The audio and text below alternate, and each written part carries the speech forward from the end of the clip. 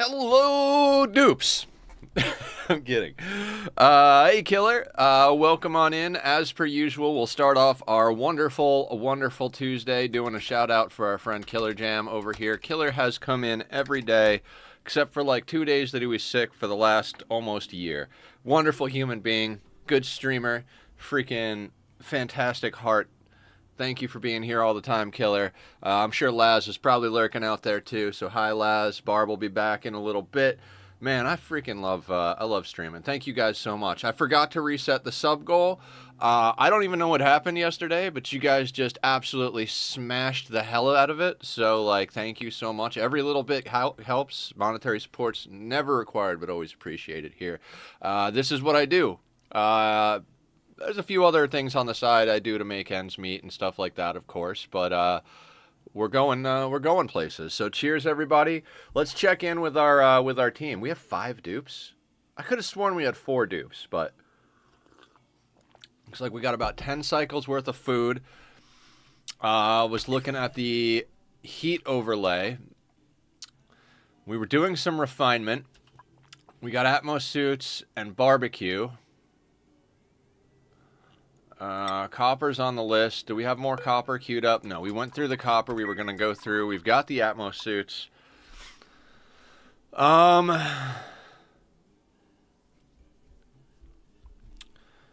So what's our goal today? We definitely set up the Atmos suits. We set up a way to filter the oxygen, which is phenomenal.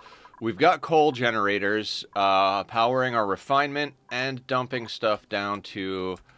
dumping power to our main grid when needed. It's on automation. Let's just press play here for half a second, get all the stuff going. We've got a bit of a Dreco ranch over here. We had one Dreco in here. I don't know if it's still... Yeah, it's still alive, but it also laid an egg here and up here. So we're getting to the point where we're positive on eggs. Is this egg... No, we're not sweeping the eggs. Good, good. What do we not have... Bomb lily flower. Do we not have the bomb lily flower down here? Bomb lily. Excellent. Copy settings. Bip bap boop. What are we doing? What are we doing? So today, we're gonna hope that we get a Dreco mutation. We do have suits, so we are basically gonna start cracking into this this oil biome. Digging everything out, exploring downward, looking for our teleporters, checking out where all of our oil reservoirs are. I'd like to start the preliminary work on getting our steam vent ready for what the fuck are they called? A spawn, and start the preliminary work on getting our volcano set up for a petroleum generator, petroleum boiler. We've got pockets of water. We got a pocket of water here. We got a pocket of water here. We walled out temperature on this side. Temperature on this side is not too crazy just yet. So, hey, buddy. Hey, you want to come say hi? You know you're the face of my channel, right? I totally got to get Barb to do a full-on tachyon. Come here. Stop screaming and come here. I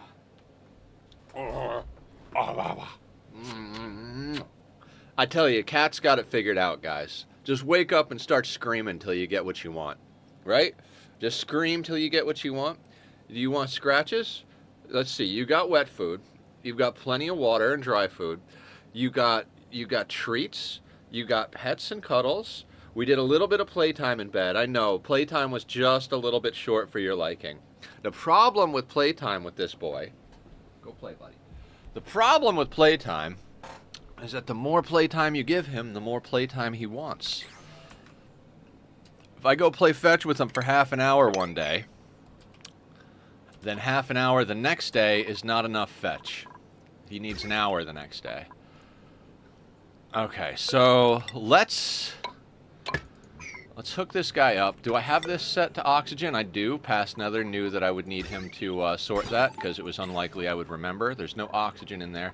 Let's keep a look on our pump here. That should pump. Oxygen keeps it open, comes through. Phenomenal. This is a good little passive filtration system. This is not 100%, and I always recommend that, see now that should kick that CO2 out to the side like that. Now, there are a couple of flaws in this system, right? One of them is that if you don't set up this kind of infinite liquid... Oh, no. No, no, no, no. Alright, let's power that down, because that's, how much water do we have here? 1,000. So what I'd like to do is let's run this again. There's not quite enough water for what we need. We can double up the water. But that CO2 needs to push in a way that the water comes back. That's what I was about to say. Like, the system can break. That's why it's not something you want to use permanently. I do often use them reasonably permanently just because I don't want to pay for the power. But once you get to a certain point, the power is worth paying for. Now, the issue we're having here is we've got nicely pressurized oxygen. So everything is staying there. Just a crying shame. So, how do we fix this? I know how to fix this. I do. So, the deal is that the oxygen gets sensed here and goes through here. The reason it can break is that if at any point... How are we doing? Life is steel. We're doing great, life. How you doing? What's the good word in your neck of the woods this fine Tuesday morning? I started eating healthier stuff in the morning. I'm off the Danish and muffin situation, which means that the coffee doesn't hurt the stomach. I've been putting in more liquids, so the body's feeling better. And this colony is named Remember to Breathe, because this is our chill game. Not our stress game. I can make this a stress game. Easy peasy make this a stress game. I've done some challenges recently that definitely put it up there rivaling RimWorld as far as stress goes. But... Oh, you picked up the water. Good, dude. But I decided that this playthrough we're gonna call it... The reason it's called the Cozy Colony is because we're gonna get cozy. We're going to chill. We're not going to race to any particular goals. We're just going to have fun and see what we can build. And I needed that. We're doing our hard thing with RimWorld, which yesterday we made some... Feel much better after surgery? Great, great. If you feel like talking about it, what kind of surgery did you have? I had to have my guts rebuilt. I don't know the specific name of the surgery. They had to rebuild my abdominal wall. They had to remove my colostomy, which was all fucked up because when I had an ileostomy before that, they actually rerouted. Instead of going out the right side, they came out the left side because of it was a whole complicated mess. But they had to do a full rebuild on me in December. And I keep saying, man, I'm starting to feel like my old self again, right? Over and over and over again. But every time I say it, it's a little bit more true. I finally started to feel like I'm grinding the way I used to grind. Every day I stream, then I get on my editing software. You told me about it. Yeah, okay. I mean, I talk about it a lot, you know, for the sake of anybody who's new out there or anybody who hasn't heard the story. But yeah, it's surgery can you feel better after it gets done. You're like, all right, so the pain of the thing that was hurting me is gone. But then you got to worry about, you know, the pain of, not worry about, but then you're having problems with your intestines. Yes, my intestines and my colon. Diverticulitis. Didn't have insurance for a long time. Didn't have the money to eat healthy or the wherewithal. ADHD really screws up your ability to function. I eat a lot like a cartoon character. I find something I like, and that's what I eat. So I've been trying to make the effort to find things that are good to eat. Like, I've been really into apples with peanut butter and hummus with turkey and cheese and pita bread. It's not plain steamed broccoli, but it's a lot better than eating cake for breakfast. You know what I mean? But it's gradually going in the right direction. Thank you, Nightbot. Nightbot and FrostyBot have been getting along quite well. I was a little worried there'd be some conflicts. Frosty has got the jokes and the info, and Nightbot's got the details. So if you guys want to come check anything out on the Discord or the YouTube, that's up there right now. Discord has, we like to hang out, have a good time.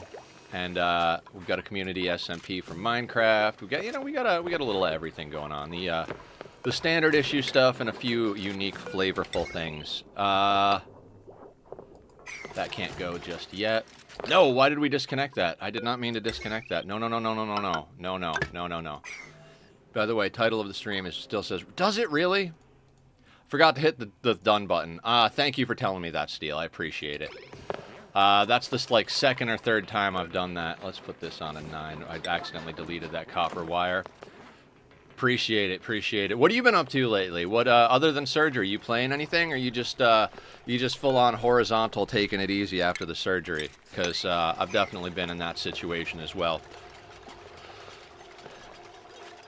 Now what I did is I replaced this tile with an airflow tile in the hopes that... See, the problem was the CO2 was getting stuck there because of the pressure of the oxygen around it. But with that airflow tile, I think this should let the CO2 kind of fall off and allow us to have the water retake that spot and make our... This system is not rock solid. If you want rock solid systems, you got to throw power at the problem. But this should do us. It should get us there in the interim. I can't see why it wouldn't. So let's keep a look at this. There's going to be some... We'll make sure this system is solid. Get our air tanks filled up. If I have the time after work. I play RimWorld, Ani, and also Path of Exile. Nice! I almost started playing Path of Exile.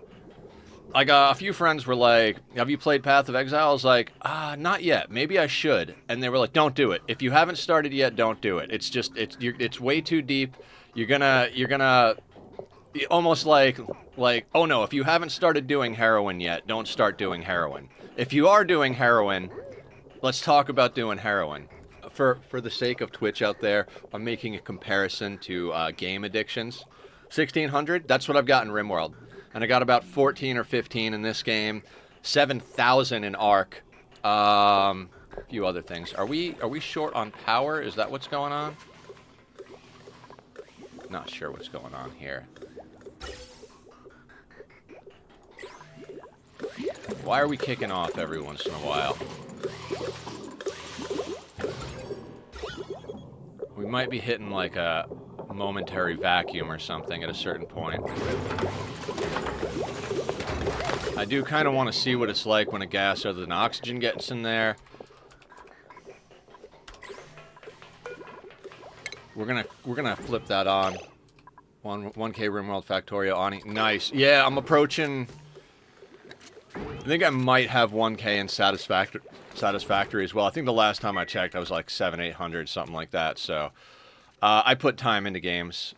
I think even Nightingale, which went into pre-release like a couple months ago, I've done everything in that game, and I think I'm at like 300 or 400 hours there. The amount of times I put into games is, quite frankly, obscene. But that's the way I like it. That's why I stream. I'm making a real push to make this my primary career, because if I stream every day from the moment... if I play every day from the moment I wake up to the moment I go to sleep, I still don't have enough time to play all the games. Satis is awesome. I haven't played my Satis World in a little while, because with the new RimWorld DLC out and a few of the other games I've been playing, like, I wanted to get another Ani playthrough going. It's just, like I was just saying, there's not enough time in the day for everything. Last thing I did in my Satis World, I don't know if you were here for it when I finished it, but I finally finished... Well, finished is a strong word when you're talking about Satisfactory, but my oil processing plant is up and running. There's a few minor things that I'd like to change. Right now, the gravity buffer is just like a floating garbage platform, so I got to integrate that into design.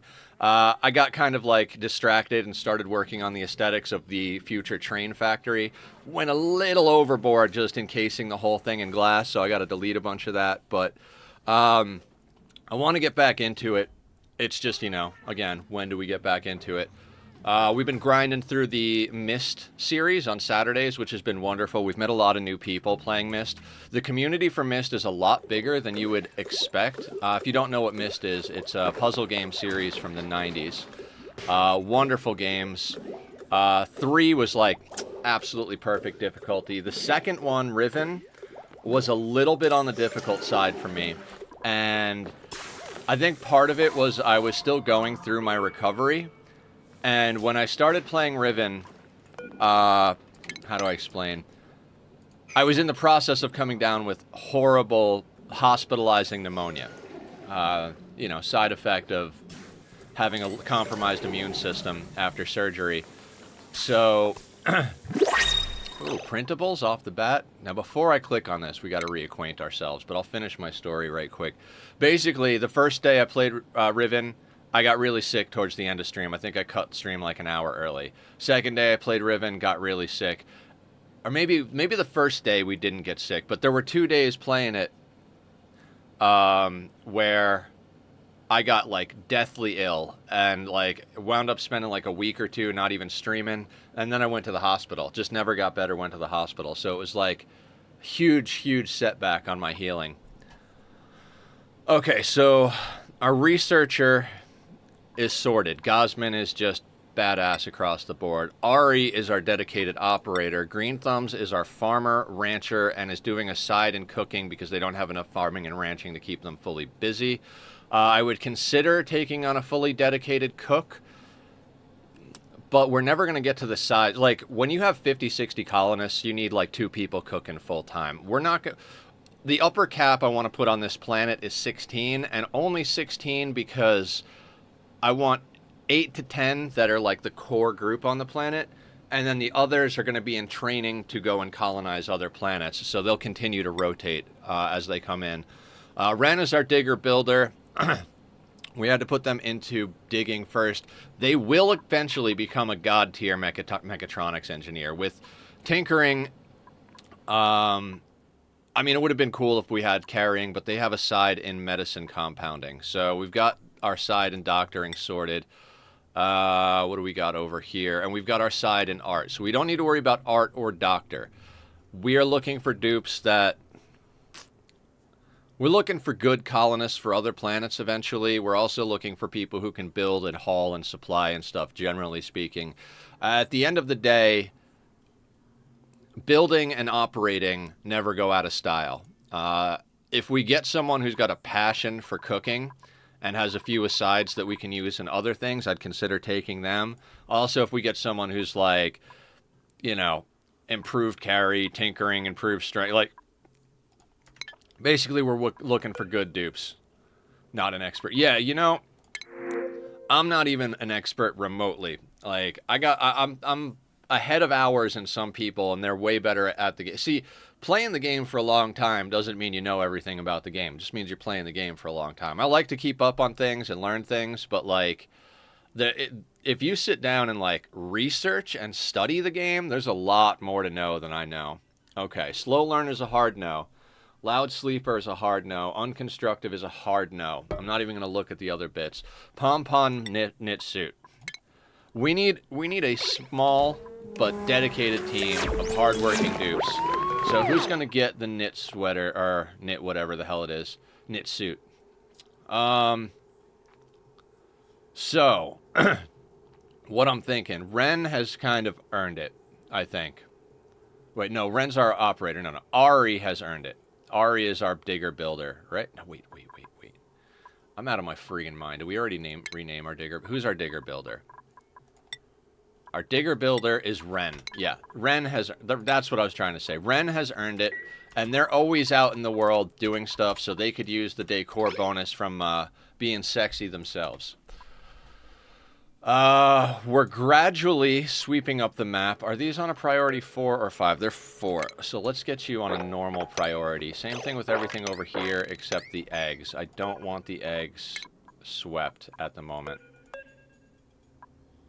They can stay up here. We'll have to manually manage that. We'll have to get some egg things in the works. Our best source of cold currently, until we get some plastic and a steam turbine going, is our outer space area. We've actually got ice meteors. So as far as dealing with keeping everything chill in the base before we get a proper cooling system going, we're eventually just going to crack into space and start pulling ice off the roof. I don't particularly want our people holding their breath, so we might slap in another system like this up here. Whatever we do, we'll keep it going. Now, these bottles of polluted water, we're gonna just do a quick little move on those. I don't really want them off-gassing over here. It's not the biggest of deals. This is where our bathrooms used to be. This will eventually be our duplicate gym. We're not going to open them down here. We're just sticking them down here so they won't off-gas, right? Oh, we did pick up brine. That's right. That was a tough choice to grab the brine, I gotta say. Now, our suits are pumping. We picked a smaller planet because I've done the classic style asteroids on the Spaced Out DLC, right? They're big. You wind up spending enough time on your main planet that you almost might as well play without the DLC. You know, the first planet is just so big, and we spent so much time there. I wanted to play on a smaller planet and spend a little bit more time in space and getting these secondary planets. Basically, I'd like to colonize the galaxy. Get some mining going. Kind of, you know, do a few things. And as such, it's going to be a little easier to get things going on a smaller planet. We don't have too many projects because my big thing is using everything you got, right? I want to use this chlorine geyser. We're definitely using the volcano and the steam vent. We're going to find a way to use this leaky oil fissure one way or another. And there is a carbon dioxide geyser. The cold one. I forget if the geyser or the vent is the cold one, but it's the cold one. That should be over here. So that one is the hardest one I can think of to deal with, but we could use that cold somewhere to augment our cooling system, drag heat out of places, and then dump it into the slicksters once it's warmed up or something like that, because we will be running slicksters eventually. We are going to be massively calorie positive at the end of the day when this all comes, and we're definitely going to be setting up some infinite storage of sorts. I like the idea of having like a little storage area. Like, here are all of our liquids and gases all stored in nice little tight like grid, you know. Maybe not over here because there's things. We're also going, since we're cozy, we're going to get cozy. We're going to make all of our dupes very happy. We're looking for the idea of, I'm not going to say max morale. It's not a max morale run, but we're definitely going to give them things that I don't usually give dupes. We're going to get showers. We're going to get a badass rec room and all that stuff going eventually. We're not going to be doing transport tubes because this map is just too small to justify that, and that is just a massive power sink. But I definitely have some ideas. I was actually laying in bed last night figuring some stuff out. The reason I'm running my mouth is I'm kind of waiting for these to pump full of oxygen. We could knock out a couple of more of these. Actually, you know what? Let's pop off some of this iron because we're going to need steel soon enough. Let's just say straight up like 20 batches, right? Should give us enough to play with. That would be 2 tons of iron. We can make some of that into steel. You know what? To make this a little easier on you guys... No, that's why I didn't put ladders there. That's not in step with the system. We'll put them here, though. Right. What I would like to do today is get to the point that we have some sort of cooling system so we can start strip mining the place. This chlorine vent, talking about wanting to use it. I'm not big on decontamination chambers. We don't. The germs are going to be coming from the toilets, and we could just overflow the germy clean water into Bristleberry. We don't have Thimbleweed on this map. I'm sure we'll run into it eventually somewhere in the universe. But so rather than overflowing dirty water into Thimbleweed, we're overflowing the clean water into Bristleberry. So having a couple of extra Bristleberries kicking about, throwing some nice smelling flower fragrances into the air, as well as providing us just that little touch of extra food. That's good stuff in my book. And we got our reed fiber coming from our Dreco farm up here. We're already up to 2 suits, which took all of our reed fiber. So repairing them is not an option right off the bat. I want to get everybody into suit sustainability and all that jazz, so our suits last a little longer. Also, our people are kind of on the slow side. Like, if we take a look at Ari over here, athletics is only 2. Gosman has got the highest because she's been running on the wheel since day 1, Because the way I like to set it up is researcher runs until the battery's full, then researches till the battery is empty, rinse and repeat until you've got all your research done. We do need to also get the Radbolt research engine going today. Athletics of 4. Ren is athletics of 3. We need to get you cooking, Ren. And Vermin Supreme has got a skill point. What are you going into? Let's get you... You are basically hauling...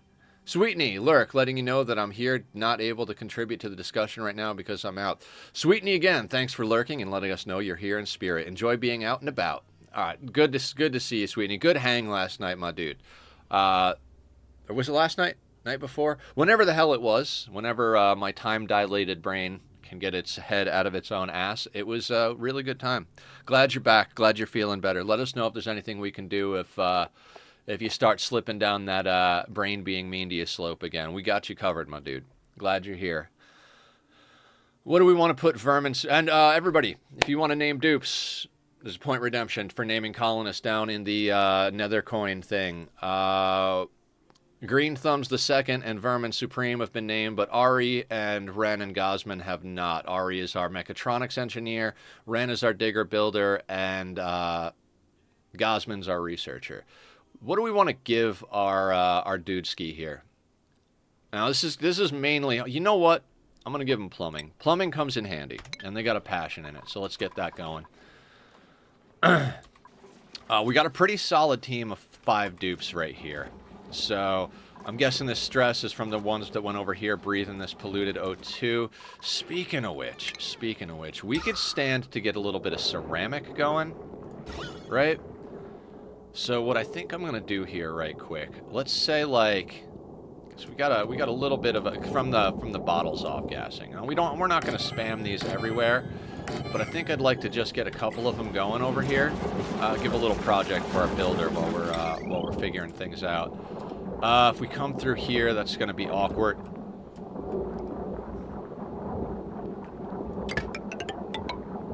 I know this is a crazy way to do it. We're also going to have to slap down a tile there. Things are going to be a bit messy for a while in this base.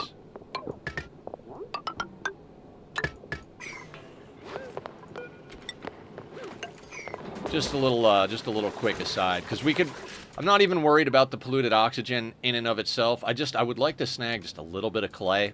We're going to have to get some sort of clay factory going. In fact, as I was talking about overflowing into this bristleberry earlier, maybe we don't do that. Maybe we actually take the polluted water from the toilets and dump that into a clay making area temporarily. What I'm thinking is that's what we're going to be doing.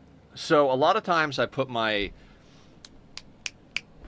We all know about industrial saunas, right? Slapping the petroleum generators, all your processing into a steam room, having your dupes go in there in suits and just, you know, do their thing, basically converting all the heat back into power, and I like that. We're going to do that. But I want to play with a few things, because the last time I did it, we spent so much time trying to figure out how to keep the ground underneath the petroleum boilers hot enough to instantly flash the polluted O2, or the polluted water to O2 and dirt. Works okay, but the problem is every once in a while it lets a little bit off gas because it gets a little bit too cool, and then you wind up with polluted oxygen in your steam room. Then you got to set up a whole system to filter out the PO2. So what I'm thinking is we might kind of segregate out the petroleum generators in a way where we can allow the CO2 to pass into the slickster farms and capture the PO2 using deodorizers. And why are we running out of power?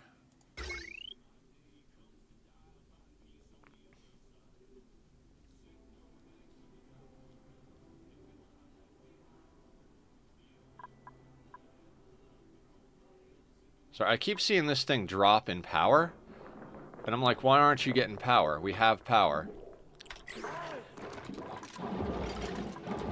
Our batteries are just that fucked, huh?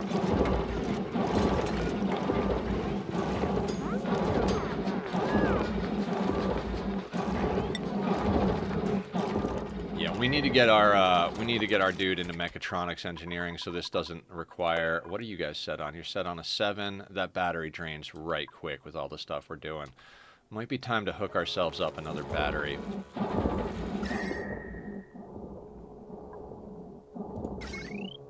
Our main grid is a little sloppy.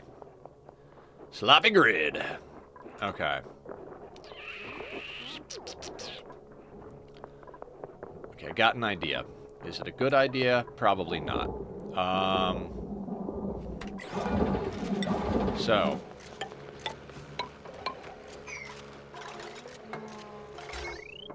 This is going to introduce a little bit more heat up here, but we're going to do that, and we're going to slap down a couple of these jumbos. They should be able to get up here by standing on this door and blooping their way up there. So we'll let them do that as well. They can't quite get to these pipes.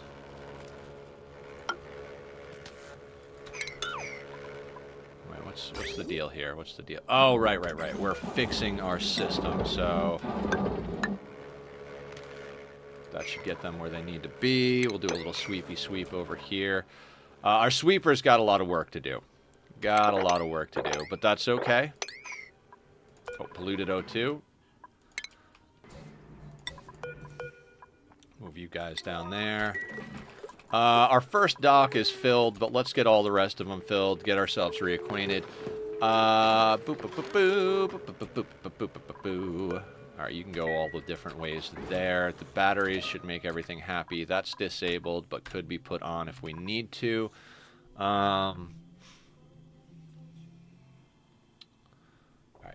Watch your posture, Nether. Iron is on board. Let's get that into our list for permanent sake. Bing, bang, boom. 500 kilos is fantastic. Now, steel. I don't think we have fossil yet, or we don't have lime. Do we have lime? I don't think we got lime yet. Haven't had enough eggshells. Oh, we do. We have 5 kilos of lime. Excellent. Very excellent. How many kilos do we need for steel? We need 10 kilos per batch of steel. 70 iron plus 10 kilos of lime give us 100 kilos of steel. Steel is important. We need to get to 1,200 for an aqua tuner. And then since we don't have any gold amalgam on this map, it's going to be very prudent for us to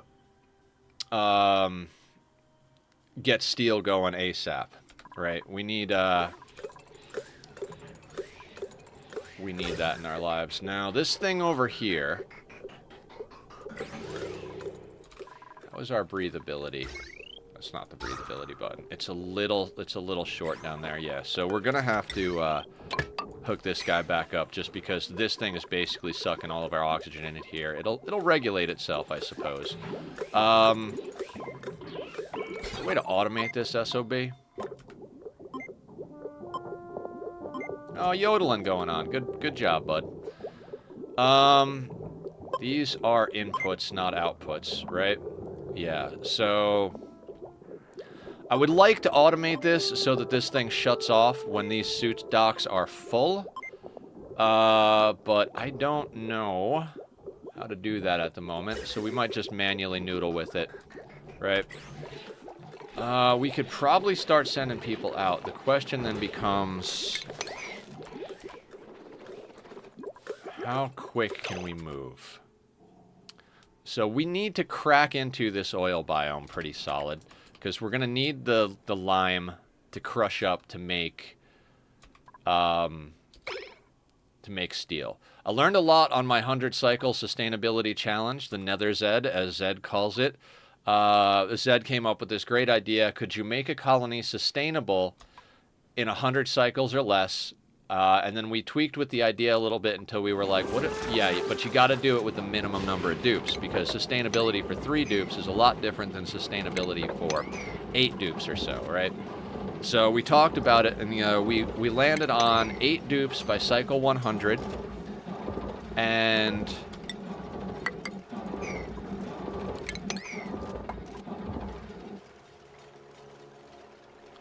I damn near got it. What I did is I set up mealwood to act as a transitional food, and I put in a freezer to make sure that anything we cooked of that mealwood would stay forever.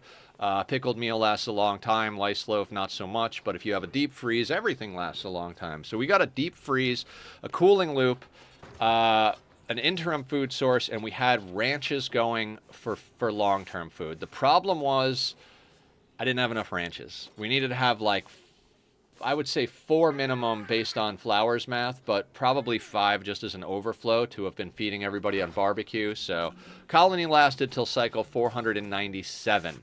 Put it on fast forward.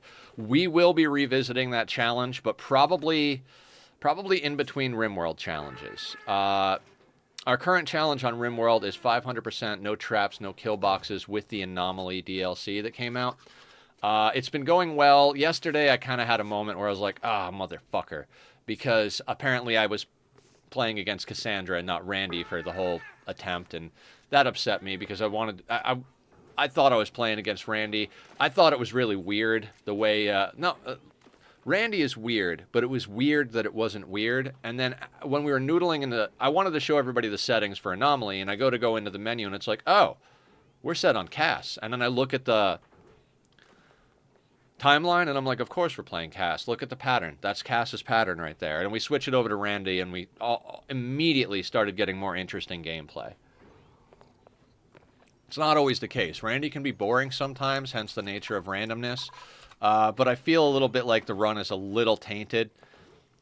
We'll make up for that on the next one. Right, next challenge for RimWorld is going to be a sea ice challenge. I'm still trying to decide how I want to start it. I'm leaning towards the idea of starting Rich Explorer.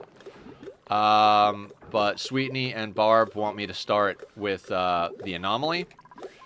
Being that we didn't go against Randy, I'm tempted to do Anomaly. The thing is, I was planning on doing Cass on the sea ice. That's the other aspect of me being upset that we got into Cass. I wanted to do Cass on sea ice, and now that we've done Cass on Randy, I feel a little, like I said, I feel like the run was a little tainted. So, tainted meat. I'm trying to think if I want to stuff Ren into a closet temporarily over here to get him running, because he's going to be slow as shit. He's going to be really, really slow, aren't you, Ren? A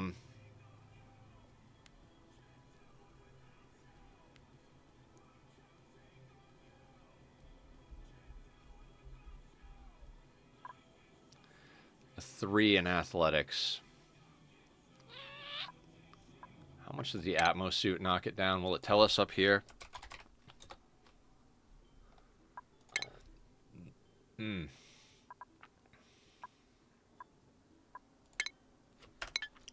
So I think the Atmos suit slows them down. So unless they have like a good solid amount of athletics, they're gonna be running like freaking molasses in January over here.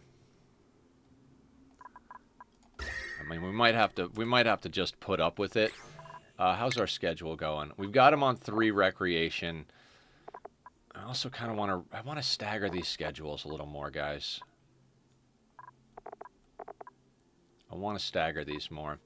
We're not going to have a lot of dupes. Let me think about this. So 24 hours divided by 8. We've got 3. So 24 divided by 3 is 8. So we would be able to fit 8 dupes on completely different schedules. I think we got to go that route. Yeah. Let's alter a few schedules here. I want to make this so that we've got people working round the clock on something or another, rather than having them have a slight overlap. So we're going to have them do a schedule more like this. If you stagger your schedule in this game, you can really get a lot out of lower amounts of facilities, right? I'm going to let this one run through real quick. Vermin over here should be good to go and get their bathroom break in and stuff. They might be a little hungry the following day. They are going to the bathroom. Let's keep an eye on them. Actually, yeah, let's micromanage Vermin just a little bit. And then we'll wait till this passes through through their sleep cycle and put it down. What we're going to do over here is we're going to default allow people out.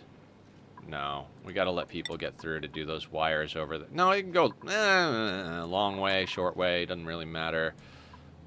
This is not important. It's just a little extra thingy that I'd like to get done. Okay, we won't put them in the dupe, in the training area. Anyway, I'm NetherCloud. I stream noon to 6, Monday to Friday. For anybody new out there who's lurking, or anybody out watching the VODs, I do upload the VODs from my Ani and RimWorld playthroughs to YouTube. So tomorrow will be the first VOD of this. I think it's still up on Twitch, but I like to stagger everything released on YouTube. That way the people coming into the streams get the most of it. You guys are all caught up to current. YouTube lags behind a little bit, give or take. I did work on the time-lapse for the Helix tree on the SMP server for Minecraft for our community. I hated the way it came out, so I'm going to redo it. Sometimes you just got to take the time to admit that you're not happy with the product and go back and take a second crack at it. In the meantime, I've been actually cutting a lot of Magic the Gathering Arena content to put up on the YouTube. I don't feel like it was the greatest fit for streaming. Maybe if I was doing 2 streams a day and I could like do Ani and RimWorld as my core stream and then a short like 2 to 3 hour stream in the evening for Magic, that would be a different story. That's not out of the question for an eventuality. Right now, playing, recording, and cutting the content for YouTube is taking up the time that I would do that. So for now we're going to stick with it like that, and eventually we'll get to the point where we could venture into some new stuff. I look forward to the day when I can afford to have an editor to teach them how to do the content, so I can spend more time making the content. Okay, I want to let our builder build these little bits and pieces that we queued up before I send him out here, because this is going to eat up all of his time. So once he finishes building that stuff, we'll get him sorted. Now our dudeski here, we need to now re-stagger their schedule just a little bit. Just you don't want your dupes on the wrong schedule, right? So you are going to get bedtime over here. A lot of people just give your dupes to recreation, right? I don't use bath time. They will do bath time on downtime. So what we're doing is we're giving them 3 tiles of downtime. It'll give them an extra morale point. It'll make up for the fact that we've got long commutes and not super high athletics. It'll make them, and it'll give them the opportunity to do everything they need. I'd theoretically like to get to the point with this home-based colony, all the other ones too, I suppose, where things are so automated we could maybe even afford to give them like 4 or 5 tiles of recreation. Let the dupes really live it up, have a good time, and be cozy, so to speak. So we're getting there. I'm just gonna let them do just a little bit of work while we noodle with this schedule. Once we've got the schedule sorted and the wire over here built, we'll start sending Ren out to dig up the oil biome, get us some fossil, start getting into some steel. We got a lot of projects to get done. Power is going to be a dodgy issue until we can get cooling sorted. So the sooner we can get some plastic, the better.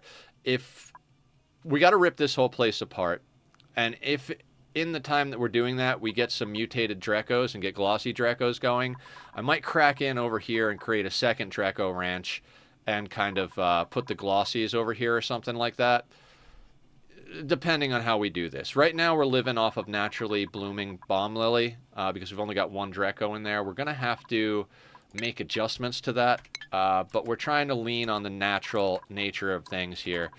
That's something I learned on the sustainability challenge. A lot of lessons learned on that. You don't have to race to a perfect shaped Dreko farm. Just use what's there.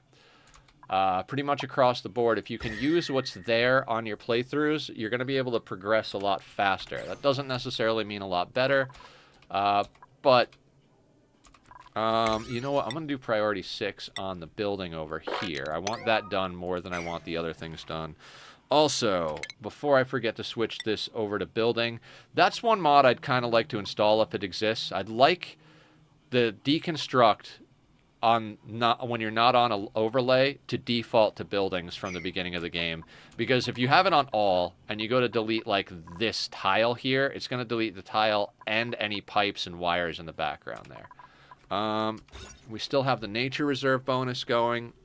Is this a great haul still? It is. Oh, the problem with this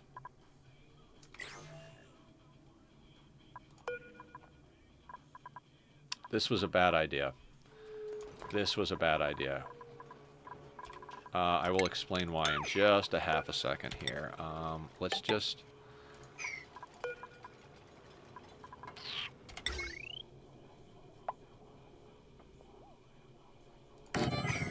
Oh, you looked into the mod? No, I did not look into the mod. I did not. I'm not gonna lie. I'm just talking out my ass a little bit here.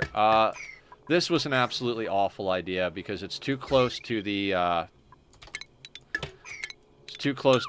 what do you call it, the hall over here. It's gonna kill our decor real quick. We don't have statues just yet. How you doing, Emily? Welcome to the madness. Okay, so I do want them to finish this stuff first. I want them to go into... Button, button, button, button. How you doing, Emily? Hello, lovely Emily. What's the good word in your neck of the woods today? These are going to put off too much heat. They're going to kill our Briar Bluff, which is going to eliminate our Great Hall bonus here. I'd like to get a statue in there pretty ASAP, so maybe we'll lean towards getting, who was it, Vermin into art sooner rather than later. Maybe the next 3 skill points will go there. Gosman. Do we get her into suit sustainability? I think we got to get her into suit sustainability. We don't need astronomy yet. Applied sciences has got to get going, but quite frankly, I'm a little more concerned about getting at this oil biome than getting applied sciences up. That will be in the cards, but okay. This stuff's going to start making clay for us. We're going to do some just random stuff in this playthrough. Pretty much everything you see is going to be temporary at this point. Refinement. I'm going to put a kiln right there, because this is the chill spot, right? I might even... You know what? Utility-wise, do we have temp shift plates yet? I mean, this is kind of a long build, but... do we have granite? We do have some granite. So what I'd like to do...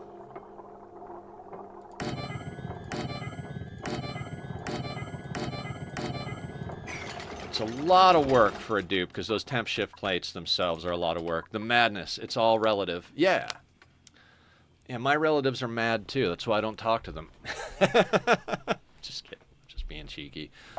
There's a lot of things I want to get going, but for now, we're going to be all right. I think we're overproducing a little bit on food, but I could be wrong. We'll keep half an eye on that.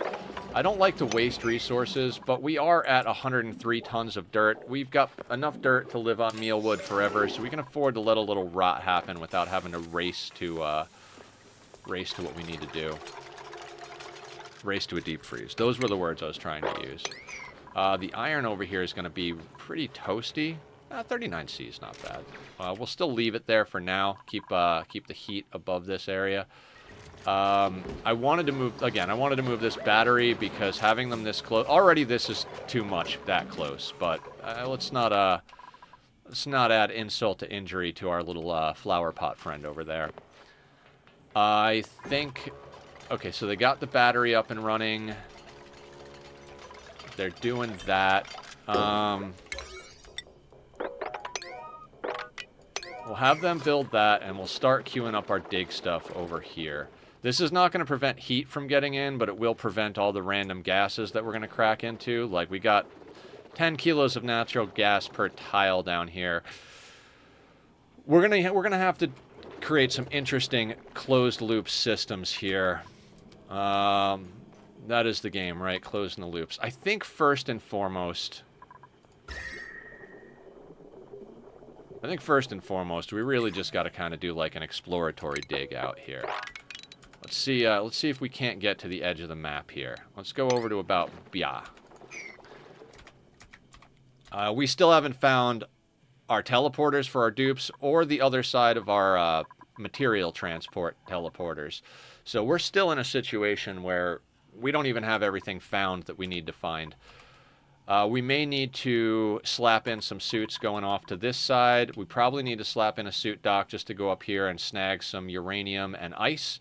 We're most likely going to get our core uranium, our core radbolt research done by making manual radbolts of the radiation up here. There's definitely not enough up here for us to be worried about making a nuclear reactor on this planet, but I do believe our secondary planet is the radioactive asteroid. Those planets have enough uranium on them to run a nuclear reactor pretty much for several thousand cycles if you use the bees. We will slap in another battery just because I think we're having trouble keeping ahead of our power consumption. What is this? Is this polluted water? Yeah, we're moving that piece by piece down here. All right. So we're just gonna take everything slow and steady. That's the jam. I like to play on a 1. Ooh, we've got clay coming in.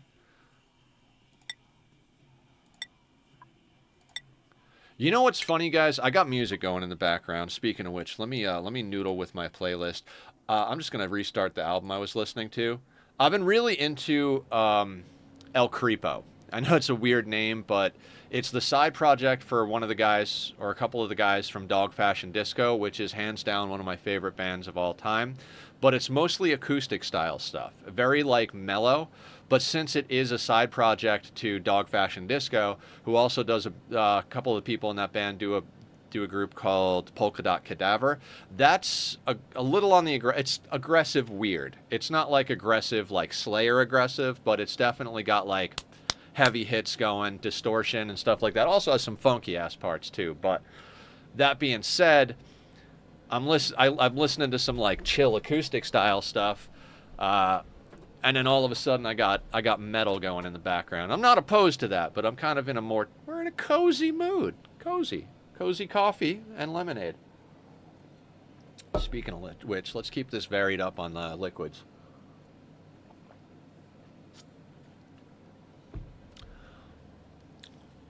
All right, what do we got calorie-wise? Lice loaf and meal lice. Okay, that's right. We're not trying to have them on the muck root, right?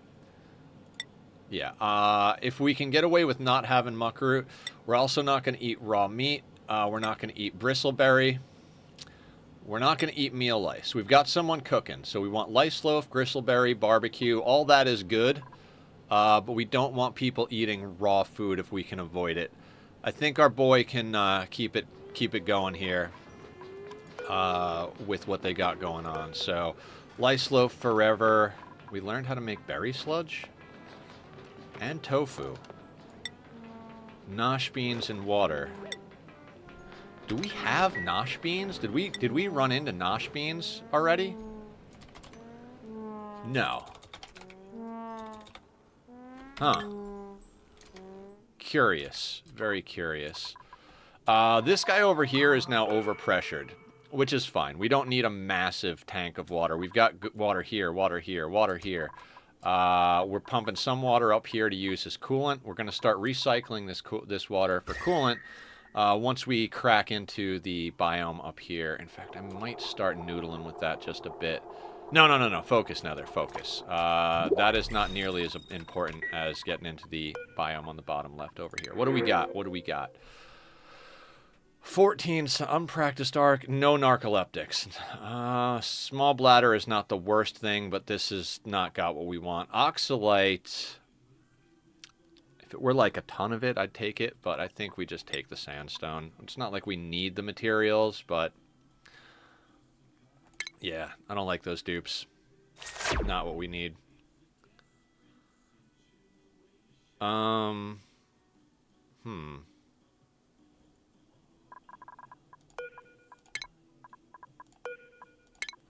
So we've cleared that stuff out. How much clay do we have? Did I not put... Oh, no. Clay is 80 kilos. Don't even have enough for a single batch. Okay, fair enough, game. Fair enough. So, yeah, we will have to start some sort of clay factory. I've got ideas on that. And on our second planet, we haven't checked it out yet. Now, one of the things I'm going to avoid is clicking on the teleporters when we find them. I don't want to reveal the second planet and start getting its timers going on heat and cold and you know, whatever. We're gonna when we reveal that planet, we're going to that planet. So we're gonna need we're gonna need to get to like 8-10 colonists before we go over to that planet. But like I said, I'm trying to take colonists. We're not taking over specialized. We're not on that plate. Finish a sentence, Nether. On the playthrough where we had a very long playthrough, it was something like 500 hours. It was just basically a similar situation. We were just playing to play, no like crazy challenges or anything. I had like 50 dupes on the main planet, so a lot of it was chasing our tails, trying to make sure we had good food and we had all the facilities for them. But I was taking dupes on like, oh, this is a good hauler, boom, hauler. Oh, this is a good builder, boom, builder. We want our people to have multiple passions, though. We want our builder to also have operating and maybe hauling. Anybody who comes with suit sustainability, suit wearing as their trait, we like. Pretty much across the board, we want dupes that are having at least 2 or 3 passions in things that are useful and synergistic. And we don't want any crazy bad traits or too much overlap. That way we can really run a small team. Now, this angle of temp shift plates should kind of suck a little temperature out of the top up here and drag it down into our water. But we will do some manual cooling as the need arises as well. Did we already knock that out? All right, we're still doing iron to iron, iron ore to iron. That's good. We've got 1,100 kilos, which is plenty to get what we need, I think. 2 tons. So if we have 2 tons of iron, that'll get us 1,400. It'll get us almost... It'll get us more than 2 tons of steel, which should get us pretty much where we need to be. How much material do we need for this? 50. And for the liquid pumps, 400. And then for the electrolyzers, we don't have the electrolyzer researched yet. Interesting. Do we have research going? I think we shut down the research so Gosman could help with other things, didn't we? Okay, we should pop off some research here. I want to get into this, but I think I'd like to get the electrolyzer done and dusted. So we'll have them research the electrolyzer. We got into the Radbolt research, which we need to get into steam rockets and steam turbines, because that's going to be our main jam for getting into space. We also need to snag this for the Radbolt generators. Actually, we could just manual Radbolt straight into the material study terminal, I think. No, we do need the reflector. I'm thinking about that. Okay, fair enough, game. Yeah, let's research the electrolyzer and then go from there. There's a lot of stuff we want to have, but not a lot of stuff that's super essential at the moment. So we'll try and knock out the prerequisites for the steam stuff. We're going to need this stuff reasonably quickly. I'd like to get into some of the more detailed animal stuff. What is this stuff down here? Critter fountain, Brackine cleaner, milking state. All right, so there's a lot of stuff up here. I haven't even played with these critter condos and stuff like that. So we should definitely make an effort to do that. Make our critters happy, make the dupes happy. It's a happy time playthrough.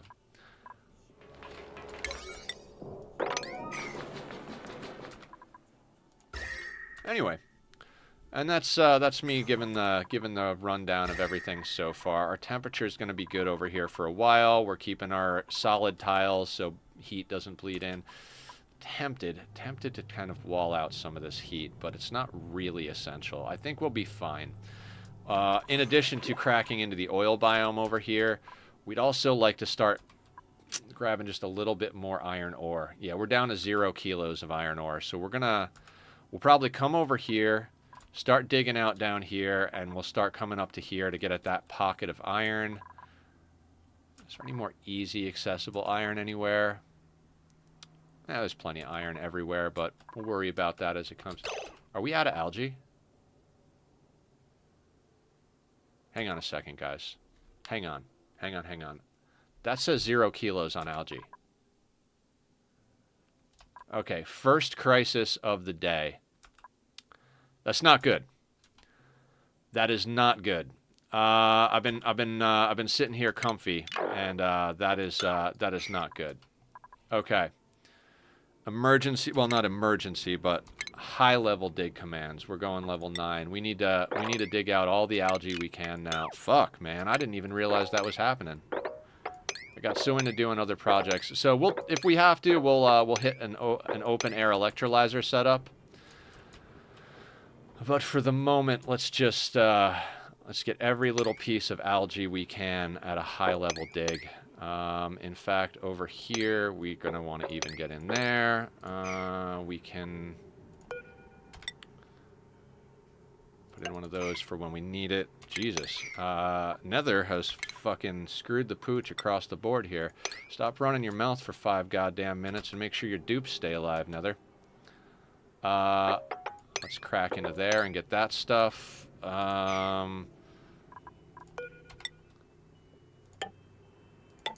Dig down to here even. Get all that juicy algae. Oof. Yeah, I really fucked the dog on this one. I'm sure Emily will be excited about the absolute madness of it all. Hey, Barb. Welcome on in. I just realized we ran out of algae. Because Nether spends more time running his mouth than managing his dupes. Posture check. I'm about it. Let's do this. Oh, good pop. Good pop. Oh, and hydrate. Excellent. Okay, it's a good thing we're researching the electrolyzer. Let's get a little more of that.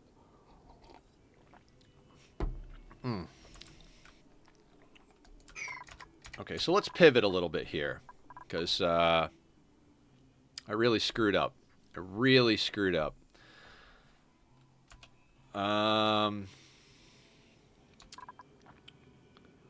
It's a nice pocket over there, but that's a lot of work to get to. We're probably going to have to set up an open air electrolyzer. It's a little sad, actually. I don't really want to do that, but, you know, such is life. Let's start planning on that while they dig out the algae, right? What I'm thinking, we're going to put...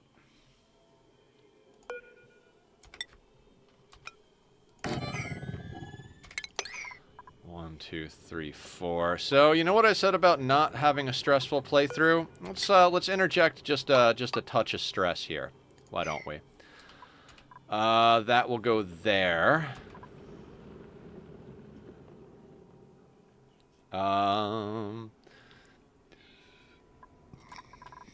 And we are researching the electrolyzer. Okay.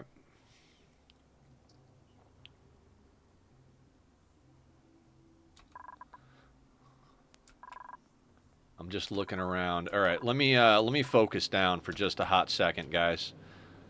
I mean, there's a little bit here. I don't think it's worth racing up there. I think we can get an electrolyzer up right quick. So let's take a look at that. You see how we got this line going up here, and it's talking about not deleting lines? So what we're going to do is we're going to take this up.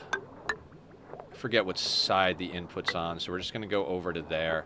Then we're going to need electricity for it, which shouldn't be a problem. We can bring this up here. All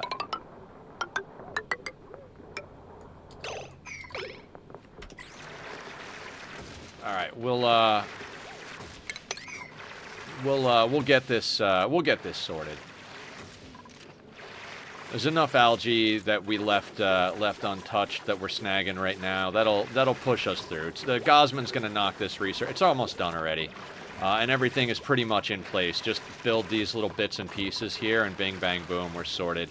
Hydrogen will build up here, but we could always we can do things with that. We could even push it into some power for ourselves. A little bit more stressful than I would have liked to start the day, being that we're on a cozy playthrough, but my own fault for not paying attention to the algae time. We got 7.3 tons, which is not gobstopping amounts, but it's enough to get us through.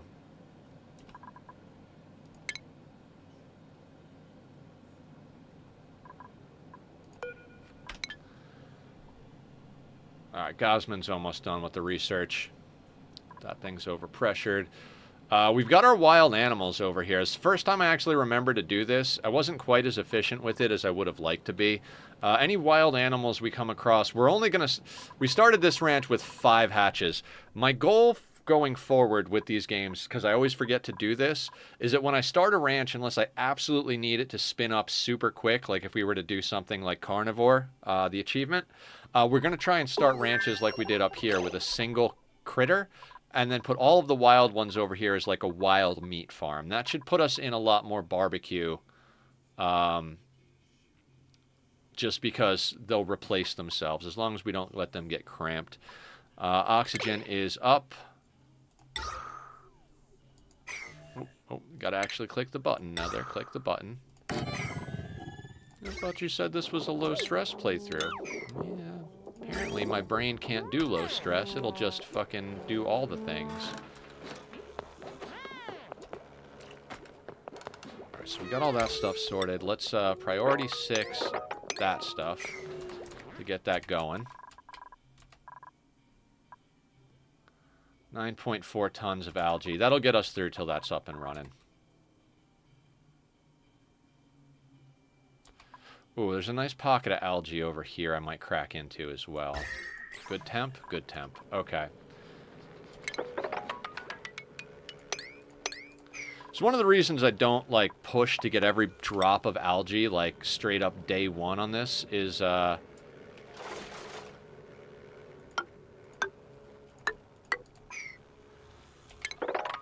you know, inevitably you're going to screw up. So let's screw up in a way...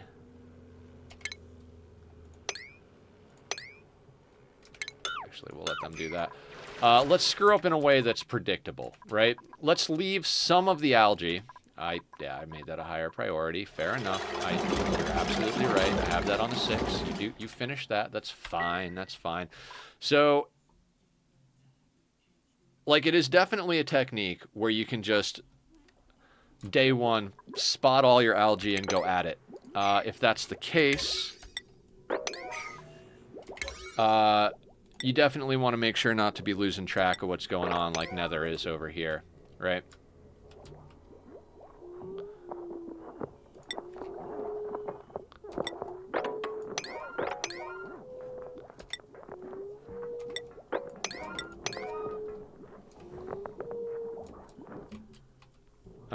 But if you know you're going to be distracted, you might as well...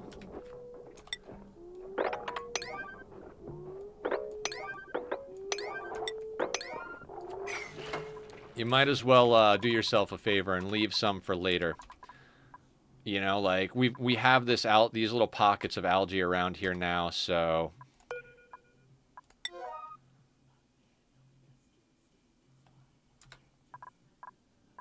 Now, what I am going to do is, since we already have our suits, we're going to shut off one of these. Not that you can waste algae. One of those is going to support, I think, like 4 dupes. Stop. Cozy time. Right? Hi, Aya. How you doing today? Apparently my subconscious decided to interject a little bit of stress into the cozy playthrough by running us out of algae, which provides us with air. I caught it just as it happened, though, so... We're digging out the bits that are left around the map and putting in an alternate system. But it does mean we're sidestepping from my intended goals for the day.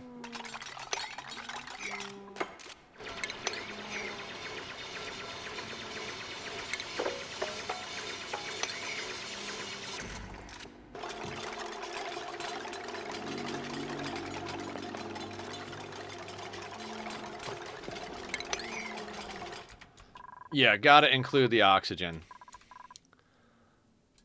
So, the way they do it is they give you a few pockets of oxygen and this stuff called oxalate. I think you play, so you probably know that, but, you know, for the sake of people who don't. And the oxalate will last you the first few days, long enough for you to dig out. On maps like this with a sandstone biome, there are harder starts where you gotta rush right to an open-air electrolyzer, but you get algae to make air. we dug out a good portion of the algae just by coring out our main base area, left a few pockets, which I was just saying it's kind of good to do that. Like, that way, inevitably, when you screw up like Nether is right now, you actually have an out.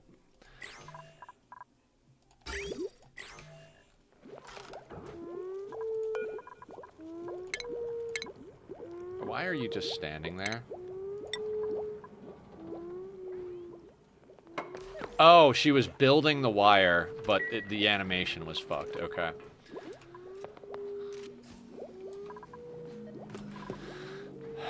Okay, so now we're going to be making oxygen and hydrogen here. It's not the most optimal of setups, but that should... One of these supports 8 dupes, so we might actually be able to power down these algae generators, but it's gonna be awkward until we get some of this dug out, give it a little bit more space, because it's going to keep popping on and off is what's going to happen. That hydrogen we're going to have to actually filter out and do something with, but we've got enough space up here. Carbon pit, hydrogen hood. That's the ups and downs. When you learn what those things are, that's when you start getting to the point with Ani where you know what you're doing, right?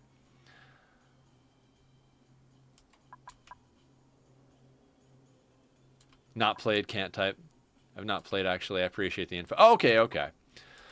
So, each thing produces its different problems. So, the electrolyzer splits water into hydrogen and oxygen. The oxygen is heavier than the hydrogen, so it drops, and the hydrogen floats up.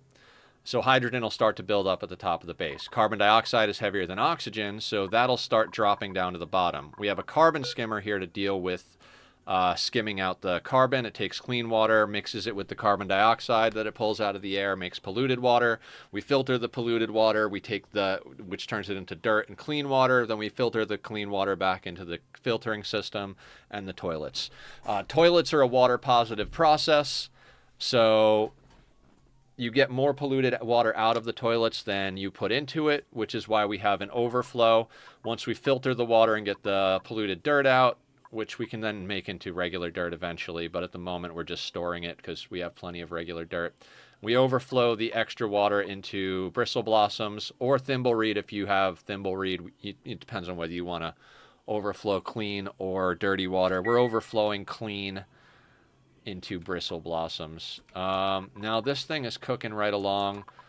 We had them prioritize doing this stuff over here. After they finish digging this stuff out, we'll have them prioritize digging out this so we get a little bit more of a hydrogen hood going. And we have a gas sensor, we have a shutoff, we have a lot of different things.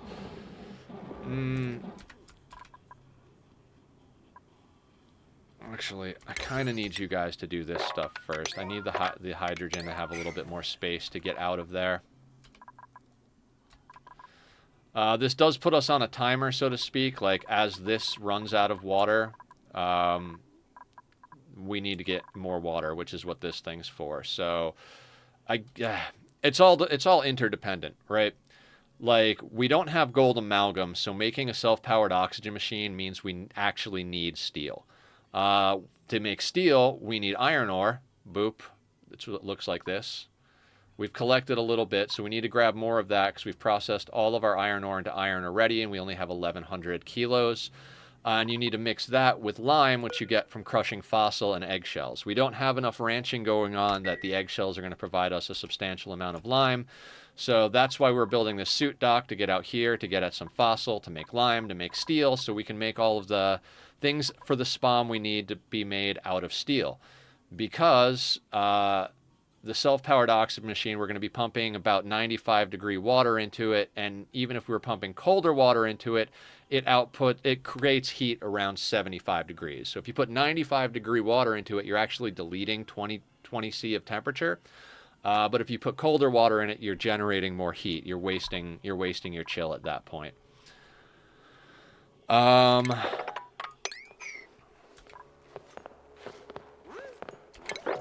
lot of talking now. A lot of flapping of the gums.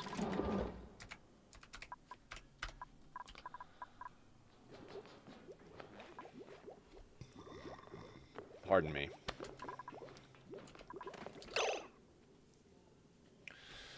All right. right, so that hydrogen situation is already building up faster than I would like it to. All right, so we gotta deal with that. How are we gonna deal with that becomes the question.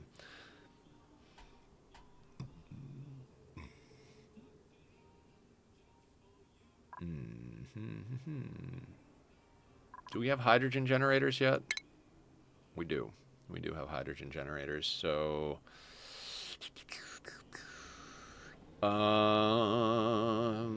where can we put a hydrogen generator? Where is our power grid at?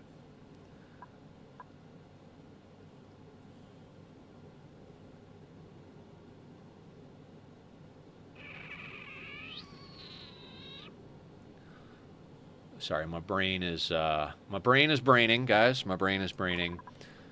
We need a hydrogen generator to eat the extra hydrogen. So what I'm thinking, temporarily put one in there. Posture, absolutely. You are correct. Dupes running out of air is no reason for you to fuck up your back.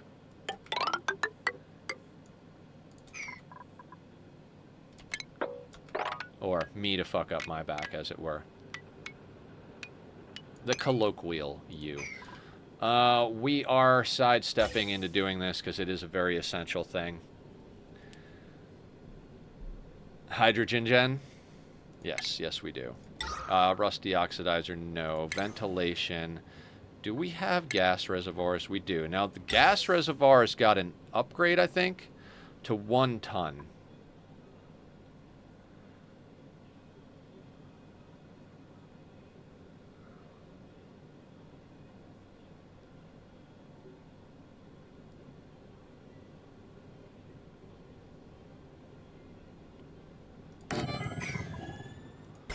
To do that.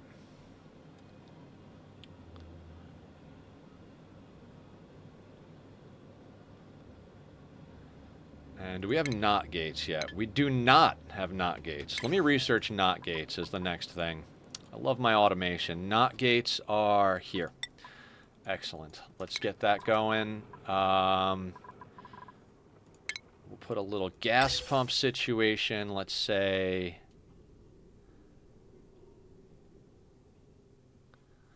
Do we just let this filter up to here? Or do we, like, put it more... Yeah, let's just put this here. Shorten the distance of the pipe. Alright.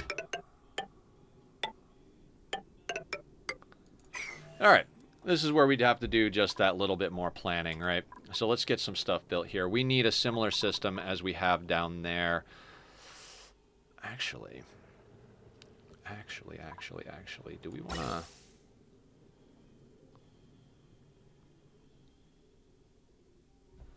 How long of a run of pipe do I want to make here? You know what? I think I'm willing to do something like that.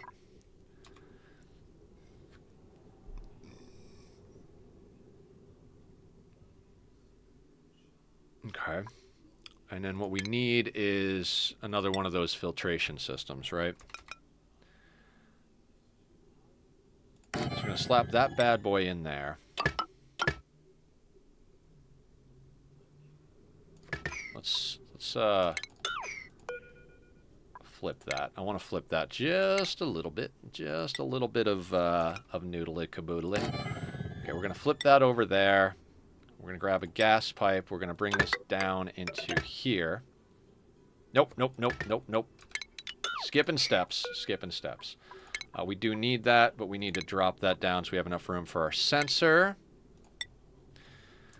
So we're going to put that there. We're going to run our gas pipe down. And we can run it like this, right? Then we need a gas pipe element sensor to go here, an automation wire to go here. And we need power.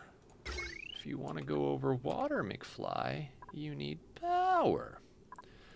That being said, how about cancel that build, grab a joint plate. Man, I'm being sloppy this playthrough, but that's all right because it is the cozy playthrough. We don't have to be freaking perfect. We are not aiming for optimal efficiency. We are aiming for optimal fun. This is kind of an unnecessary amount of heavy watt wire. And when I say unnecessary,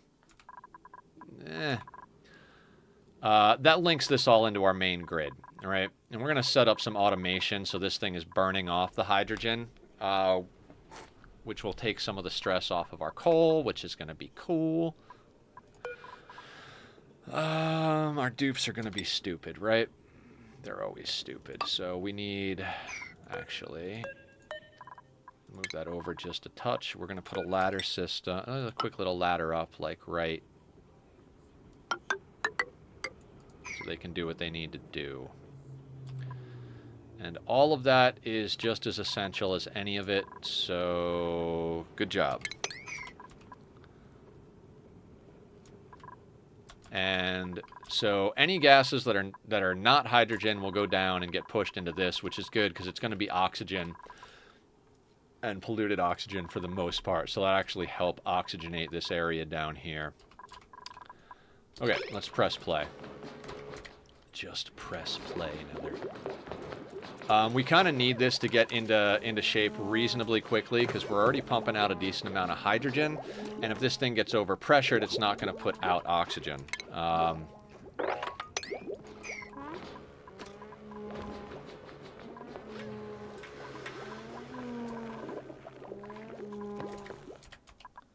Okay, so we got a few things to sidestep into here.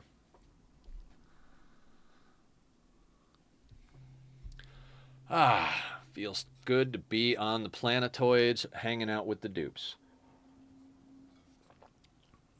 And the thing is this whole system that I just drew up, we need all of it. So I would go in here and set priorities, but without this long pipe that goes down here, this system is going to have problems. So no matter what we do, every piece of this has to exist. So that's why I'm not like over prioritizing anything. We've got 11 tons of algae. That should be enough algae to help our electrolyzer along. It's cooking pretty nicely, actually. So I think I might...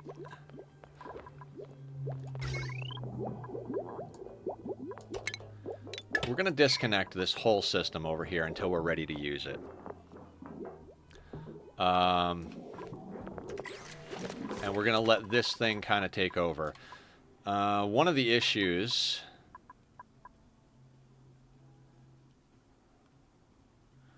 with the open air electrolyzers, other than having to deal with the hydrogen, is that oxygen has to fill the base by dropping down. So that can cause problems with distributing the oxygen, which is another reason this pump is going to come in handy. What we're probably going to do... Yeah, let's do that. Along the way down here, we're going to put in just a couple of vents, like this, so that the extra materials that are not hydrogen pump over here. And the only thing that should be up there, realistically, is hydrogen, oxygen, and polluted oxygen. But we've taken out most of the polluted oxygen in here, so we shouldn't have too much of an issue with polluted oxygen making its way through here. We've got little pockets of stuff just kind of chilling, so we might also throw in some more vents and stuff. Like, we could use a vent right there, theoretically. I mean, it would be there, but we could also, like... But we're going to put those on a 4. Let the dupes work. So, yeah.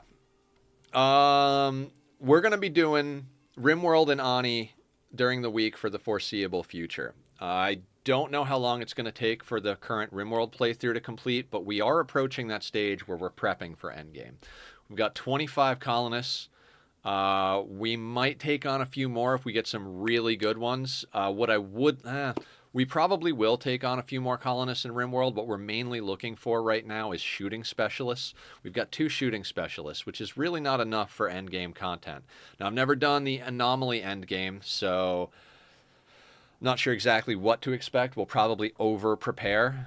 If we were doing the ship, I could probably give some sort of an estimate. Like, we want to get bionics, and we want to get slightly better guns, get some armor, helmets, etc. I would say if we were doing the ship, we've got maybe another 3 to 6 play sessions to be, like, at the point where we're pretty much prepped for the ship, right? Give or take a day or two or so, but I'd like to over-prepare for anomalies. So we are going to make sure that everybody's got a little bit of bionics. We're going to make sure everybody's running at least excellent. Well, maybe no. We're going to make sure everybody's got good shooting and everything, but I would like to have at least 2 more shooting specialists on deck, because you wind up staggering the shooting specialists, right? You pop one, you do the combat scenario. Then by the time the next combat scenario comes in, maybe it's still going, but likely it's running out by then. So you want to make sure to have another one. So you want to be able to rotate through your shooting specialists in RimWorld. So we'll take on a few more. We'll probably wind up going up to about 30 colonists. I want to expand the base outward a little bit, just because dealing with threats is a lot easier with more surface area of walls outside. We're a little bit too small to take on the size threats. It's kind of like this, not colonist-wise, but if we're using the walls to spread out the threats, we need more walls, because we've got a lot of stuff coming in currently. We had those, like, 100-plus chimeras, which turned out to be actually perfect. They wound up fighting the cultists and doing the hard work for us. Then the wargs came along and cleaned up the rest of them. We got our colonist home from the trip they went out to deal with the psychic droner. We're handling threats pretty solid in that game. So don't know how long that playthrough is going to last, but that's going to last a little while longer. This playthrough is going to go for the foreseeable future. We might even flip-flop them. Maybe when we finish that RimWorld playthrough, we'll start putting Ani Monday, Wednesday, Friday, and then RimWorld on Tuesday, Thursday. I do have an idea for the next playthrough. I'd kind of like to do an Ice Sheet playthrough. I've been wanting to do an Ice Sheet playthrough for RimWorld since before I started RimWorld, so be nice to actually tackle that, like, long-term goal. That'll be nice. 66.4 tons of sandstone. I'd like to get... Yeah, we gotta do some strip mining. I want to get into a place where we can strip mine this map. And then Hellblade is coming out, I think, a week from today, or a week from today. Is being straight up with you guys, I don't know if my budget can handle Hellblade. I'm gonna do a little finagling, see if I can come up with the $50 for Hellblade, because I would like to hit that ASAP. I loved the first one. I've been waiting for the second one since they announced it, so very much looking forward to that. What I'd like to do is pick that up next week when it comes out, and then take a slight break from playing Myst on Saturdays and swap Hellblade in for a couple of Saturdays. At $50, I hope the game is longer than a day, because the first one was about an 8 to 9 hour playthrough or so. So I'm hoping for $50 it's going to be a little bit longer, so maybe we'll play it on a couple of Saturdays. And then...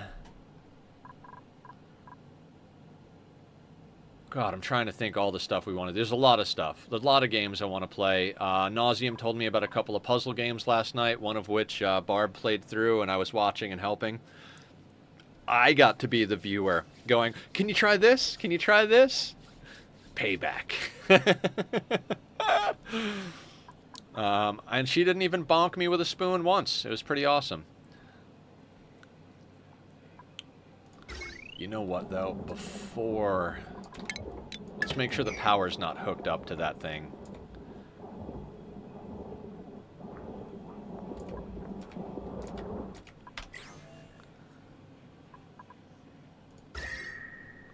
Not bad, dupes. Not bad. If we have to shift gears and snag some ice to keep our stuff alive, we'll do that.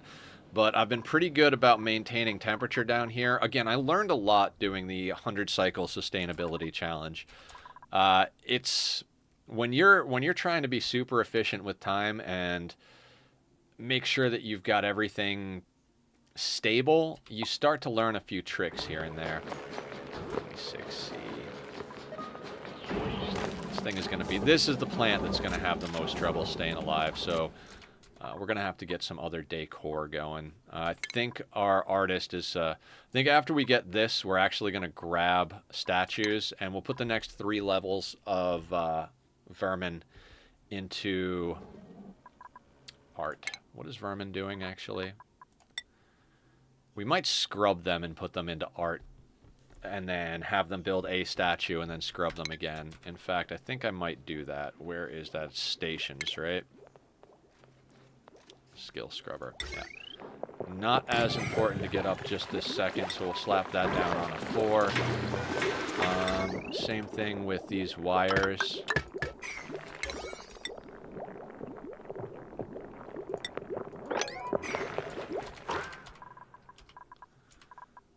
Yeah, we've got enough algae to get this electrolyzer system set, and that pipe should just this pump should recycle stuff down here. The hydrogen generator plus the coal generators should sort us. We've got 55 tons of coal. Bleachstone, where are you? Oof, I don't like bleachstone. Let's get you. Let's get you in here as well. Bleachstone and the actual bleachstone. Let's sweep that at a high priority. I don't want chlorine off-gassing into the base. It's one of my least favorite things to deal with is chlorine in the base, but we'll filter it out. We're going to dig out this whole map. There probably won't be any natural tiles other than the ones we have set in place for our nature reserve or reserves, as it were, depending on how we go about that. Ari got a skill point. Ari is our engineer. All right, let's get you into improved carry so we can get you into mechatronics engineering. Ren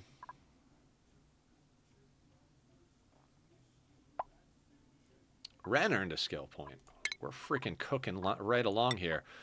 Ren, I don't think I need Ren into demolition. You ate barbecue, didn't you?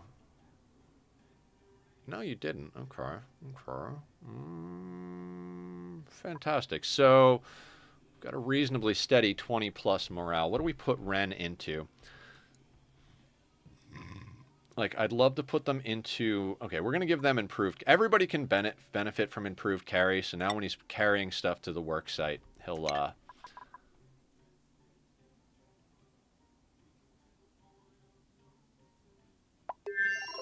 Sorry, I didn't finish that sentence. I don't think I'm going to either, because I already forgot what it was. We're going to get that researched.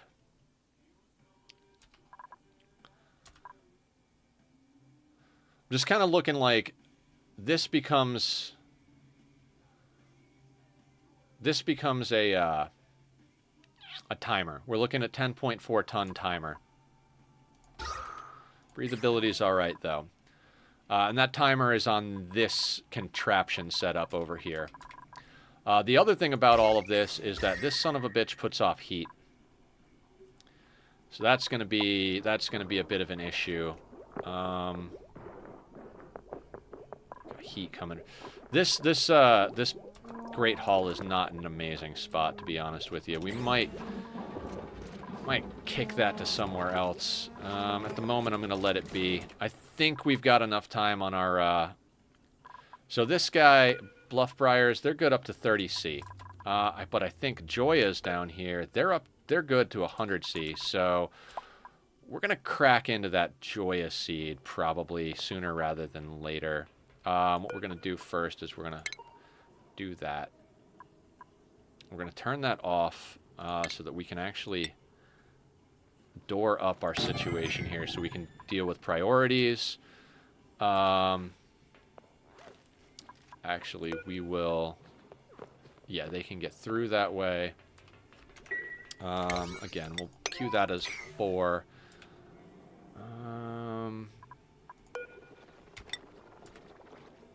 Yeah, that Joya now became very important to us. So, what I'm thinking... We're going to come down like that. And we are going to dig over like that. And then we're going to go all... This is all going to become a 4.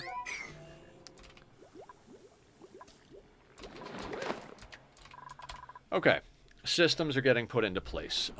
Hydrogen project is coming along nicely. Cup of coffee is almost out, but still got a few good sips. Cheers, everybody.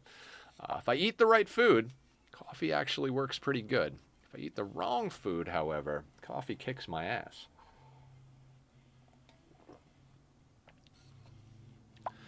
So like all the other colony builders, it's the first little bit, right? It's getting to that level of sustainability. It's getting your solid systems in place where you're like, okay, we are covered for air, food, and temperature. We deal with it the way we got to deal with it, right? We do manual as long as we need to do manual. We did get this automation. I'm trying to remember how I set this up, and I know it uses a NOT gate. But I can't remember exactly how I used to do that. Alright, so we put a NOT gate in there. And we connect that. Because I don't remember why, but basically you set a level in here. Oh, that's right, because if you set a level on the automation, then when it gets to that level, it sends. I don't remember. I know we need a NOT gate. I can't remember the reasoning why. Basically, when this gets close to full, it'll tell this hydrogen generator to kick on and burn off the hydrogen. We could also set up an OR gate to use this, which we might do. So that way, it's like, hey, if this is full, burn it off so it doesn't back up. But if this needs power, kick on with the coal generators, so we also are kicking it on when we need power. But the more important part is burning it off at the moment, so we'll deal with that. Anything that's not hydrogen will come down and like split and go to these vents, and if for some reason these vents wind up getting overpressured, all the extra stuff will come down here where it can't be overpressured and just dump out over here, along with the CO2 from our pipe. And yeah, I mean, we're still doing really great with temperature. It's just a matter of this guy here is gonna die, and we're gonna lose our Great Hall bonus, which isn't super essential at the moment. We've got plenty of morale. Our dupes haven't hit a high enough level that morale has become a problem just yet, but we're getting there. Slowly but surely, we're getting there. 17,000 lice loaf. I don't think we're going to be taking a dupe on right now just because we're already in a situation where we're coming back from behind, although some of them might if they're really badass. See, if I was playing a different style of playthrough and I was just trying to get as many dupes as possible, I'd take Marie. I don't care that she can't do medicine. You only really need one doctor. She's got badass construction. She's immune to food poisoning. Not bad at all. I don't like oxymorons, so the fact that this Amari has decorating and unpracticed artist, it's just asinine. Other than that, he's actually a pretty good dupe. I can't take walking contradictions. My brain doesn't like it. Bert is absolute garbage. But we're going to take the dirt because we don't need any of them. None of them are like so essential as far as things we need to fill the gaps in our talents. And, you know, since we're having trouble keeping air in the lungs of the 5 dupes we have, let's not bring on dupe number 6. You know, like, maybe we should make sure that our dupes can breathe before we bring on more dupes to breathe air. Seems reasonable, right?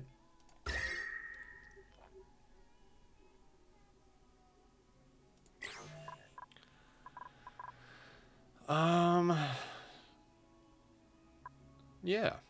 Yeah. We're making our way through slowly but surely. It's just like RimWorld. I would speed up, but if I speed up, things are going to go wrong, right? You can actually be open. We don't need you closed. As long as you enclose the room, that's fine with me. Do we want to put in more airflow tiles? I kind of do, but kind of don't at the same time. I mean, we got a lot of copper ore, right? 102 tons of copper ore. Let's not be stingy with the airflow tiles. They're made out of copper ore. If you're playing on a map that doesn't have a lot of ore, spamming airflow tiles everywhere is not necessarily a good idea. You want to be more strategic.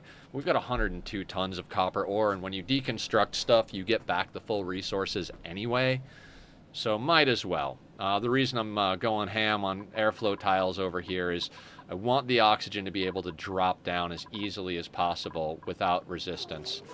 We got to keep solid tiles here because we're trying to trap a pocket of CO2 because it's a clean gas, so our food stays fresh longer.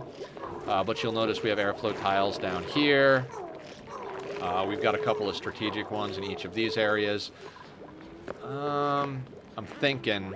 See, I want to replace these with doors and airflow tiles because the air flows through doors just as easily as airflow tiles.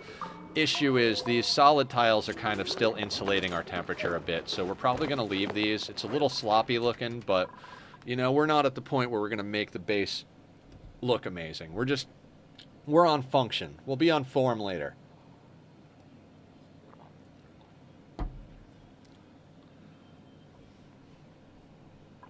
But, actually, yeah, let's priority 6 all of this. Actually, we'll 7 the floor. That way they get to that before everything else. Our hauler, we can queue up for our hauler to clean this stuff up. There's going to be more from the cleanup, but we might as well give them the work, right? Hauler's kicking ass. Our main base area is reasonably clean of debris. The most debris we have is up here, and now we've got some more because we're doing dig projects over there.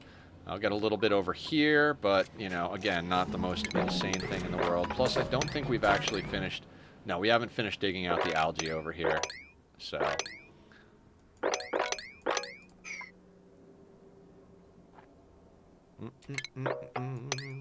Cue that up as well. I like running a clean map. Watch streak of 120 streams. Thank you, Laz. Jesus, 120 streams in a row. Time goes by quite quick, doesn't it? Welcome to the madness. We almost ran out of air, but I caught it right at the right as it happened, so we're doing all right. We don't have... Oh, look at their legs. I don't know what they're wearing, but it's adorable.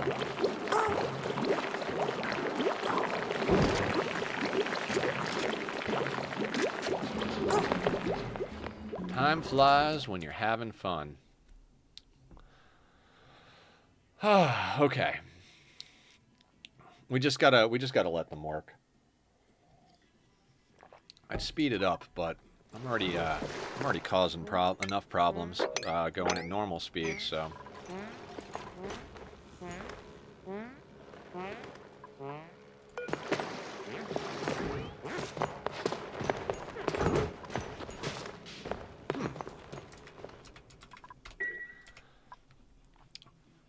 Oh my god, there is bleach stone in here. No, we'll go with like a 7 on that. Where is the bleach stone? Research complete. Okay, that was us getting that done.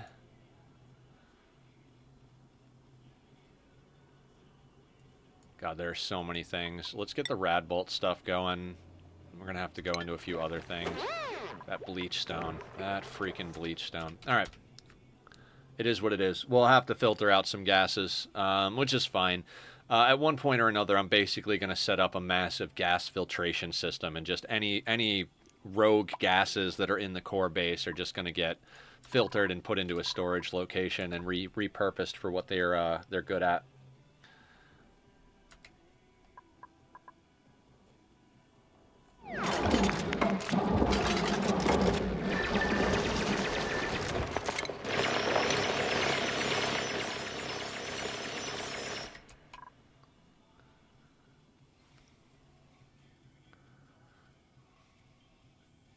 Yeah, we're cooking through this project. We didn't even go through a ton of algae in the time it took us to get this this system up and running.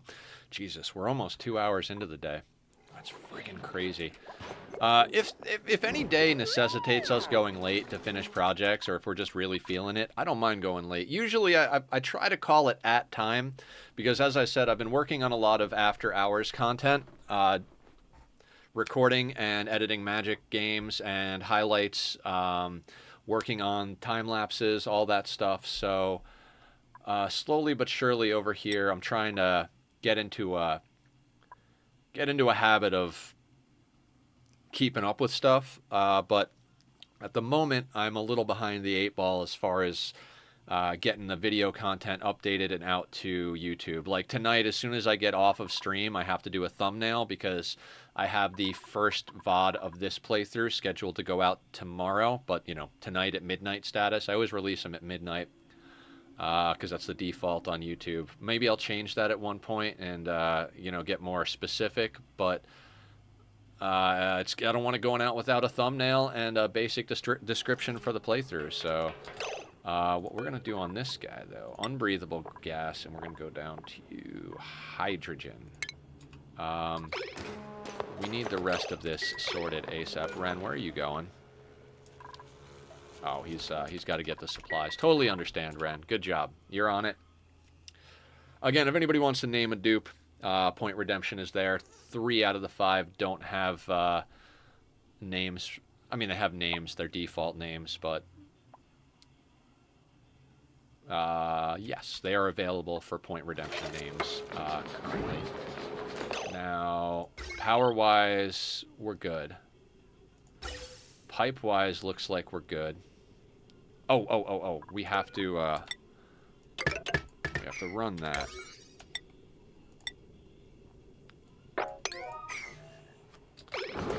Oh, and that automation wire is key. Okay, let's let them get that automation wire into place. And we had our automation, right? Not game. So that's given a green signal to burn. Just flipping it to a red signal, which is perfect. We're going to put this at like... Let's do 50 here, and let's do 95 here. Actually, no. I don't want this to burn too much off. Let's do 65 here. So basically...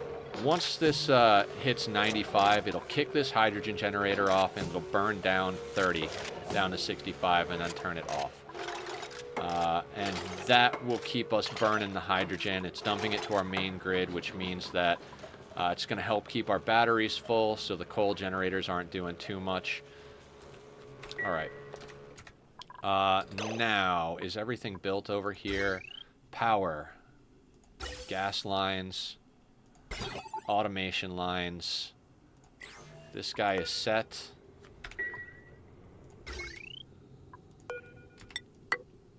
So we link that in. That kicks on. Let's make sure that our gas thing is doing the right stuff.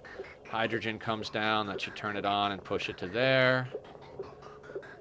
Excellent. Phenomenal.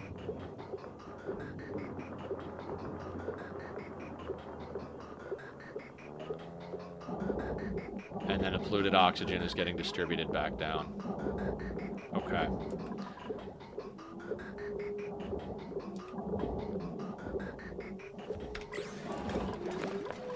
So that should mean that we can actually disable these buildings. We're going to disable you because I need that power line running again. And that should be oxygen, hydrogen filtration. It's going to cause heat. So once we get our SPOM going, we can get that heat out of here. And once we get some cooling solutions going. So that's the other thing. If we don't get mutated glossy Drecos quickly, getting in here is going to help because we can grab some of the oil in here, turn it into petroleum, and make ourselves some plastic that way. We'll have to kick out a couple of pieces of it. No, priority is what I'm looking for. Priority, normal priority, everything over here. And that's all normal priority over here.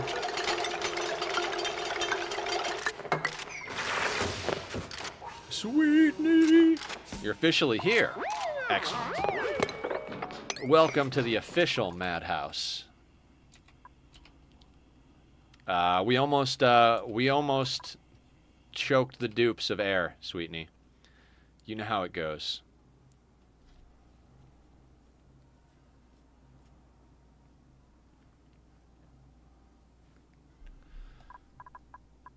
It is nice that this thing... I think this used to hold 150 kilos, so the upgrade to 1 ton is really nice. We might not have to use infinite gas storage, but I kind of had this really cool idea in my head of, like I said, like a grid of all of the liquids and gases and a nice little, like, checkerboard pattern type thing with the colored gases and whatnot. So we'll probably do infinite storage just for the lulls. This does need to be on now, because if they go out there, they need their suits so they don't get cooked. As I said, it's this liquid lock's not going to prevent heat. We could double liquid lock, but it's not really essential at the moment. We are probably going to go with the method of having dupes get into suits right out of their bedrooms, because I've been thinking about it. It's like you would need suits to go into the Draco farm so they don't get eye irritation. They need suits to go into the any of the industrial areas that have a lot of heat. So with all that being said, like, how many suit docks do we want to have, right? I don't know. I reserve the right to change my mind along the way, but at the moment, this is kind of the plan. Now,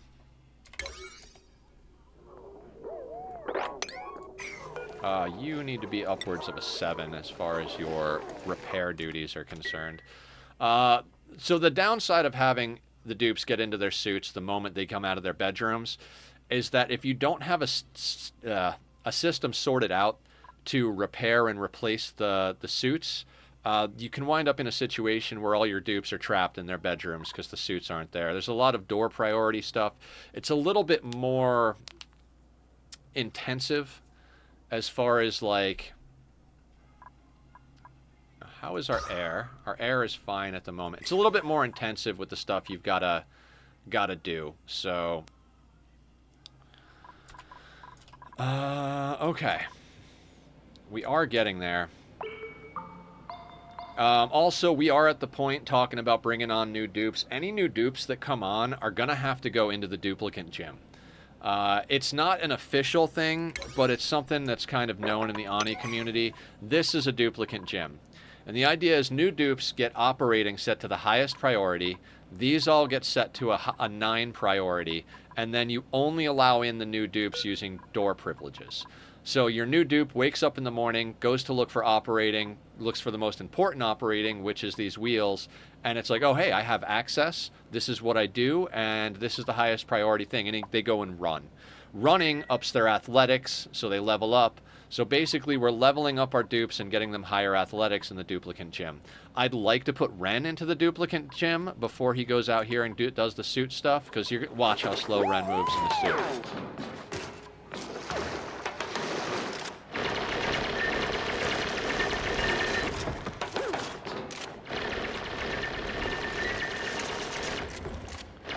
So it doesn't matter if we're working like right here, but as we get further and further out, him not having the ability... Oh, we need power over here now.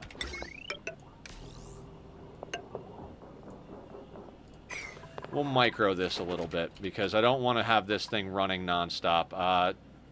This thing is going to be running nonstop, distributing non-hydrogen gases to the base and filling this up with hydrogen.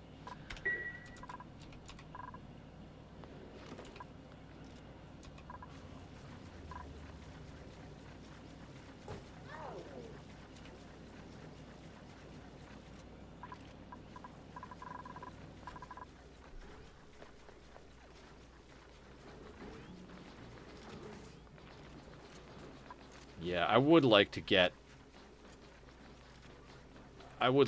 a dedicated cook who's got a side and something else we need, because we're staying reasonably on top of it. We've got 15,000 calories of lice loaf, which is 3 days of lice loaf, but we've got 29,000 of meal lice, which means that Green Thumbs is not cooking full time. They're cooking enough to keep ahead of it, but they've got more ranching and farming. I mean, it will get better as their skill improves in all of those things, as well as when their athletics improve so they can get around quicker. I would put a side into Vermin over here, but Vermin has so much hauling to do to get the map cleaned up. I mean, we don't have to clean the map up, but it is kind of part of how I like to play the game, so we'll let them do their thing. Okay.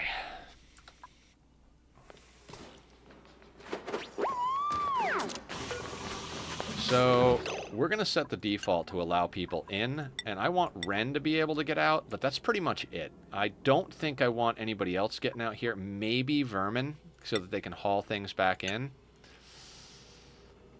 right now, let's just let it be Ren.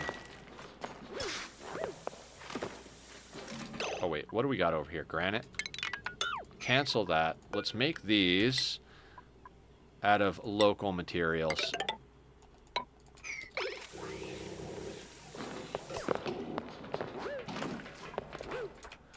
Reason being, if we tell them to make sandstone ladders, there's no sandstone out here, so every time he needs to make a ladder, he'll have to come in and grab sandstone and go back out. But if we tell him to make it out of granite, there's some granite out here, and we're digging through more of it, so they can make the ladders out of local materials. It'll save them time going in and out of the base. Nice. Nice, nice, nice. So that's coming along. We're going to keep an eye on our breathability because we got to. In fact, oh, wait, this is not hooked up.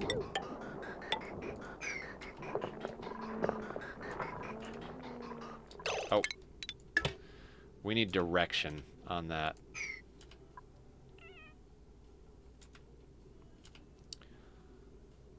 Okay.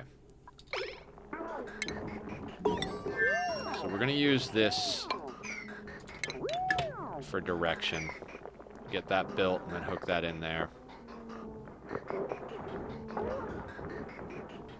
That should do what I want it to do, but I'm not 100% sure. Does look like oxygen is getting a little distributed. So this now is only going to see the little bit of hydrogen that comes out, but it's going to act as an oxygen distribution system. There are ways to do this, so you prioritize lower to higher or whatever, but we're just going to do a basic split. Most of our oxygen needs to be at these levels here anyway, and then the rest of it gets pushed down here.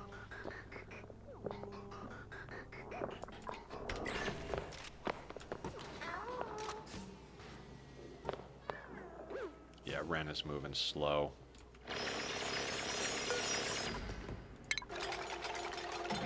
We might have to let Green Thumbs out to grab the jumping Joya. Yeah, I just don't want... I don't want the suits to get taken up by people other than Ren. That's why I'm limiting who can go through. We'll let Ren through pretty much full time, and then that second suit will be reserved for people that we need to get through. Like, once Ren digs this out, we'll allow Green Thumbs to go out, get the Joya, and then we're going to plant the Joya here, because that's good up to 100C, so that means we can not worry about getting our artwork in here immediately. Like, that can... Now, we finished research. Let's double-check what we need. I don't want to be running anything we don't need. I'd like to get and ore gates, because those could come in handy, because we can't use this the way I was talking about with an ore gate. I mean, there's ways to set up an ore gate without having an actual ore gate, but it is what it is. It is what it is. Let's make sure that we're not getting other gases in here. Straight up hydrogen. Awesome. That's fantastic. I'd like to get this gas bridge done a little bit sooner than... Oh, no. Never mind. 4. Let him finish the... this stuff out here first. Don't want to force him to come inward if he doesn't have to.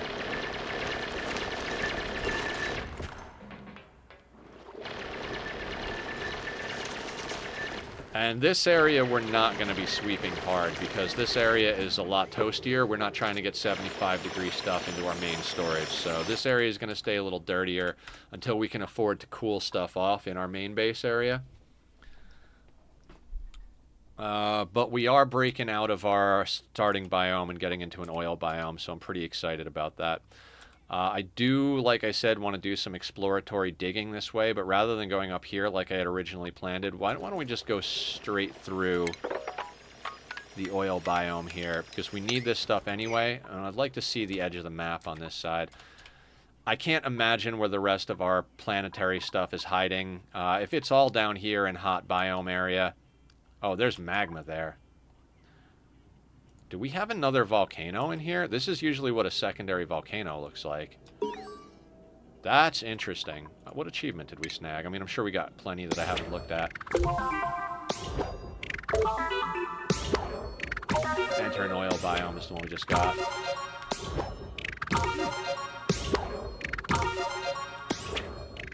Okay. Excellent. This is not an all achievements run by any means.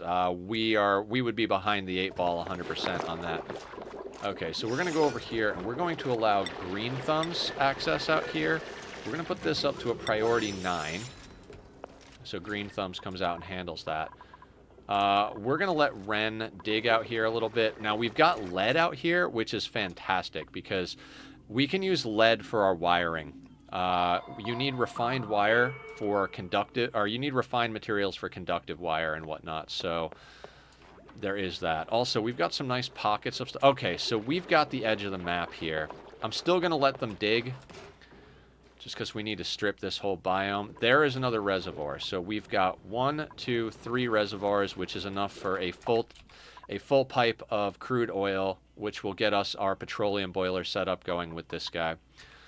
So today's goals are more or less to do the pre-work. I guess first goal was to keep our dupes alive, because I was fucking up pretty hard there. But next goal is basically we're going to start stripping out a lot of this outer area, getting ready for our oxygen generator that's going to be using this. We're going to try and slap that in probably just right next to the base or something like that. I'm not 100% sure. I want to make good use of space, not space, but like elbow room space, right? I'm not trying to go crazy with this. Maybe we will just go right into infinite liquid storage and just cram everything into a small bit right in here. I mean, we could actually use the neutronium up here. Yeah, we might have. There might be some fun systems we can put into place there. There's not enough unexplored space over here to have any of the teleporter stuff going, so we're going to have to continue our... Oh, there's our output. There's our input. So, bing, bang, boom. It still doesn't have our dupe teleporter. We've got another Dreco down here. Man, we've got a lot of wildlife on this map. It's pretty nice. Research complete. Attribute increase. Did we have... what? Who? Alright, what other research... Wait, do we have research going? We have to have research going. What are you working on? Advanced automation. Right. We're getting OR gates. OR and AND gates. Yeah, that's the gist. And gradually we're going to take on the more dupes, get them trained up, get them out into the field. It's going to be slow going for a little while. We're at 68 cycles. As far as compared to the 100 cycle sustainability challenge we were doing, we are way further behind that than anything else, but... Okay, so that Joya seed. I want that. You know what? We're going to go and we're going to go to furniture. We're going to get a hanging pot in here.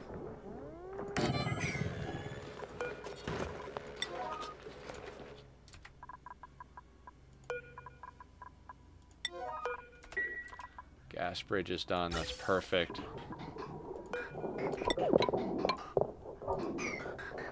Excellent. Learning how to prioritize flow is one thing. Oop, see, it's not quite right yet. Okay, so gas bridges can not only be used to adjust priority, but can be used to adjust direction. So we're going to need another one there. So when we connect all this, these two outputs will only see this input. If you've got multiple inputs, it'll split between them, which is why I'm having trouble over here. So even with all of my time playing this game, I still have issues with priorities when it comes to rails, pipes, and gas pipes. So we'll see how all that shakes out. But we should be in a good position. So all this oxygen that's being produced up here is getting pushed down through these pipes, distributed, and we're just working on getting this bottom one. See how this line is starting to back up a little bit here? We don't want that happening. We want that to come out through here. So that's why I'm kind of microing this whole situation. Now if we connect this, this stuff should come through and come out there. Excellent. And that'll never overpressure. We do run into the case where that might overpressure the environment enough that We wind up with popped eardrums, but for now, we're not going to worry too much about that. I do want to check the germ overlay real quick. All right, I don't see any zombie spores. Zombie spores are always scary, but I've never actually had a zombie spore outbreak. I've always since day one been able to handle that. Since we are pumping our water from here into our electrolyzer, it is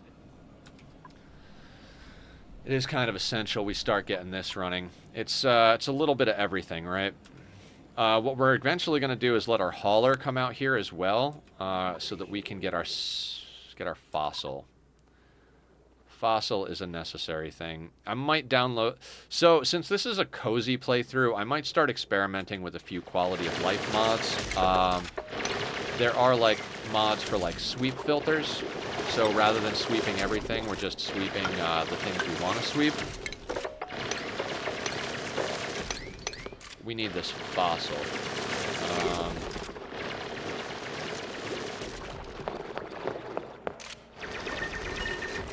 I mean, I think we're more or less going to have Ren strip mine this entire biome.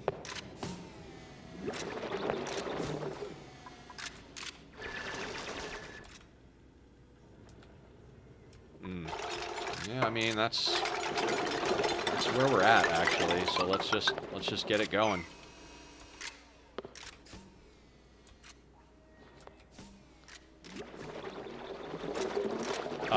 We want the fossil, and we want... Oh, this is going to be put on Joya. Plant that. Put that on a 9. Green Thumb should get that done as soon as they're done over here on the cooking front. 12,666 calories of lice slope. We do need a frontline cook. Green Thumbs is barely keeping up with it, which is fine. We don't need to go crazy, but I also think we might be overproducing meal lice a little bit. If they had cooked it all, we'd be upwards of like 50,000-60,000 calories, because lice loaf with the water adds a little bit more. In fact, I think we might switch over to pickled meal if we can. Do we have you? We do have you into grilling. You know what? We're going to switch into pickled meal, because it goes faster than lice loaf. It's not nearly as calorie efficient, but it is a quicker cook, so I think that'll actually be good for us. Like I said, we've got plenty of dirt, and we'll wind up with systems that produce dirt along the way. They are sorting that out, so then we're going to take theirs away, and we're going to allow vermin down here. The reason we're going to allow vermin down there is we really need that, that fossil. Right. So, that being said, we're going to cancel sweep and mop orders. We're going to cancel these and these. We're going to cancel those. We're going to cancel these. It's not nearly as important that they sweep up the base now. In fact, that can all go as well. What we would like to do is set up... Alright, so what we're going to do is we're going to copy this guy, and we're going to put one right there, right? And the reason we're putting that there is they can reach that from across the door. And we're going to set this up for fossil. Wait a second, let me think about that. No, not there. We're going to put this here, because they'll be able to reach it without getting into suits, and these guys will be able to reach it without having to get out of suits. That's the goal of this thing. That's going to be set to fossil. And then we're going to do a high priority sweep on fossil, which is, we're going to have to go through and deal with things. The igneous rock out here and whatnot, we're not going to deal with too much. I'd also like to keep our ladder systems in step with our main ladder systems. So 1, 2, 3, 4, that's that system. So 1, 2, 3, 4. This would be where we have one here. So 1, 2, 3, 4. That would mean that our ladder system would be at this level. This we don't need. And we're gonna start coring out this biome. First strip mining project.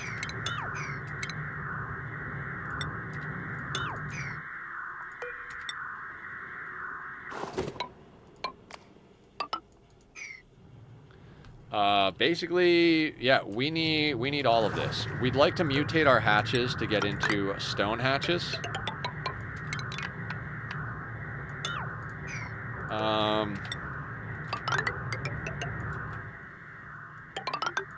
So that they can eat igneous rock. We are going to priority 6 the building of the ladders, since our builder and our digger are the same person. And then we're going to dig this stuff out. Dig it all out? Dig it all out. Fuck it.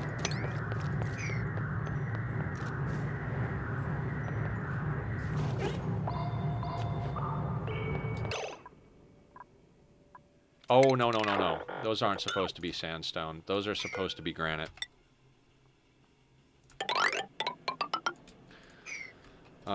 Priority 6. Those. This, we're going to put it a 7. I want that built ASAP. 2,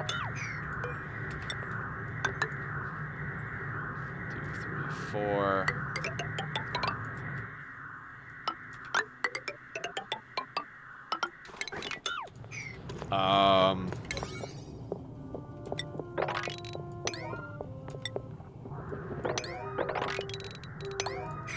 I like to prioritize the ladders at a higher level than the digs. It kind of makes it more likely that your dupes aren't going to dig themselves into a bad position. Cook. Can we get a cook? Decreased athletics is a hard no. Son of a bitch. It's okay. Now that we're switched over to pickled meal, I think Green Thumbs will be able to keep up with it a little bit better.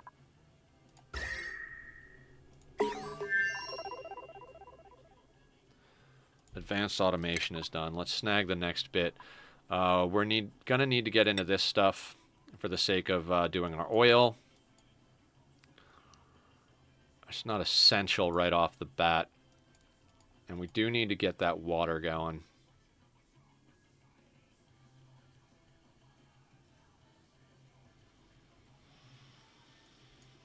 All right. I mean, we're not behind the curve, but we're kind of in step. I like to get ahead, so this is going to take a second. And this is going to be strictly for fossil. It'll pull a little heat in down here, but I'm not overly worried about it. We're going to make this a priority 6 so that it's above the others, and then we're going to start sweeping the fossil, but we're going to be particular about it because I don't want to sweep anything else into the base.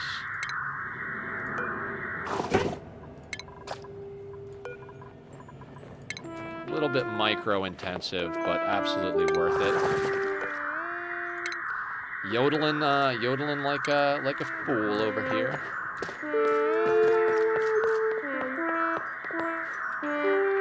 As a secondary, we'd like to get all of the lead. Get the lead out. Sorry, that was just, I had to make that joke. We'd like to get the lead out of here as well, but like I said, it does interject a lot of heat into the base, so until we actually need to build with it, we'll hold off a little bit.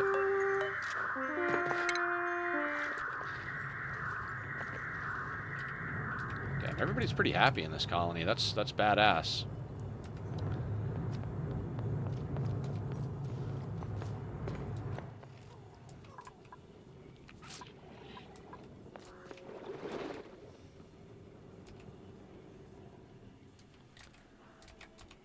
We're moving and grooving. Now, one thing that is a bit of a shame. This is our central ladder system, right?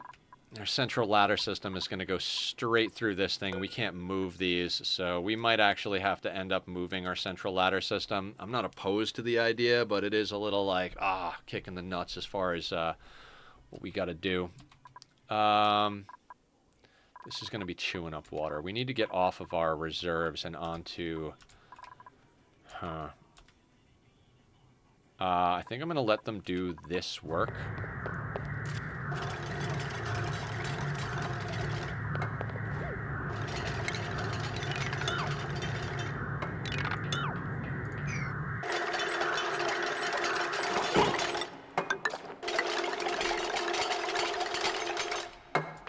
We're gonna dig out a decent amount of this fossil, but we don't need a fuck ton of it. We got 5.8 tons at the moment. Let's go down our list and double check the things we have. Fossil and lead go on the list.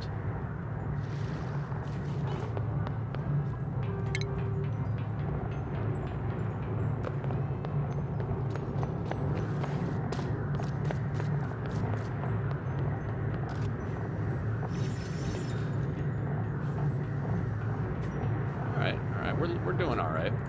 We'll put, well, we don't have any more set up. Well, we'll leave it on the list. All right.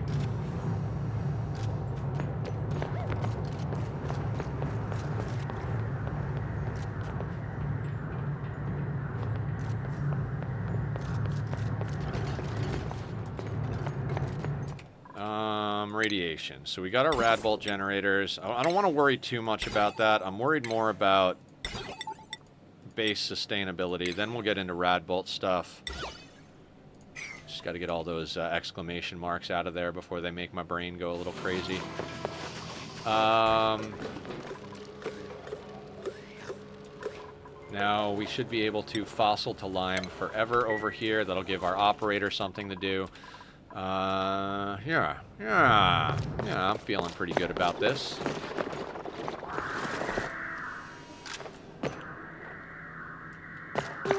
See, once they get this dug out and these ladders built, then we'll queue up the next layer down, then we'll queue up the next layer down. I don't think we're going to actually yank all of this out, although it is like kind of a, kind of like a little extra. Like, if we get down here, we wind up getting not only the fossil, but the iron ore. So do we want to dig down, or do we want to dig up? A lot of things to consider. How is the pickled meal coming along? Excellent. Yeah, it's cooking much faster. Cooking much faster. We've got the Joya in there, so we won't lose the bonus for that room for quite some time. Or ever. Jumping Joya at body temperature. 0 to 100 degrees. Oxygen, polluted oxygen, carbon dioxide. Okay, so we're not going to break our Great Hall bonus when this starts to get stifled from heat. So that's good. So we've got our morale intact. We've got oxygen being created. Breathability is good. Breathability is good. Wonderful. Hydrogen will burn off when that gets full.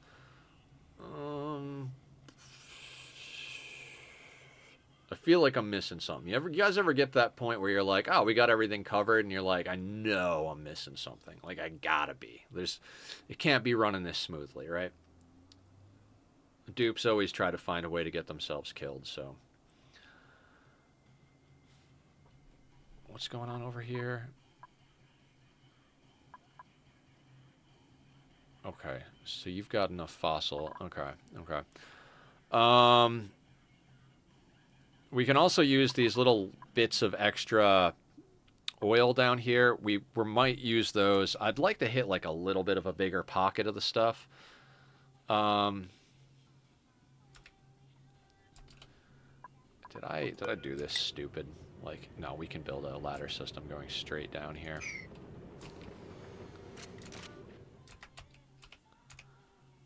I think this is another volcano. This might be cool. If that's another volcano, God, we are fucking hooked up. Like, heat equals power. No matter what you're doing, heat equals power. We could use that to fuel, like, we could do a volcano-powered, it wouldn't technically be geothermal, but a volcano-powered steam power generator. We could use... Basically, once we get to steam turbines, our life is freaking sorted. It means we can delete heat and we can turn heat into power. Once we can turn heat into power and move it and delete it from the places we don't want it, that's where it starts getting comfortable.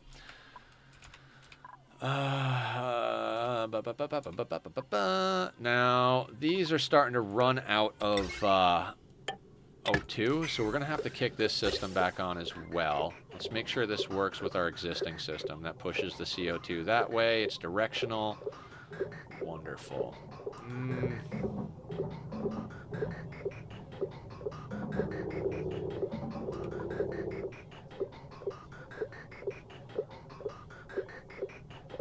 trying to think how we can automate this. Like, I'd like this to shut off when these are full, but these don't have an output automation, only an input automation, so...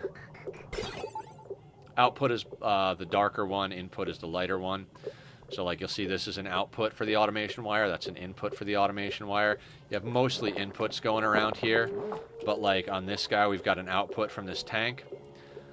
This tank is not full enough to justify this going on, so that is a thing. What we could do we want to...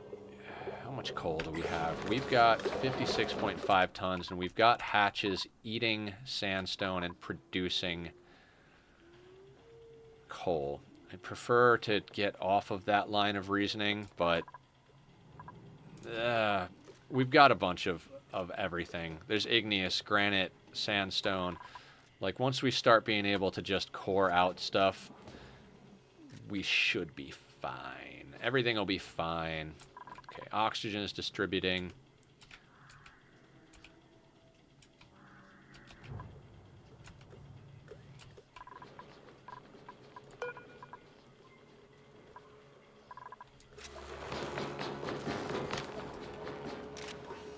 Okay, I don't want to have to do this, but there's a lot of CO2 here, so let's get an airflow tile. It'll let heat through, but we're kind of like soft dealing with heat at the moment. We're not like, we're kind of relegating it to specific areas using the insulated tiles. But blah, blah, blah, words and stuff and things and all that garbage. Research on liquid-based refinement processes. I don't even... Oh, yeah, you're right. The oil reservoir dealies. Or no. We're going to go into here next because we might have to refine some plastic and refine some oil. And we need the oil wells. What was this one? Ore scrubber. That was the wrong thing. What is an ore scrubber? Kills germs present on raw ore. Interesting. Don't care. Okay. Saw a friend. Very happy. Oh. And guys, I think we're getting close to time for a new community seed. I might go back and see what seed I picked here.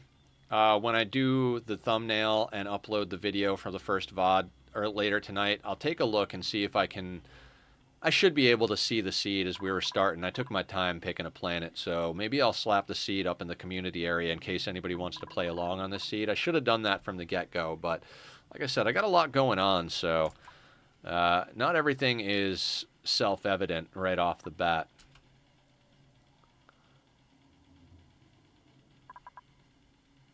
There we go. Green Thumbs is cooking along now that it's pickled meal. Excellent. He should keep us going.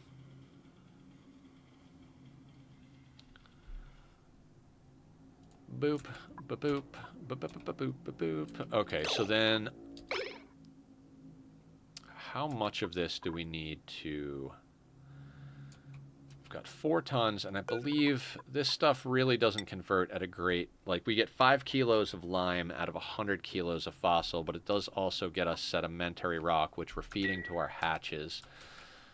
So we really do kind of need to strip out a decent amount of this area. What we'll do is we will 2, 3, 4. That's fine. Fuck it. Let's just first, like I said, first strip mining project is going to get us all the fossil we need to get ourselves sorted. We won't worry about building ladders unless we're replacing fossil that we're removing. And again, we'll prioritize the ladders above the digging. That way they get done and our people have stuff to stand on. That should be pretty good. That should be pretty good. Yeah, we'll just kind of gradually strip mine our way down through here. The only issue with that is it's going to take longer and longer for our hauler to get fossil in here, but we've got 4 tons of fossil. 5% of that gets turned into lime. So 1 ton would equal...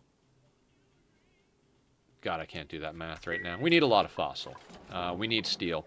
It wouldn't be nearly as important to bang out super large amounts of fossil and steel if we had a slime biome with gold amalgam. You can absolutely build a self-powered oxygen machine out of gold amalgam, and if you do it correctly, you will never overheat it.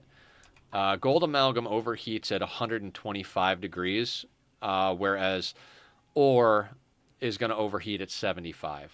Or copper ore or iron ore, those are going to overheat at 75. Gold amalgam's 125. Steel is 275, I think. So since we don't have gold amalgam, we have to go to steel. Because like I was saying, these things, if you just let them run wild, they will output up to temperatures 75. So in theory, this one will actually eventually start damaging itself from heat damage as it's cooking over here. It's definitely going to stifle this guy real soon, which is fine. We'll just uproot it.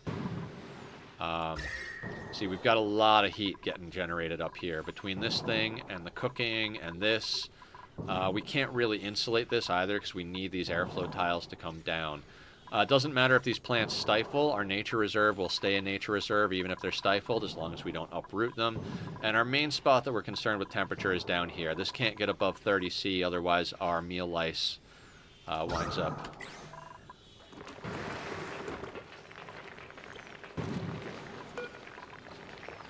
I'm going to turn that off. I don't want critters dropped off over there.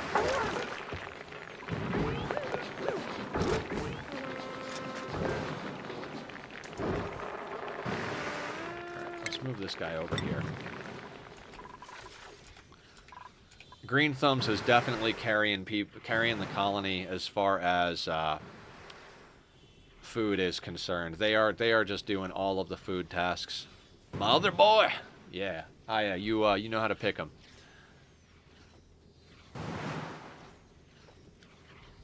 We switched over the recipe we're making, Aya, so we're cooking food that cooks faster. It doesn't. If you cook lice loaf, it uses water, and basically like you get free calories. Like, so let me show you for real, so I'm not just pulling things out of my ass when it's right in front of me. You take 1,200 kilos. 1,200 kcal of meal lice, combine it with 50 kilos of water, and you get 1,700 calories of lice loaf. So you get an extra 500 kcal from combining it with water. But then we're using the water, which we're currently burning to make oxygen. If we go over here, though, we can make pickled meal in our grill, which is a 1-to-1 conversion, 1,800 to 1,800, but it lasts a lot longer because it's pickled, and it's a way faster cook. So being that Green Thumbs has a lot on their plate, they're able to cook a lot more pickled meal than lice loaf. These mushers go real slow. You really do need a dedicated cook to keep those going. And usually they're used for situations early game, like mush bars and lice loaf for early game food. But they can also be used to make berry sludge, which looks like fruitcake, and it never goes bad. Kind of a little Easter egg joke from the devs. Like, fruitcake never goes bad. Berry sludge makes for really good food for going into space because it's got a high morale bonus because it's like a sugary treat. And it has zero need for refrigeration or storage because it never goes bad as a property of the food itself. So those machines become useful when we're doing that, but they are slow. But once you get 1 or 2 full-time cooks, you can just bang out berry sludge. It's also used for making tofu, which you can combine with other stuff to get yourself some pretty decent snacks.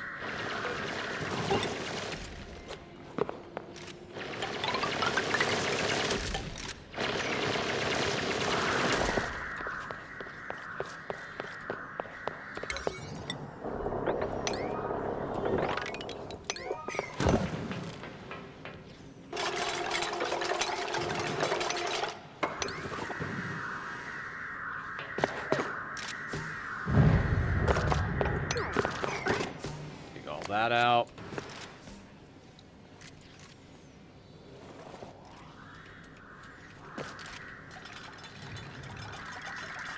Oh yeah, and then we can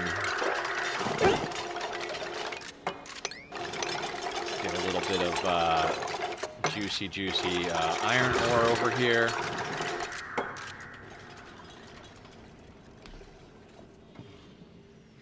Yeah, I think stripping this or stripping this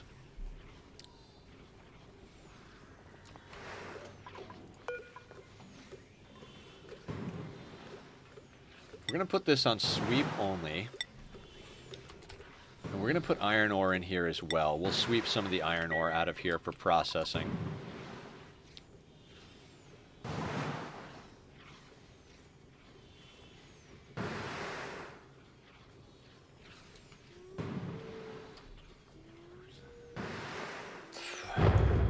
The true Bean Slayer. Well, come on in. How you doing today, my bud? What's the good word in your neck of the woods? I'm sure it's bean, but, you know, figured I'd ask anyway.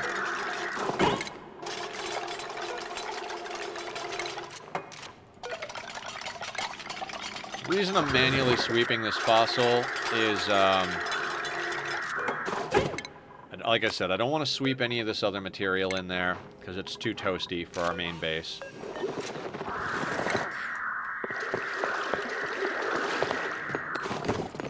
And we'll do the same thing with the iron ore. Yeah, I think I'd like to get the filtered sweeping mod on here. Well, I've never done mods other than the terrain generation for the mini base playthrough that I attempted. I do apologize if anybody was really into that, whether it was here on stream or on the VODs. I just felt like it wasn't really hitting as far as stream was concerned. If I get the chance to start doing more produced YouTube content, I may revisit the concept of the mini base. I really like the idea of it. I just think it's a little bit slow going for stream. So, you know, we make concessions. It's a lot of, like, sitting still and planning. And I think if I had it as a YouTube series where I was like, all right, guys, what's on our plate today is we've got to get X, Y, and Z done. So let me do a little thinking. Well, you know, and just explain my train of thought. Then we cut to me being like, all right, I did the planning, did the thinking, did the testing. This is what we're going to do. Here, I've got everything queued up. And then maybe, like, do, like, a quick little time lapse of it actually getting built. And I think that would play much, much better for a mini base playthrough. We'll boop that corner out so it's an easier run for them.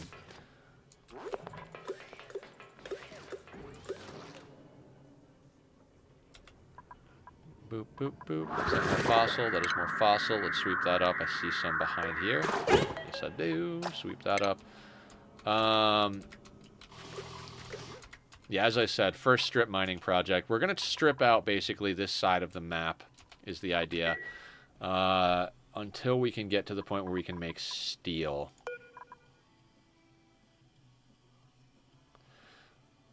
I would like to get this recycling the water rather than using our water from down here. Also, yeah, we got to get this water up here as well if we're going to be processing. How cold is 24 degrees? Absolutely fucking perfect. Okay, so I'd like to do petroleum and natural gas generators. Absolutely excellent. We're going to be doing a lot of stuff. Now, we see 3 oil reservoirs. If that's all we have, we're going to go into a petroleum generator or a petroleum boiler and burn that off in our petroleum situation. It looks like we got enough heat kicking around that we can use our heat to generate stuff through steam power. We're going to tap the core for geothermal and hopefully eventually, like, use all of that heat and then rip that out for more space to build. Bring out the heat. But if we do have more than 3 of these bad boys going, we can look into doing some other fun projects. I'd theoretically love to get into making a sour gas boiler. They are extremely difficult to make. I would say as far as projects go, that would be up there on the difficulty scale as far as my personal abilities. I'd either have to follow a tutorial on how to make one, or I would have to,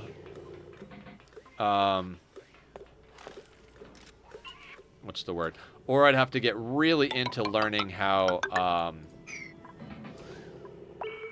what do you call it? I'd have to get really into how, what's the freaking term I'm looking for? Not heat transfer. Heat exchange. I'd have to get into some hardcore heat exchange math.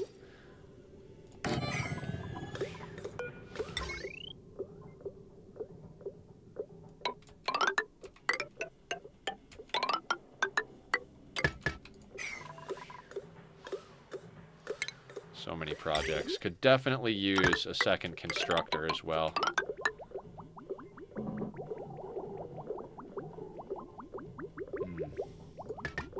We might lose that.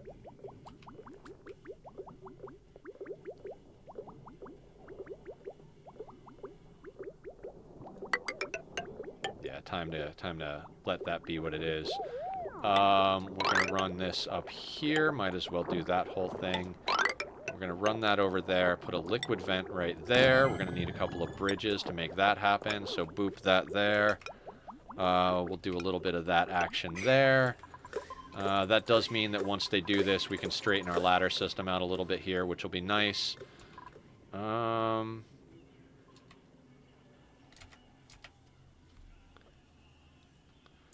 Like, I know this is a volcano. Hold on, I want to see something. Can't see the priority just yet. It's a little bit of a cheat. You see how there's that 5 there? You can tell that that's a vent or a geyser or a volcano. Same thing over here. We can't quite see enough of it to even tell that it's there through cheaty means. Sour gas boiler. That's what I was talking about. Sour gas boiler. So let me talk about boilers, because I know Aya hasn't played but is digging this thing, and I know there's probably some other people out there lurking or watching back on the VOD wondering what some of these things are if they're newer players. So what we're going to do for a petroleum boiler, and the one I use is Francis John's design. I'm just going to straight up do his design as per usual. What you do is you set up a little bit of a magma tank, and then you set up a gravity system, so mechanized door opens just long enough to drop a small amount of magma down, and then that magma goes into a spot where we use some of the like mechanized airlocks and diamond tiles and stuff so that we can controlled push that heat over to a boiling tank for our crude oil. It basically keeps it right at the exact temperature where crude oil flashes to petroleum. If we use the in-game buildings, which we might end up having to use a little bit of, you lose half the mass. So 100 kilos of crude oil would generate 50 kilos of petroleum. We would like to get 1-to-1. So if you boil it using natural means, you get 1-to-1. So we're going to use the volcano to boil crude and turn it into petroleum. And then that petroleum is going to go into petroleum generators for power. It'll also generate a significant amount of carbon dioxide, which we can feed to these little beautiful carpet creatures down here. These guys take in carbon dioxide and poop out crude oil. And their upgraded component, their molten slicksters, will take in carbon dioxide and output petroleum. Slime napkins. That's a good one. I'm going to micromanage this pump a little bit. We don't need it running full time at all. There we go. So it's a whole thing, right? Now, the petroleum boiler is a lot easier than the sour gas boiler. It's a pretty straightforward thing. We use the heat from the volcano to boil the crude to make petroleum. We put it into a generator, right? The sour gas boiler is a different thing. Whenever crude oil, plastic, petroleum, whenever it flashes to a gas, it becomes something called sour gas. So what you do is you intentionally boil your crude into sour gas and then cool the sour gas down. When it cools down, it turns into solid methane and sulfur, I think. I forget what the waste product is, but we're looking for the solid methane. And then, solid methane? Yeah. And then that gets heated back up.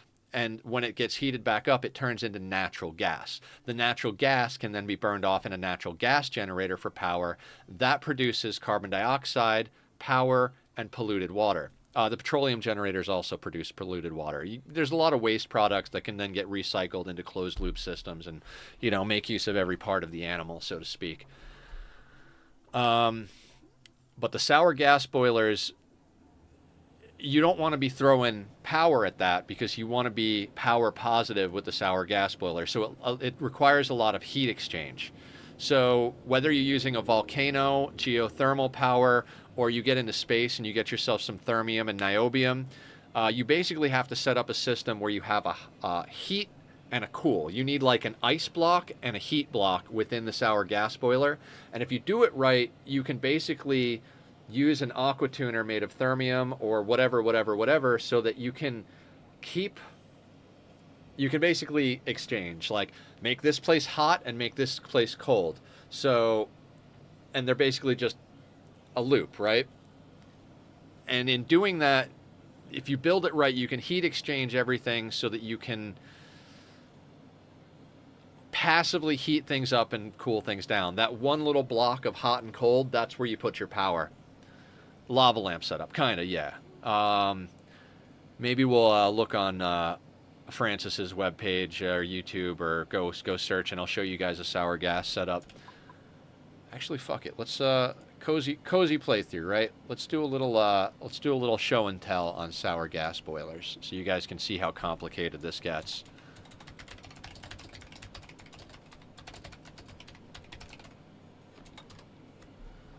All right, so let's pause this right quick. Let me add the main monitor. Let me make sure it's the right one, MSI. So you guys should be able to see Google now. So if we go over to images, so this is what we're looking at. So the oil comes in here and drops down through here, right? And what happens is it flashes on this tile. This aqua tuner is using this tepidizer. It's a whole fucking thing, Jesus Christ. This is our hot spot down here, and it's heating up this glass, this diamond tile. The crude comes in and drops on that glass. It instantly flashes to sour gas, which then floats up through here. There's a whole mechanic where, since there are droplets, the droplets will actually force the gas up, right? Because the drop goes down and the gas can't occupy the same tile, so it forces the gas up. Meanwhile, as it's dropping down, it's exchanging heat. So by the time the crude drops down here, the heat that the sour gas has, by the time the sour gas gets up here, it's cooled down significantly and dumped that heat into the crude, which then hits here and turns into more sour gas at the high temperature from this setup down here. That flows up into here, and now we've got a situation where the sour gas is being forced down into here and is exchanging cold, because this is our cold tank here. Oh, it makes liquid something or another. Jesus, I don't know these systems. This is what I'm talking about. So I think this sweeper is pulling out the solid waste, which I think is sulfur, but I'm not 100% sure. And then we've got liquid methane here, and the liquid methane is getting pumped out over here. And so this is chilling things down. The liquid methane is then heated up enough over here to come up, and the way it's heated up is that this hot sour gas is dumping its temperature over to this side and heating up this. So by the time the sour gas is forced all the way down, it's sucked the heat out of the liquid methane, or it has dumped its heat into the liquid methane. It's as cool as it can get through heat exchange, so that when it comes down here, we don't have to brute force the cooling as much, so that it's a whole thing. And then that comes up here to these pumps, and these pumps are sending all the gas into this brick of natural gas generators for power. It looks like they've got this place inundated with steam, so that the heat from the natural gas generators is being converted back into power using the steam turbines, which is then keeping this place cool. This is probably all made out of steel.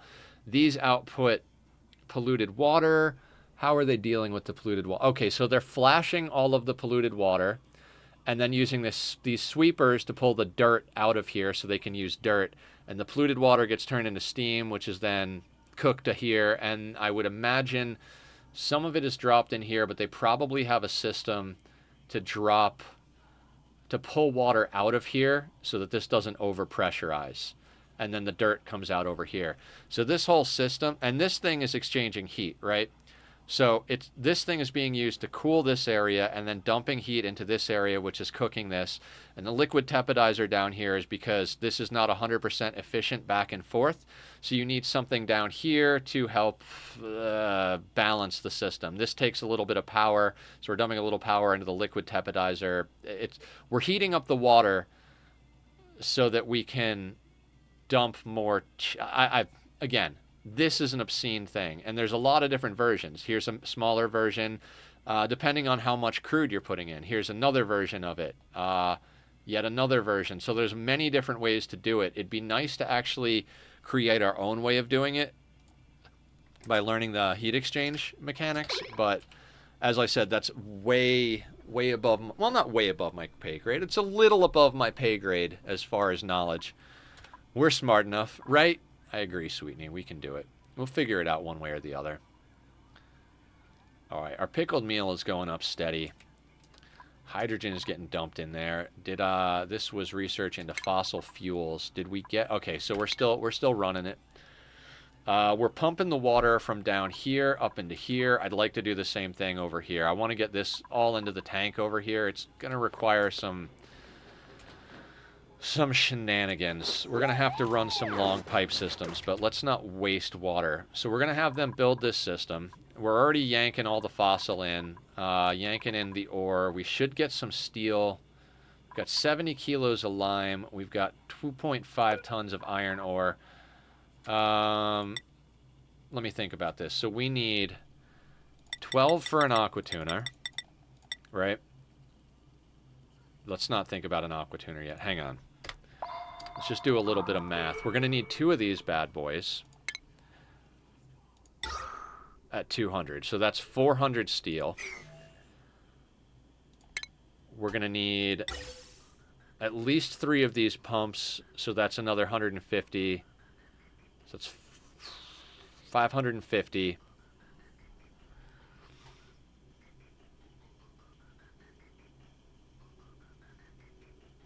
$550. Let me think about that.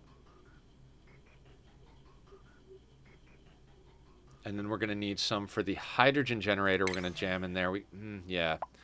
This guy is 800, so 550 plus 800. We need about 2 tons of steel for our electrolyzer setup. So we're going to do 20 batches of steel. That's going to really jam a lot of heat into our water that we're pulling up to the top there. Anybody a solid cook? This is the perpetual hunt for a good cook. Okay. Oh, a little bit of a stretch here. A little bit of mixed liquid intake. Grab some lemonade, grab a sip of coffee. Still no Gordon Ramsay, no. At this point, I'd settle for a Wolfgang Puck. Oh, I kid. I don't know anything about who's good at stuff. I don't want to queue up any more digging or building over here, but I want to make sure we've got all the fossil queued up to move. Hello, little carpet. I love you. You are adorable.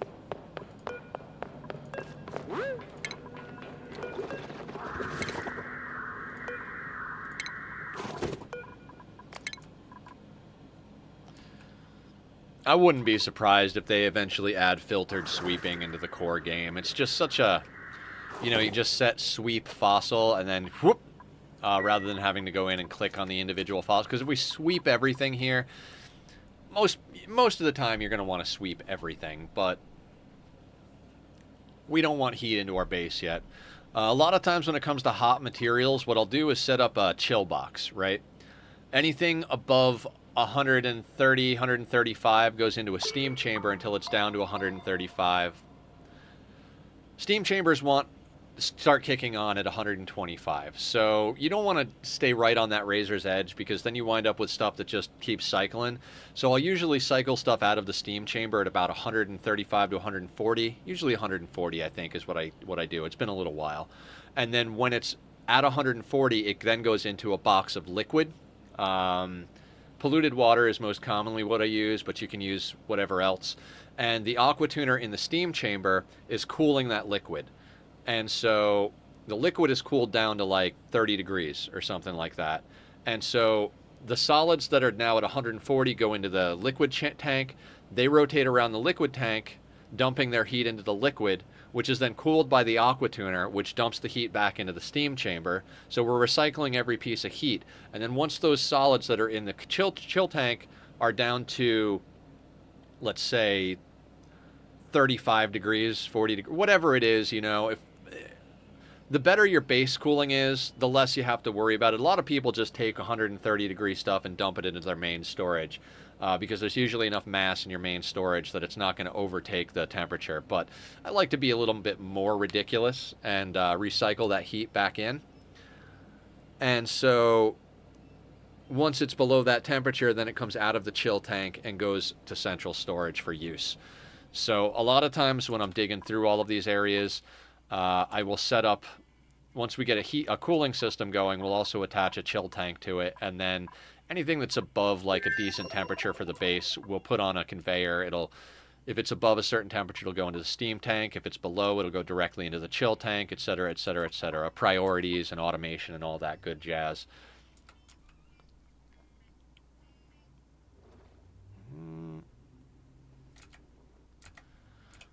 I can't believe we haven't found the dupe teleporters yet.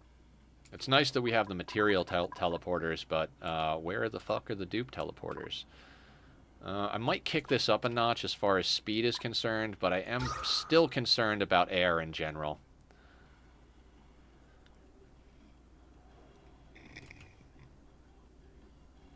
This is the breathability overlay, by the way.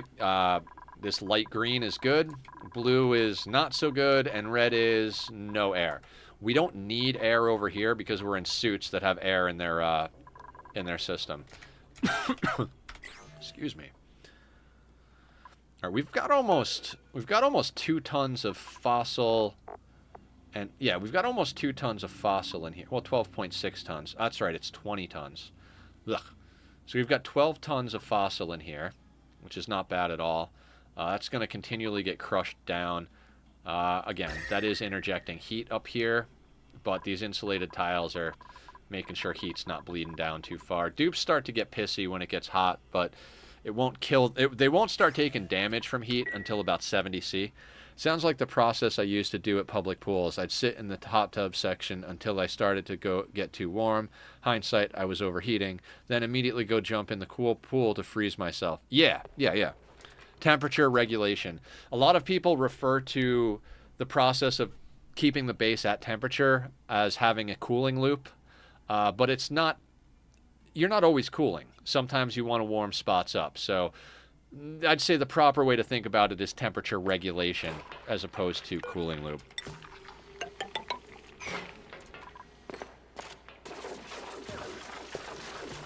See, and this is the other reason we want to get into suits. Suits, they can go underwater. It's basically like having a scuba suit, right? They can't breathe underwater, plus they get sopping wet. But if you put them in a suit, they don't give a shit about going underwater. They just go underwater and handle business. This way you don't risk them drowning like idiots.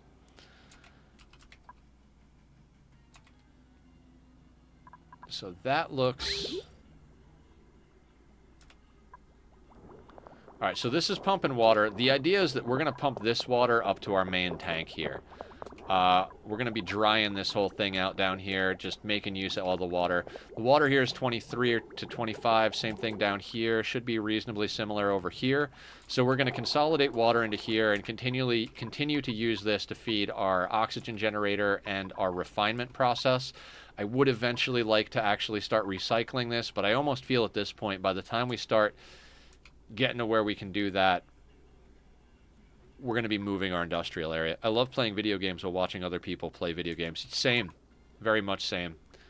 When I get done streaming, I usually hop into Discord, unless I have some stuff to get done that I need to super focus on. Let's delete those ladders. And when I do, if I'm not watching somebody play in Discord, like last night, Barb was streaming and Sweetney was streaming, so I was watching, and then Flower came in. So I like watching people play in Discord. I'll be editing a lot of times too in Discord lately, so it's nice when I'm editing video game footage to watch other people play, because editing is kind of boring. It's some of it's on autopilot at this point. Okay, Vermin has gotten... Hey, Sweetney, is Vermin Supreme from Warhammer? Somebody else named them, and they were like, do you know what it's from? And I was like, no. And then they didn't tell me what it was from. And afterwards, I was like, Vermin Supreme. I feel like that might be a Warhammer reference, so... let's start putting you down the route. No. Okay. Start trying to get them into exosuit training. Green Thumbs, how are you doing, bud? Let's get you improved carry 2. Yep. That looks good.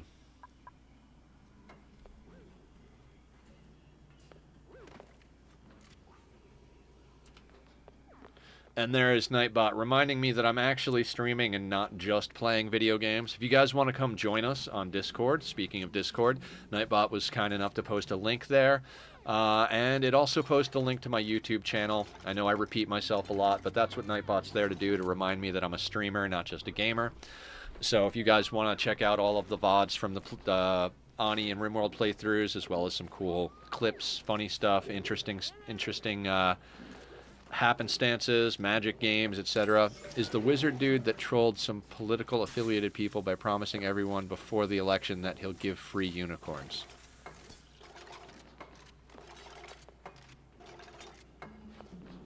In what lore? Like, is that it? Like, from what world? IRL? No shit. Man, I have no idea what's going on in the world, apparently.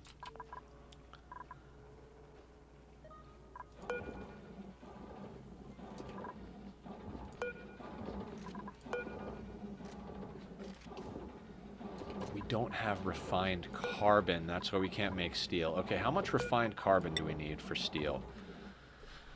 20 kilos.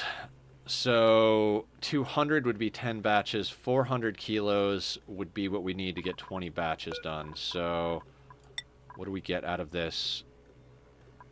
So we need about 4 batches of this. Is that the math? Is that right, or am I doing half? We'll start with 4. I don't really give a shit. We'll get there one way or the other.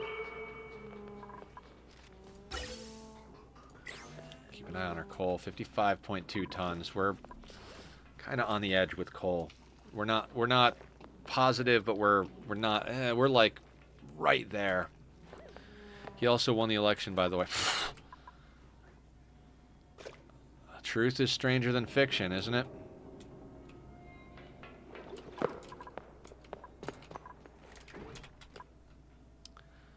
Well. What we're gonna do...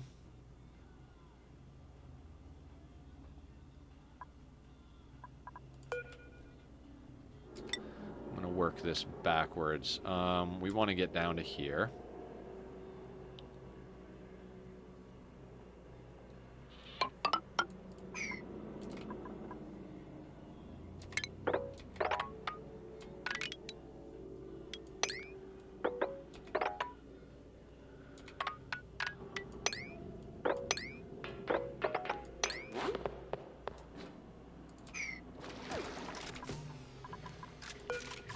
Because once we get this done, we're going to want to grab this stuff as well. So, same deal. And it's chill over here, which is why we're pumping it.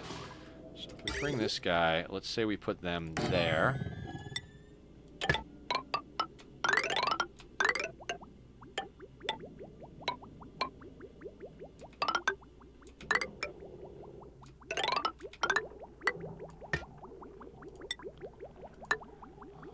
Bridge onto that system. Yeah, that will work. Same thing with wire. We're going to need wire. So let's just bring this up here and chase this back.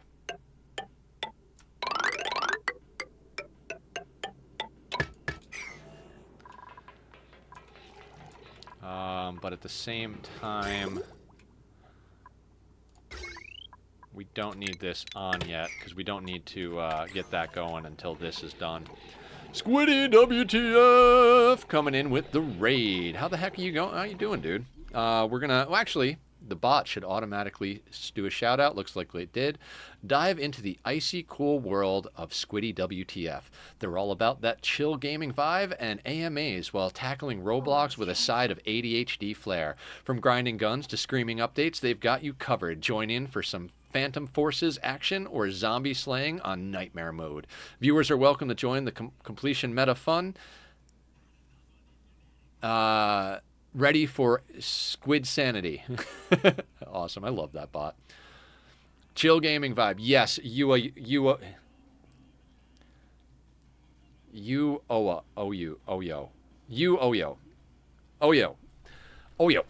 yeah, chill gaming vibe. We're doing a chill colony. IDM. Basically, I've been doing a lot of like really difficult challenge playthroughs on both Oxygen Not Included and RimWorld. We do have a RimWorld challenge playthrough going.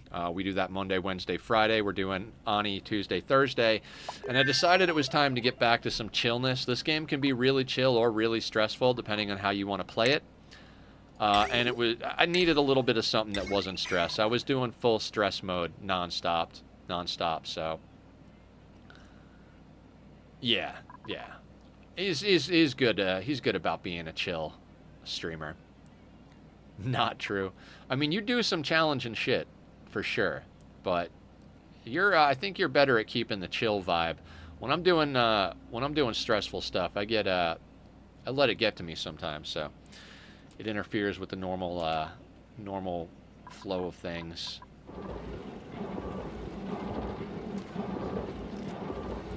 Make sure not to overflow this temporary. Challenges are how we grow as gamers. Yes. Doing that 100 cycle sustainability challenge has completely changed the way I'm approaching even this casual playthrough. So, gamers unite. Yes. Okay, we got a baby Dreco up in the Dreco farm, so we're not just on one Dreco. We've got a couple of units of reed fiber. Refined carbon is in existence, so we're getting steel made.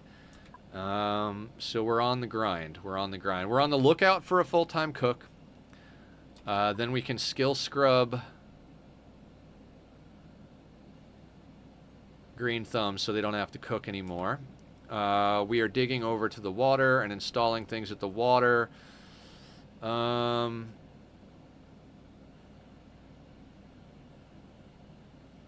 Yeah, we got a good grind going here. As I said, I'd like to do some of the preliminary work, getting our petroleum boiler and our, basically getting space sorted so we can have the room. I would like to theoretically get, like, this whole side of the map dug out. It's not realistic, given the speed with which we're moving here, but Algae Chewer. Oh! Algae Chewer. Who are we going to name Algae Chewer? What do we got here? Where does that make sense?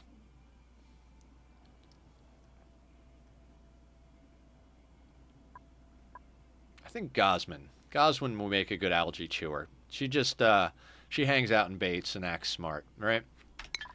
Speaking of, where is our intelligent dupe? Where is Gosman? Oh, she's up here working because she doesn't have anything to research. So, Squiddy redeemed a point redemption over here. Stretch, hydrate. Wait, did you? No. Oh, yeah, you did redeem. Gotcha. My brain is a little out of sorts. Algae Chewer. So, now Gosman will henceforth be known as Algae Chewer. I will probably call them Al for short. Thank you, Squiddy, for redeeming that. If anybody else wants to name a dupe, I think we got 2 more left to name. Hydrate, Stretch. Ooh, little pop there.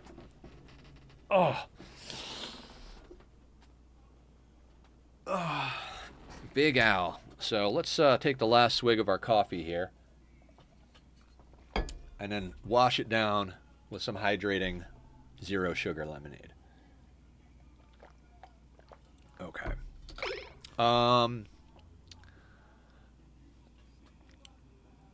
Chuchino. Oh, man. Thank you all for hanging out today. You guys make my life a lot better. Streaming is very cathartic for me, so. ATP! Coming in with the energy. How you doing today? we are slowly but surely making progress, and I'm gonna go now. I need to get those Z's. Of course, Oyo. You go do your thing. Yeah, Squiddy. I swear to God, you need to sleep more, my man. I respect the grind, but Jesus Christ, dude, try and get more than 3 hours of sleep a night. I'm gonna have to come over there and tie you to the bed in a non-fun way.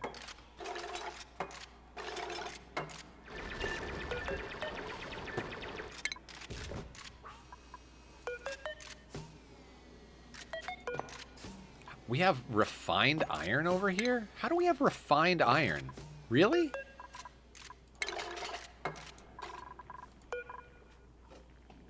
Really?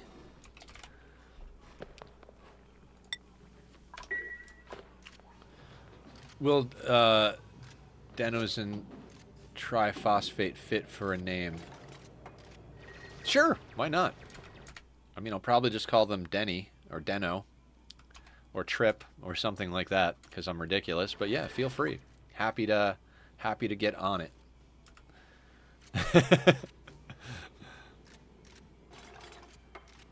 Adenosine. Adenosine. I think I know that. See, ATP is smart. If you guys need to know smart things, ask ATP. They're all about it.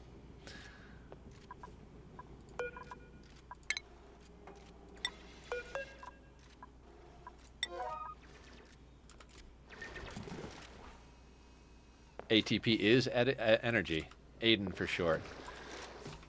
Was there actually a point redemption in there, or... I'm losing my mind. The spark of life, yes. Speaking of things that are necessary for life, fluids are one of them, and mine are out of balance at the moment, so I need to take a quick restroom break. I try not to take more than one or two a stream. Today is going... There are no typos. Not yet. They were probably asking for character limits. Oh. I don't know if there's character limits. But let's figure that out in, like, 3 to 5 minutes. I gotta go, unfloat my teeth, so to speak. So I'm gonna put up the link to Bobby's music. You guys consider what you want to actually name it. Hey, Barb, I will be right back. Gotta go use the restroom. If you like the music, go check out Bobby. I put his links up there. He does the music for me. Yeah, go stretch. Get yourselves a drink. I'll see you back here in a few moments.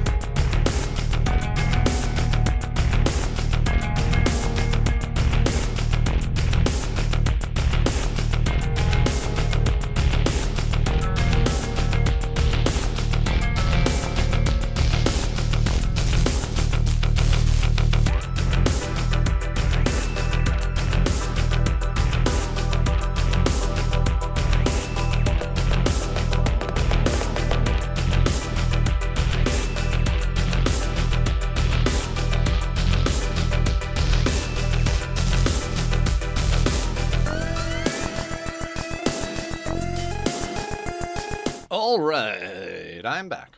I don't know what I'm doing. Making noises. Love making noises. Let's clear this and then add those new things to our situation here. And refined carbon. Excellent. Yeah, okay. We're getting there. Actually, hang on just 1 second. I have this all queued up as sandstone. Let's cancel that and queue that up as granite. Again, local materials, you know?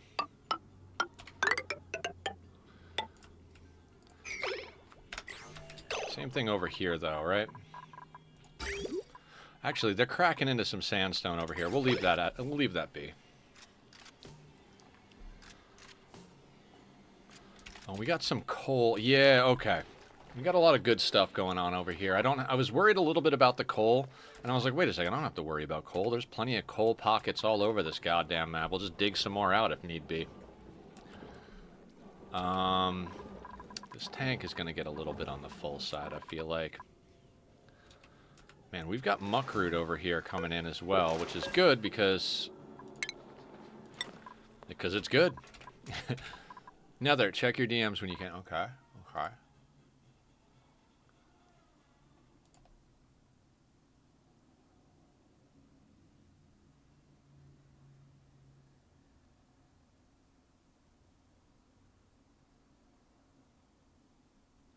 Ah ha ha ha, that's hilarious.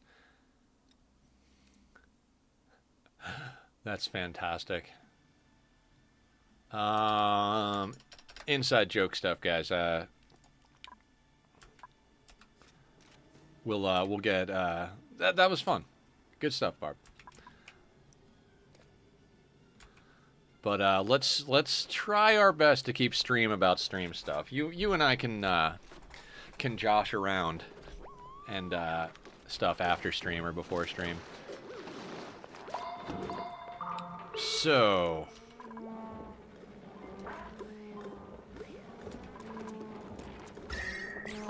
I think we put a little mustard on this.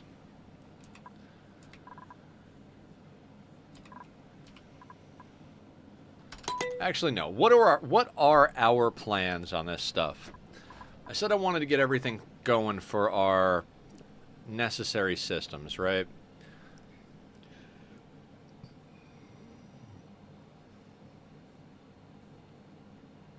What?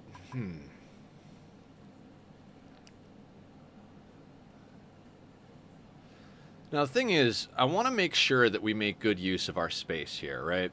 So, the fact that we have a volcano most likely down here could change how I approach this, because I was thinking we have to use this volcano for a petroleum boiler. Sorry, I didn't mean for you to look at it now, the when you can part. Oh, okay, sorry. That was my fault then. Don't listen to me. I'm an insane human being. Spam is a thing. Now, we're going to need at least 2 electrolyzers. Yeah, 2 electrolyzer spam should sort us. Although I almost want to err on the side of caution and do 3. And then it comes down to where are we going to put that. Squeezing in housing here is not looking like a reasonable thing. Right, how much space do we have? We have...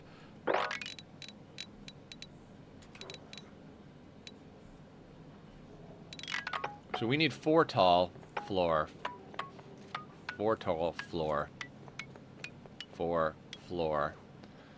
That's 3 floors of housing.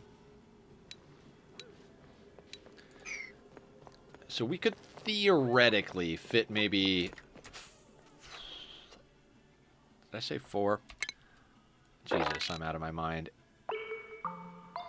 That is... Okay, so like, let's say 16. 4 times 4 is 16, minus the floor and the ceiling. So 3... We could theoretically fit 3 floors of something in here. And I was talking about how I want to kind of but the housing up to the left or right side of the map. If we use this volcano for, well, we're going to use the volcanoes for stuff. So we do, whether we use this volcano to heat steam and this one for petroleum or vice versa, we need space around the volcanoes. Since these reservoirs are here, I feel like it's more likely we'll be using this one. So where does that put our housing? Because I want to make sure that we don't, like, I want to plan the SPOM, but I don't want to have to move the SPOM. It's an essential thing once we build it. For anybody who's not sure what I mean by SPOM, I'm talking about a self-powered oxygen machine. Basically, the hydrogen that comes off of it will be used to power it, and it'll be an independent power system. We'll probably set up a hydrogen overflow to dump extra hydrogen to our main power grid if it's, you know, if we've got an excess of hydrogen, which we should. Usually it produces more hydrogen than it needs to keep itself running. And what I'm trying to figure out is where we're going to put it, right? And if we put it here, I think that might be in the way. I'm actually thinking, like, we need this steam thing and a tank for it, right? Even if it's an infinite liquid storage tank, which I'm not sure, we would need like a small tank just to be pumping stuff anyway. So we're talking like maybe we build our SPOM like just right up against the wall here, because we can pipe it wherever we need to pipe it. I always think about stuff falling to the right. Maybe it's the fact that we read left to right in most in America and quite a lot of places around the world. There are a few that read right to left. I think mostly I don't even know. I don't even know what I'm trying to say, but it doesn't have to be that way. This could be the tank over here, and that could be pumping into a SPOM here, which brings our oxygen in.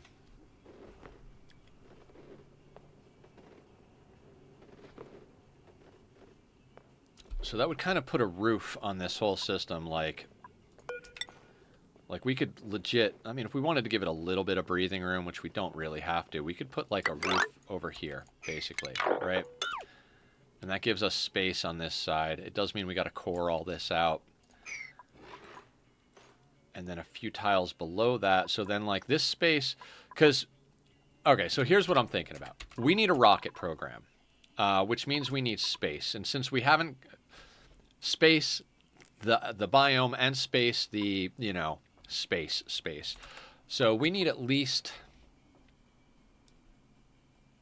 37 tiles between the build limit and the bottom of our rocket, because we need 2 tiles for the platform, and if we want to go to the full-size rockets, they're 35.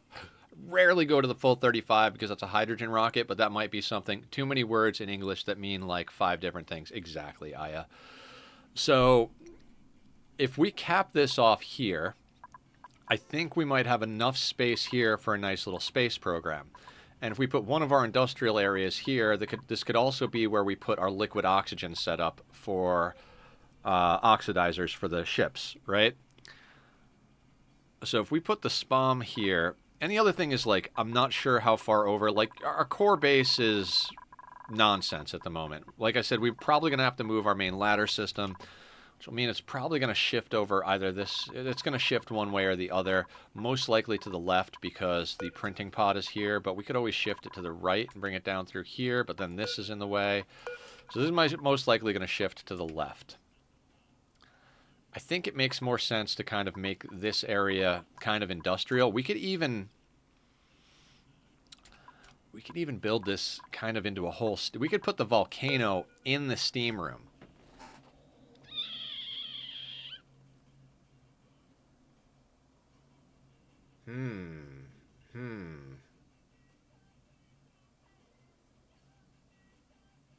And then an excess steam could get pumped into the water for our SPOM.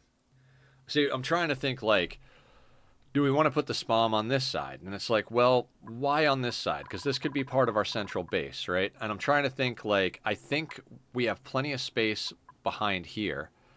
I mean, we could put a rocket tunnel here, but I think we're going to have plenty of room above this. If we don't have room above that, we could put our rocketry program on this side, because this is the only thing that can't be moved on this side all the way down to here. And if we have a tunnel, like a rocket chamber here, that's more than enough for like 3-ish rockets and plenty of clearance above us. So that's definitely a possibility. We might put the rocketry program here. We've got the volcano over here, so anything we need could go there. It's just a lot of like, it's okay to have it's okay to have temporary systems that get changed and moved around, but the less moving of stuff we have to do, the better. So right now I'm just kind of trying to figure out what we need to focus on clearing. It does mean we're going to wind up with a whole bunch of mixed gases, which is fine at this point. I know how to deal with gases a lot better than I used to.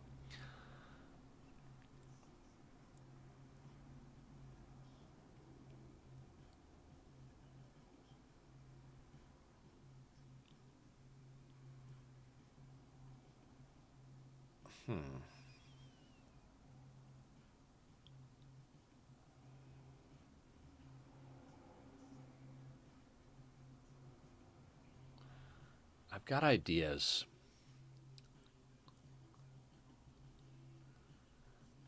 Okay. So what I'm considering over here, we've got a cool steam vent. Cool is a misnomer. It is 110 degrees. The regular steam vents come out at 500, so that's that. And we've got this volcano. Provided that I'm correct that this is a volcano, we might do just a little small exploratory push to make sure. In fact, I think we could, if we do just a couple of tiles here, should be able to tell. Just need to get a couple of tiles over. The volcano should be right there. Let's get these done first, though. What I'm getting at is we could theoretically build both the steam vent and this volcano into like a steam chamber here. Like kind of a little industrial steam chamber deal. And then put the spalm either on this side or this side, and then the heat from the volcano and the steam from here will get boiled inside of the steam chamber and recycled using steam turbines. So how far do we have from the wall? We've got neutronium poking out to here. So we have...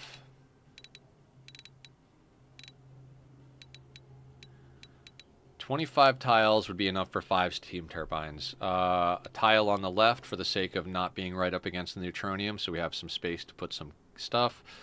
Another 2 tiles for a water reservoir for the cooling loop for the steam turbines. The wall itself, so we're talking probably about there. So we're talking about like something like that.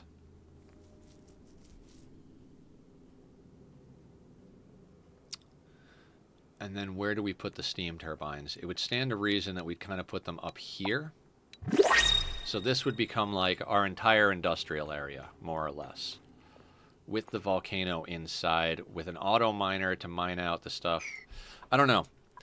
Just throwing ideas around, trying to get a feel for stuff. Crosses all the fingers? Yeah. Dirt, joyous seeds, building, tidying, operating. Kitchen menace. Jesus Christ. We've got enough joyas on maps, so let's just take the dirt. Ugh. We are never going to get a cook. We're just never going to get a cook. It's okay, Aya. It's absolutely okay. Don't stress. Right.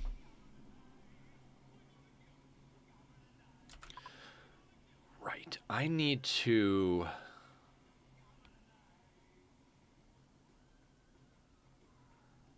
get us some plastic.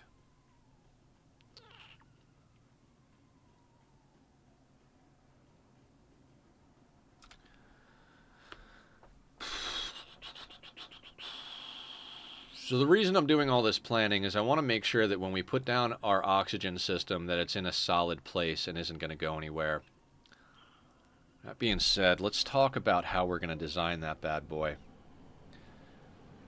Okay, let's say we do 3 electrolyzers.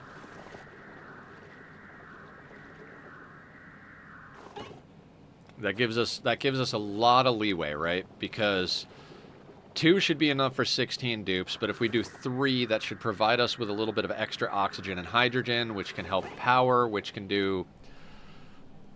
Basically, Yeah, we're doing a casual, more long-term playthrough, so let's plan on 3 oxygen generators so we have enough oxygen for activities, right?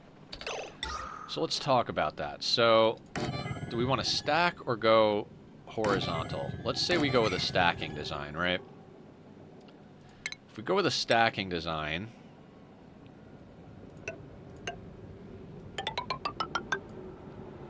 we're looking at something like that, right?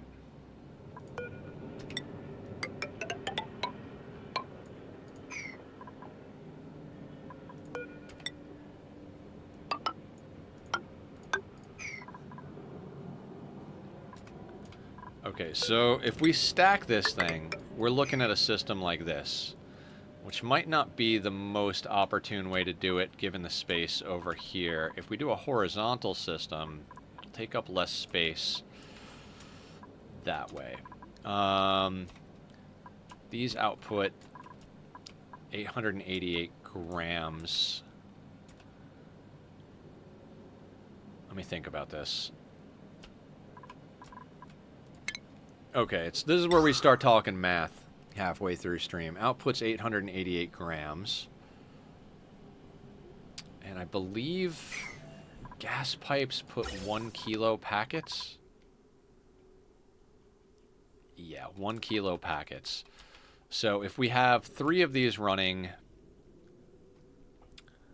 Nether's going to get out a calculator for basic math. 888 times 3 gives us 2.64664. So we would need more. If we wanted to be able to suck every bit of oxygen out of there at speed, we would need 6 gas pumps, right? I mean, it would be overkill, but by just a little bit. So 1, 2, 3, 4, 5, and 6 for the oxygen side. For the hydrogen side,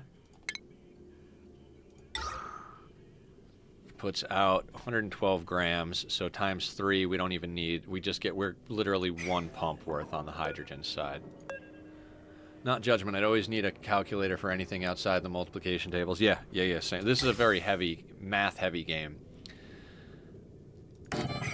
So literally we're looking at a system that's theoretically that much information, plus the generators for all of this. So then we're talking about hydrogen generators. So they give out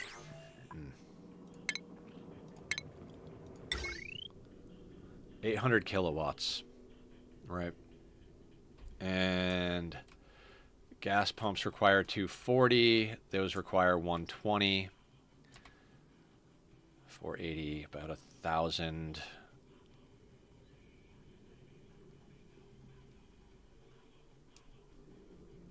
We need just shy of 2K power on that. Not full on though. So probably need 2. If we wanted to be super safe about it, we could have 3. So we need to put space together for all of this. There are plenty of designs that you can just follow a tutorial on. I used to be very big into using the what do you call it? The Rodriguez, very popular self-powered oxygen machine. I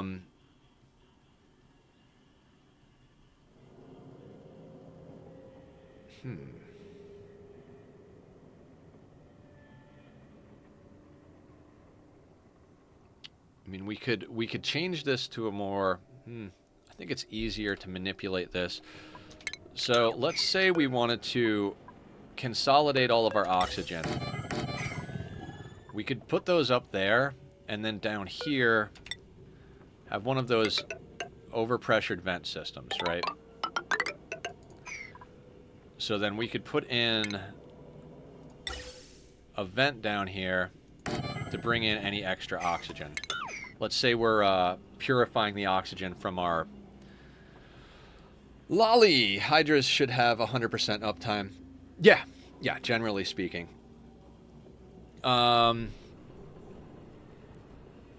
Just designing stuff, you know. we're trying to figure out where we're going to put everything on the map. We're playing a more casual. And thank you for first time chatting. Welcome on in. How you doing today? We're going to be using our Steam vent for this. And, you know, all of this is speculation at the moment because we haven't analyzed this to see how much output we get from this. We might not be able to support 3 electrolyzers. The goal for this planet is like an 8 to 16 dupe planet with... I would like to have like an 8 to 10 core team and the remaining slots be like training slots for sending people off to other planets to live. But I'm kind of figuring if we have 3 of these, we can use some of the oxygen for a liquid oxygen setup for a rocket program, as well as siphon off some of the hydrogen to go into the power grid. Not that we're going to need it once we get a petroleum boiler up. I like over-engineering stuff a little bit. It's just kind of my jam. And I'm thinking about we're eventually going to be filtering polluted water from our we need clay for ceramic, right? No kill like overkill, right? So we're gonna need clay for ceramic. We don't have any other source of polluted oxygen other than toilet water or the petroleum or the polluted water that's going to be coming off of our petroleum and natural gas generators. So likely what we're going to be doing is setting up a system for them to filter the oxygen. I don't like to waste oxygen, so we'll probably pump that into this section here, into this design. So this is very much going to be overpressured, so we can play our game where we put a vent here and put a little bit of liquid down here, which is what we're going to be doing. We're going to be stacking liquid on these guys so they can overpressure. We need sensors.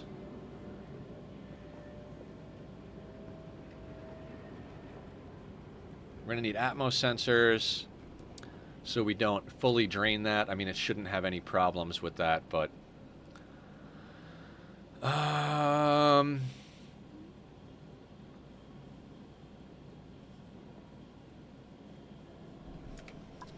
we're just planning down here because there's no chance of the dupes accidentally building things. But, I mean, I have it paused anyway, so it's not like it friggin' matters. Blah, blah, blah, blah, blah. Let's say we're trying to contain it all within a square situation.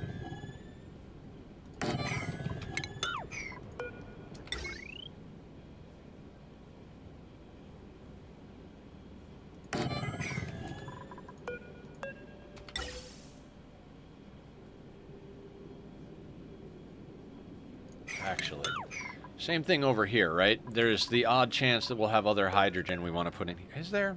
What other hydrogen? We don't have a hydrogen vent. So yeah, there shouldn't be any other hydrogen than the stuff we're producing over here. But we have this here. We're going to want a battery. All right, smart battery over here for these guys. Maybe there. We're going to need a pump for the hydrogen. So, and that leaves us some room to put whatever we need sensor-wise up here. We could even stick in a second pump if we needed to. We don't really need to, though.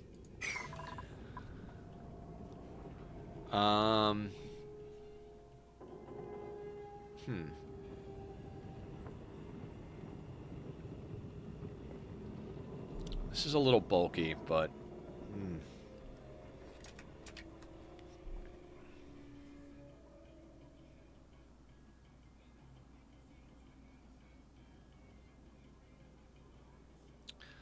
might be appropriate, though. I mean, this shouldn't have any problem keeping our colony up. I mean, we'll build it out of, you know, we'll have insulated tiles and whatnot. We got to run a cooling system through there, theoretically, as well. Just for the oxygen side, not for the hydrogen side. I'm not worried about that. We might drop these down to this. No, we'll leave them at that level. Sensors can go below it if we need to put them. Yeah, we'll need them, but it's not like crazy. What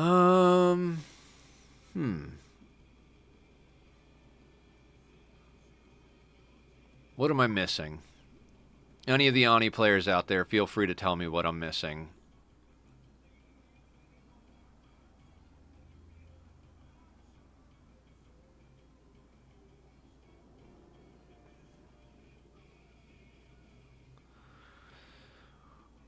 We could also, in theory, do this all with heavy watt wire, so we don't have to worry about distributing stuff with conductive, which I think is probably what we're going to end up doing. Like this tile and this tile will probably end up being joint plates, because we need solid tiles there anyway. Boop, boop. And then getting it over here. Since this, yeah, so we could put another one, like, maybe down here, and that could supply power to these, and then, like...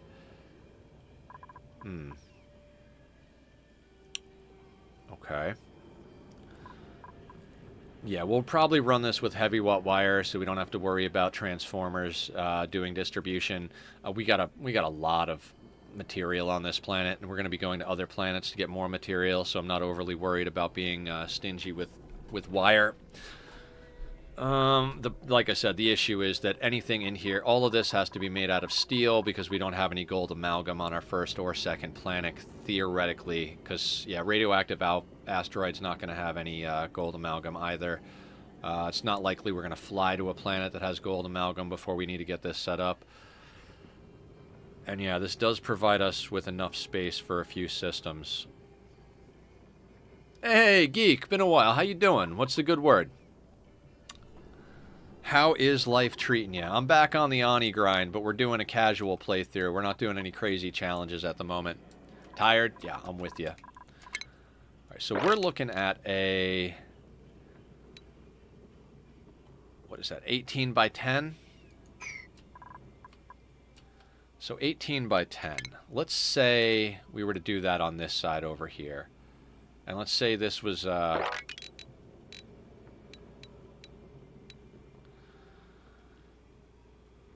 You know, that kind of tucks in nice and cozy, right?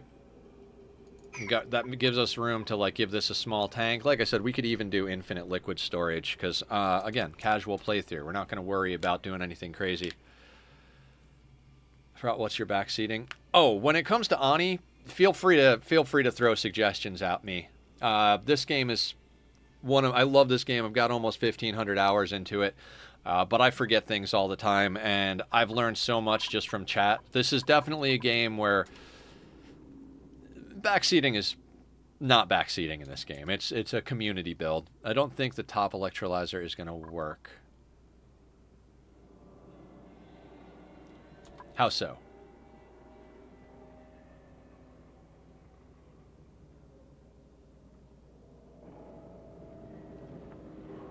Is it because we need an airflow tile here?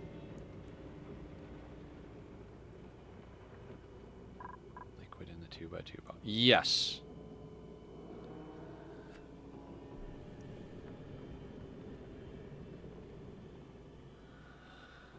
I see where you're going with this.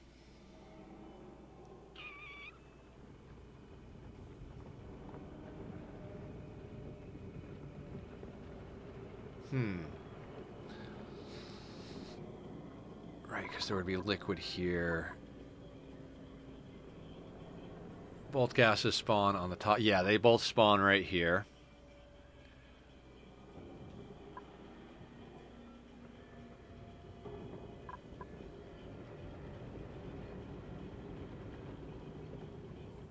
Okay. Okay.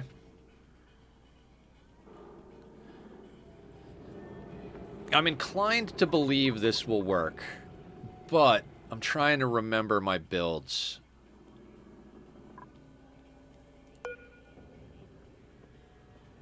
Okay, so since we are in casual mode, I'm going to save this, and let's go check out one of my other colonies real quick.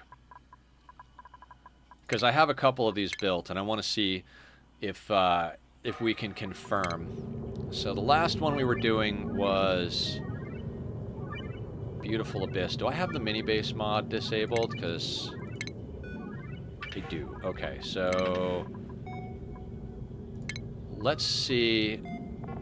Where is my old long-term world?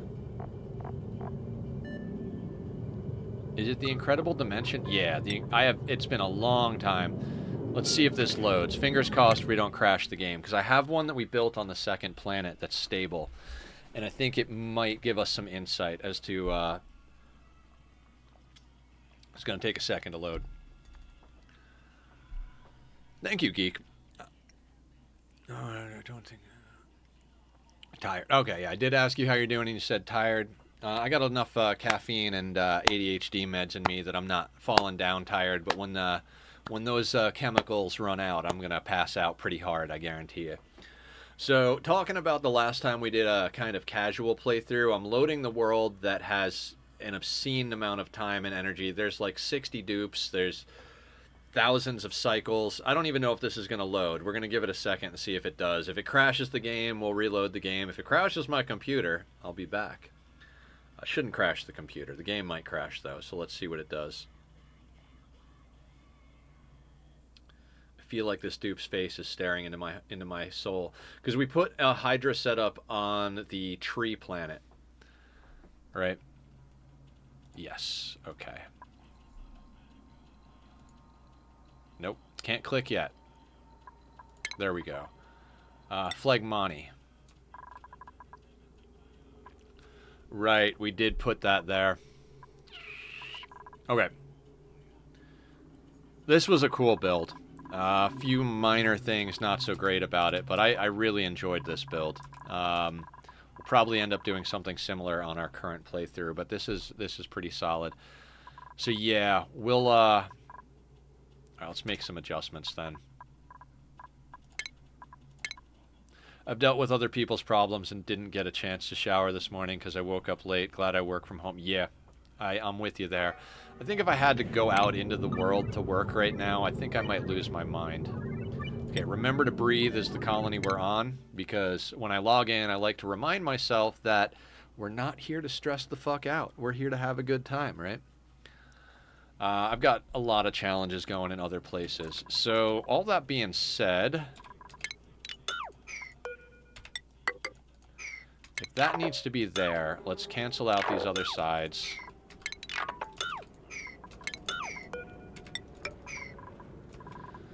Obviously these will be insulated when we do the actual build, but for now, let's say that is the jam.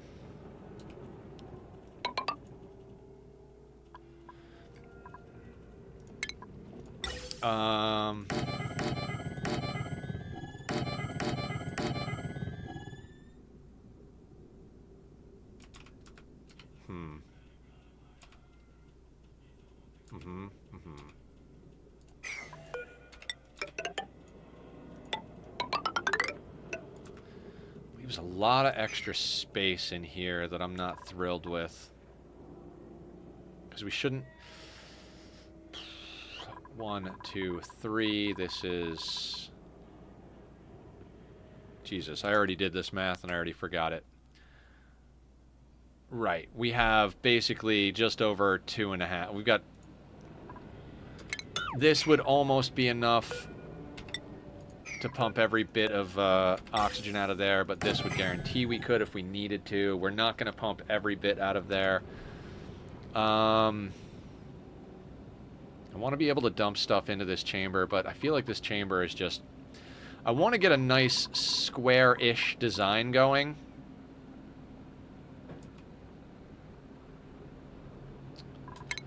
Let's switch gears a little bit, right?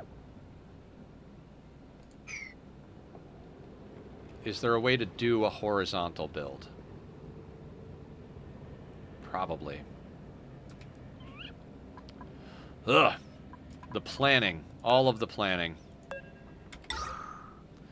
Like if we put that there, it wouldn't work because then it would want to kick stuff to the left. I think a vertical build is probably more or less essential. My horizontal is just next to the one. 8.3 by 3 max 30. Yeah. I got you. I got what you're saying. Verts are the new thing. All right. I'm with it. I'm with it.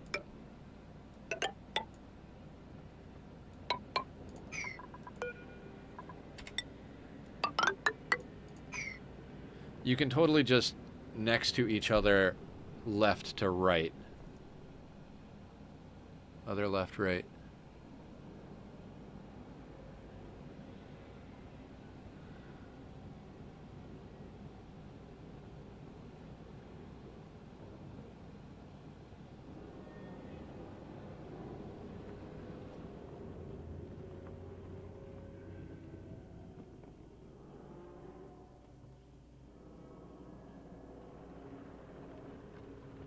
Trying to picture it.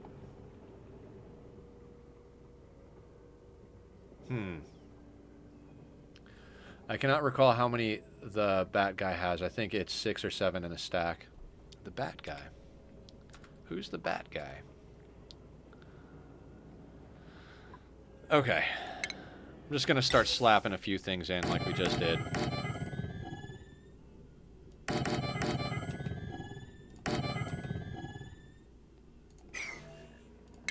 If we want to pump oxygen from our purification system in here, we're going to need a vent. The H2 and O2 just sort vertically instead of horizontally if you want to rotate it. That's all. Okay. Oh, I got you. I got you.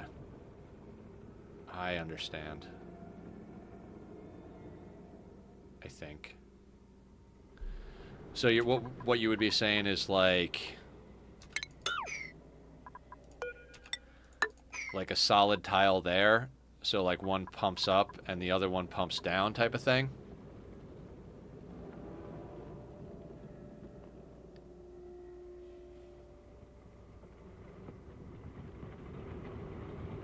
Pretty much, okay. All right, let's try a side-by-side design. Hell, if I draw it and you guys say it's not going to work, we'll just do something else. You guys, yeah. When I'm playing Ani, especially on a more casual playthrough, it is very much like a community build type of situation. Of course, ATP, of course. It won't work in this chat. Post it over to Discord and I'll check it out.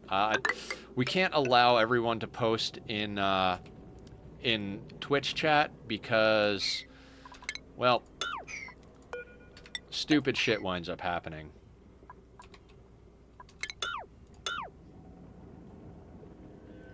Bots are bad, yeah, basically.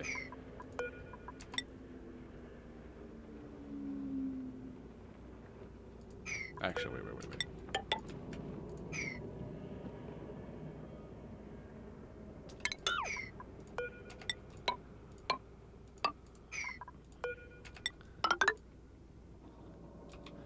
So are we talking something more or less like this, guys? Is this what we're talking about? Like one of the gases gets shoved down here, the other one gets shoved up here type of thing?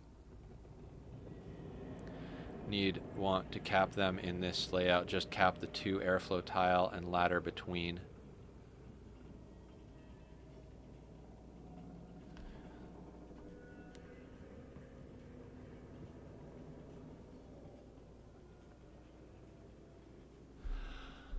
Oh, you're talking about we don't need that at all? Is that what you're talking about?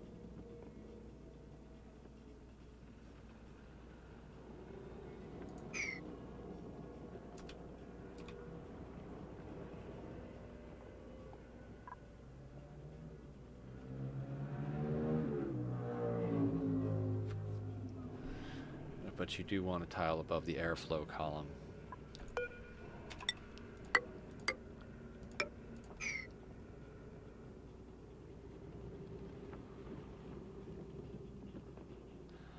I got you. So, like, if this was oxygen up here, this would just shove the hydrogen down here.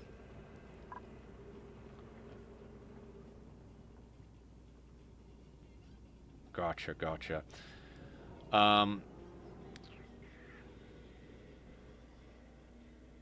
The reason I was thinking about putting stuff on top here is I was thinking about putting the hydrogen generators just on top of this jam. You know, like doing something like... Not exactly, but something along that lines. Oh, I try to prime both rooms if at all possible.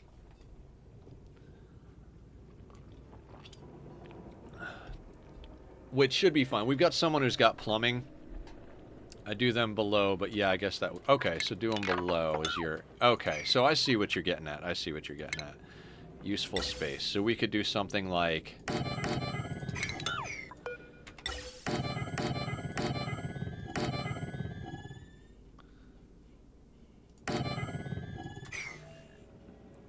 This is the fun thing about this game, is there's a million ways to do the thing.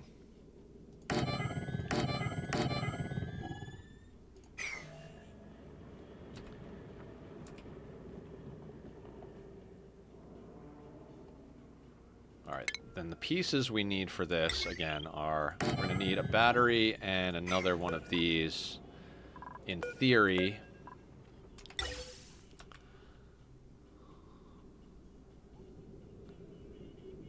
Somewhere down here. For now, let's stick that there. So these are the pieces we need, right? Plus an extra tile or two for Atmos sensors to make sure we don't drain the whole thing down to a vacuum and break it.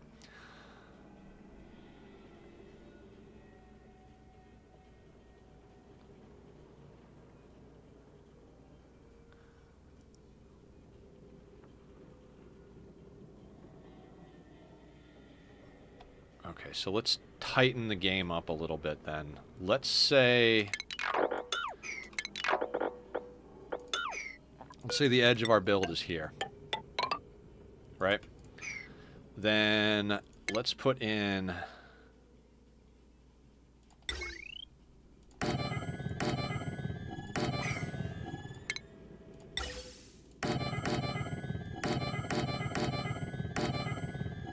a situation like that. That would bring this across the top here.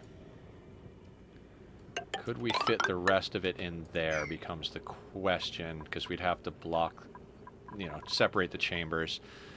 So power-wise, we would need a battery. It would need to sit on top of something, so it could go there, but then we don't have a pump in the hydrogen room with that blocked up there. Dang, that is so close to being freaking perfect.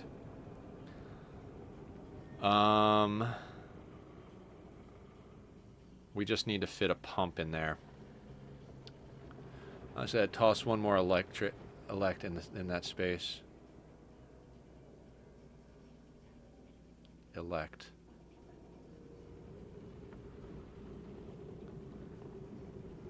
Are you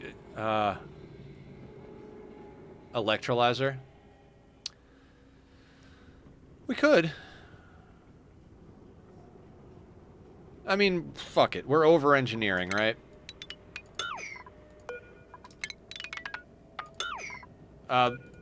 We're not trying to have a very large population on this planet, but always good to have extra oxygen and hydrogen, right?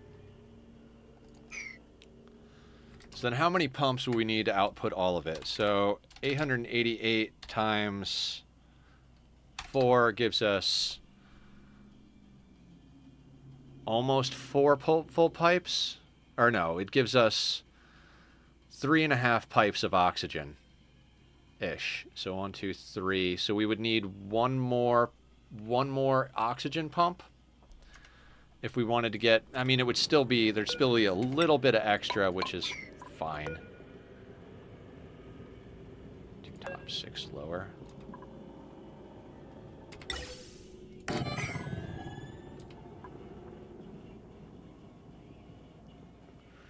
Do 1 or 2 more H2 gens on the level below the current set and have battery and potential a transformer or 2 if you wanted. Yeah, we've got so much metal material. I'm gonna look at the link ATP sent in a second too. We've got so much potential for. We've already got 96 tons of copper ore, and we've got so much more to dig out as well as a bunch of iron ore. We haven't even gone to our second planet yet, so I'm not overly worried. I might use just heavy watt wire, just like put a joint plate here. You know, just something like that. I mean, it's it'll be a thick boy, but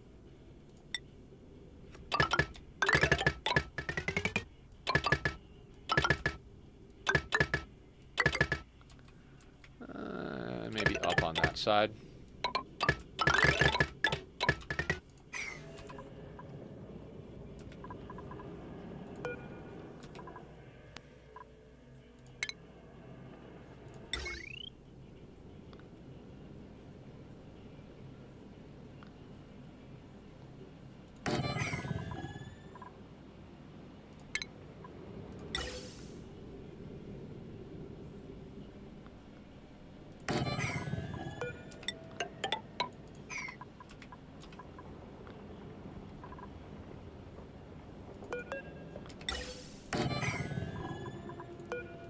So then if we wanted absolutely every last little drop, we could do that.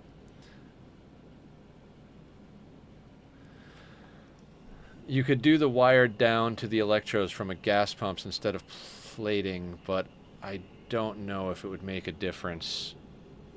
Oh, I see what you're saying. I see what you're saying. Rather than put the joint plates there, we could come down from up here.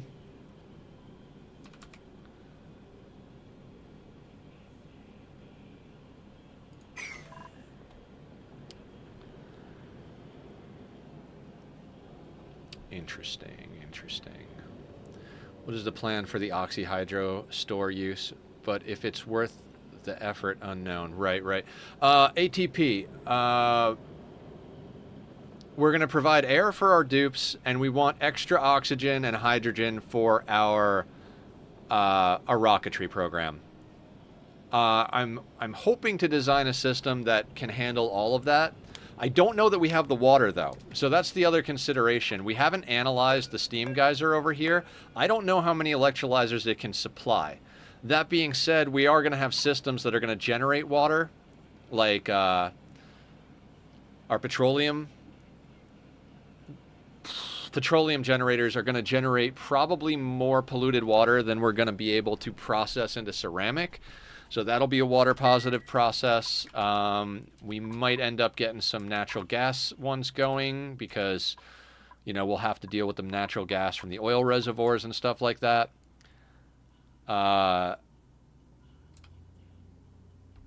So, you know, we could design a nice little ideal system, but I'm not even... I mean, we do have the second planet, so we could always pump more water over. You want to find a proper water source to support something like this in... This esteem anything would be too much effort.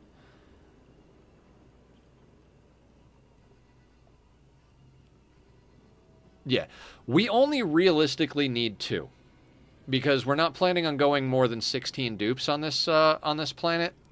I was gonna go 3 just to have a little bit of extra hanging around for a few minor startup program type of things.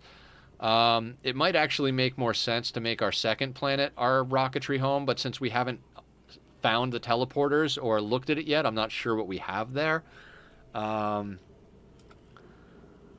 mean, we're kind of reinventing the wheel at this point, right? We 100% uptime for an electrolyzers, or are you going to allow downtime? I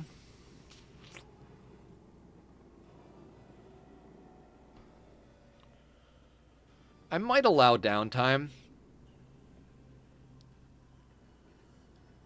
It's not shown on the star map yet because we haven't found the teleporters. As insane as it sounds, with all of this that we've explored, we only have the transport sections, the supply teleporter in and out. We haven't actually found the dupe teleporters yet. I'm more or less trying to think ahead. I don't think this is going to get built today, but we just finally cracked out into this area. The other thing we have to consider, guys, we don't have gold amalgam. So every one of these pumps, the battery, the electrolyzers, the hydrogen generators, this all has to be made out of steel. I prefer the open-aired one lately. Seems like something always requires a repair. I've made some really stable hydras, including in my last challenge playthrough, so I'm not overly worried about it as far as that's concerned. I'm not worried about getting in there for repairs. I do kind of like the idea. You know what? Yeah, rather than...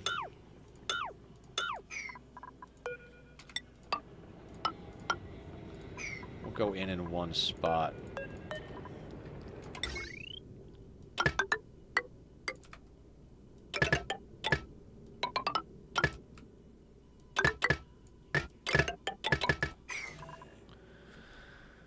All right, sounds good, Geep. I prefer the open-air one. It seems like something always requires... Okay, okay. We have one just open air over here for now. We're pumping the hydrogen in over here. And then distributing the oxygen through the base, which is fine. Again, I feel kind of like we might be over-engineering this thing just a little too much, but who knows, right? And then I was in theory trying to get it so that we could pump additional oxygen into the infinite storage here, because we're going to be purifying stuff, so we could theoretically put that there, and that would allow us to pump oxygen in from purifying the polluted oxygen so that it can be in the same system.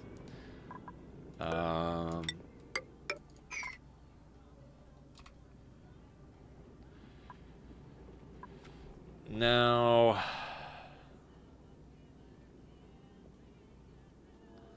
I do like having Atmos sensors just as like easy enough to put one in the top, right?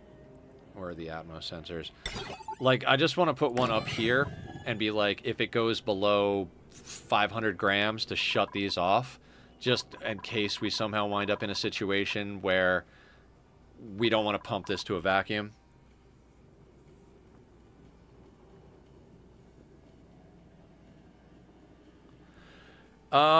Geek said no.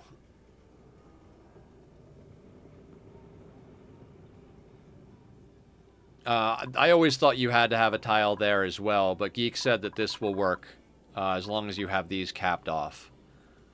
Because it'll spawn in this tile, and it won't be able to go... Like, all of this will technically have liquid in these 4 tiles, so if it spawns in that tile and there's oxygen above, it'll push up, and then the hydrogen will kick down here. I'm kind of trusting Geek on that. Geek knows what they're talking about.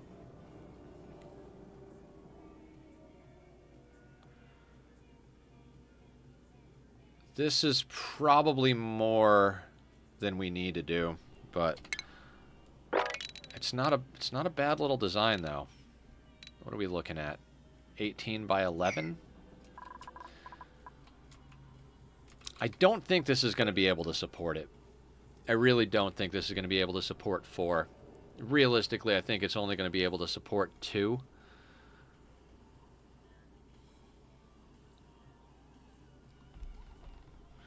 If it can support 2. But we could design this so that it does. I'm kind of just trying to get a feel of where we're going to put everything so I know what I need to dig out. We're trying to do preliminary work today, right? Like, I'm not trying to build the entire SPOM today. I'm just trying to figure out where we want to put it. Like, let's say we started here.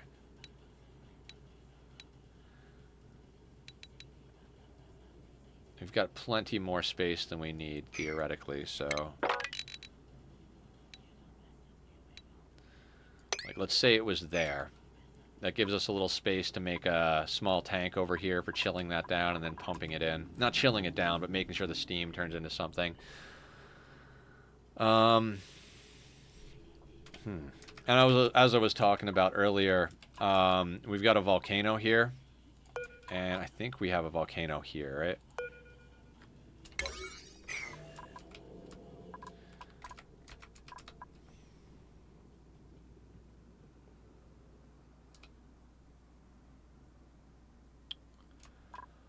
Yeah, what I would probably do is just run, like, I don't have the radiant gas. I would probably run, like, just a radiant gas pipe system like that, just to cool the O2 in here.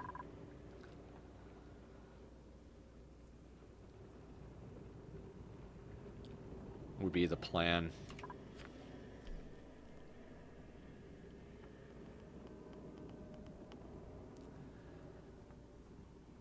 See, I'm a very big, like, use every bit of the situation type of person. So, like, in theory, I'd like to be able to pump excess hydrogen out of here into something else, but it's not necessary. It just feels a little wasteful to just keep letting it build up and build up and build up and never actually, like, take the excess out somewhere, but could also just kind of pop this side a little wider.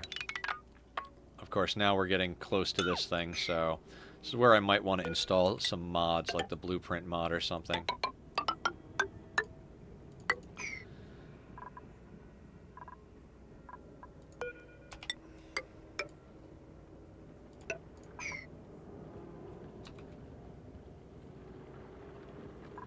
And that could theoretically give us the overflow gas one, and then any Atmos sensors we would need, even if we needed.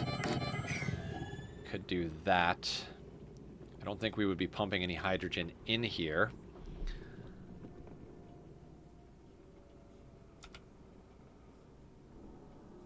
God, this just seems like way more than what we need, because that's enough to support 30 dupes if we can keep those running full time. We're not going to have anywhere near 30 dupes. Between all the planets, yes, but I like the design. I think it's cool.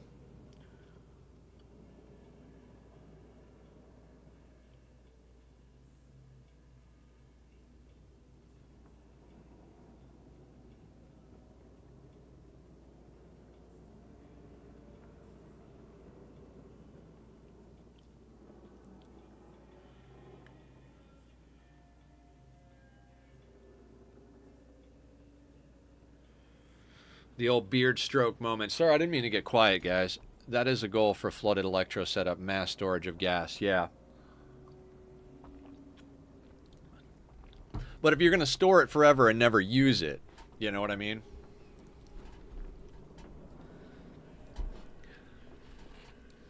Yeah, but my thought is, like, let's say we get to 20k per tile. I think anything over 20k per tile, we should be pumping the hydrogen out to a system that dumps to our main system, right? That way we can actually make use of that. I mean, we won't really need to, because we're going to have a petroleum boiler set up. I don't like that there's, like, wasted space here and here. That'll drive me nuts. So how can we get around that?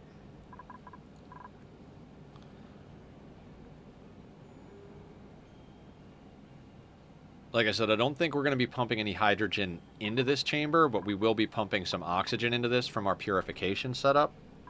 Because we need some sort of ceramic factory, right?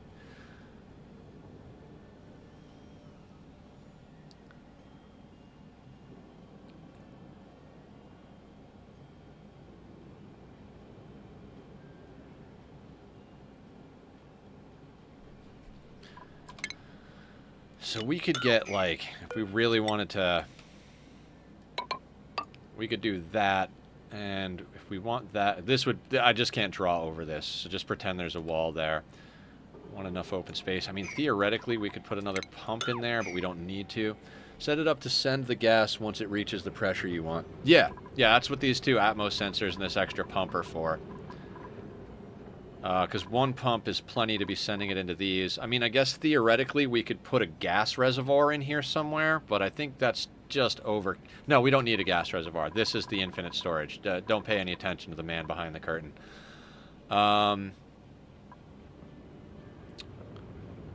Is there something we could do with this space? I mean, we could chop that down to that. Now we get like a little bit of an awkward shape on this side.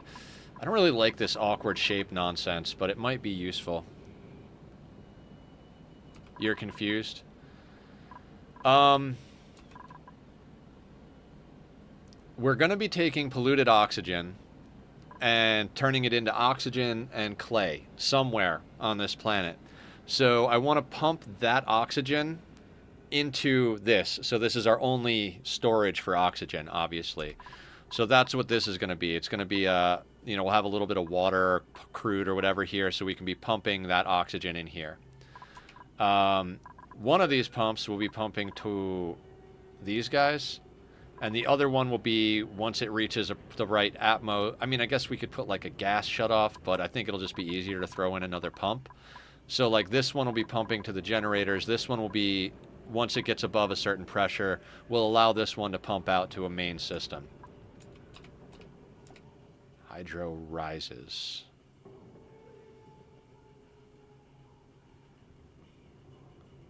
Because we're going to force the oxygen to go up and force the hydrogen to go down. Doesn't matter which one is heavier or lighter. If this is primed for O2 and this is primed for hydrogen, you can put it whichever way you want. We could flip-flop this whole design, but this is how we came up with it. Actually, hang on. I got an idea. So since we have this space here, right? We don't need the battery here. We can put the battery down there. Excellent. I just like to make efficient use of space. So we could put the battery there, which means this doesn't need to be here. And we can reconfigure this whole setup here. can't be drawn on. Have to separate the chambers, so...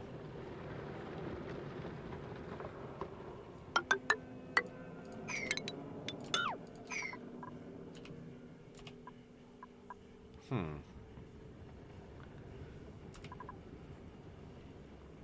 10 to 4? What's 10 to 4? Oh, 10-4. Okay, okay, yeah, okay. Wasn't paying attention.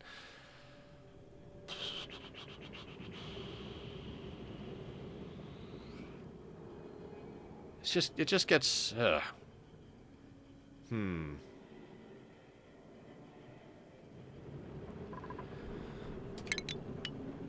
We won't need 8.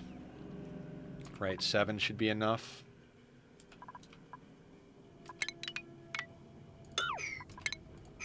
I'm just playing with designs, you know.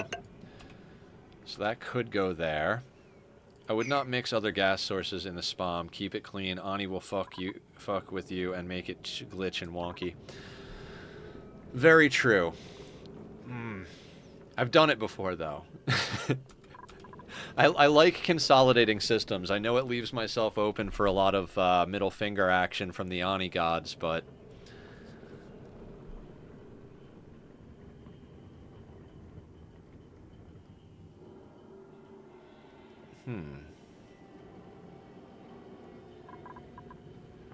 Alright, then let's say we don't, though.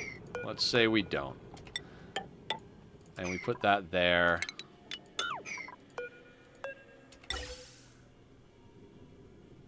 And we put that there. Sensors if we need them.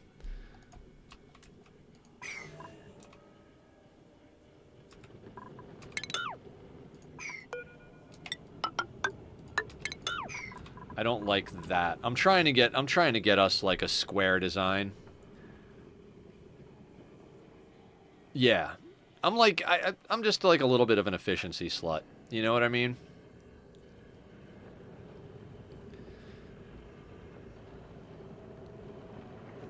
Two, 4, 6, 7. We could, in theory, put 8 up top just to get that last little sip, like we were talking about. That would bring this over to here.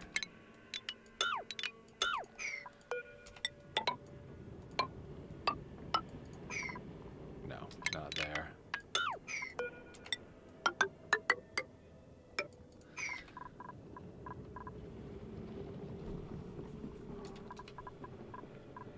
Actually...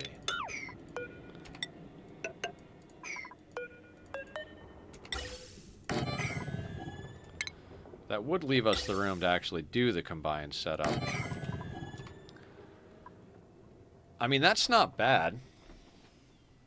Again, I don't think we actually have enough water on this planet to supply 4 of them, but, you know, it's a nice design.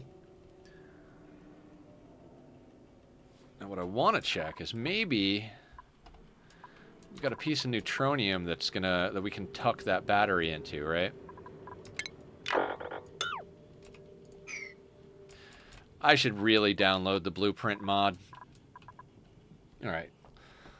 Let's take a little sidestep here. Let's talk quality of life mods. I've never used mods, but let's talk quality of life mods. So we need blueprint mod, better info tiles, filtered sweeping. I don't know if it's called that, but that's what we're looking for. Because I'd really like to be able to just copy-paste this up there. So we've got a 2-tile underhang. So main shape is... God, my eyes are garbage. 18 by 11. Okay, so we're looking at a 20 by 11 with a little bit of a underhang type of situation, right? So if we tuck the battery, like, let's say under here...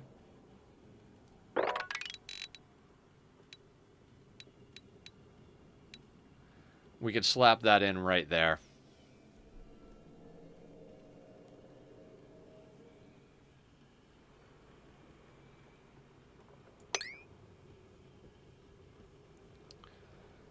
Have a little bit of wasted space on the side, but, you know, like just like a little little wasted space, but I don't know that I care too much about that.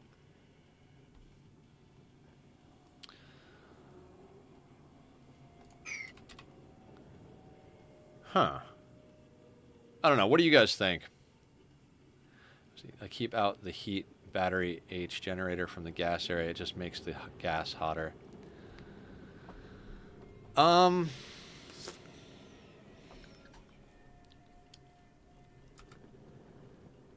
not concerned with the heat. This should never get above 75C, theoretically, because the electrolyzer's output at 75C.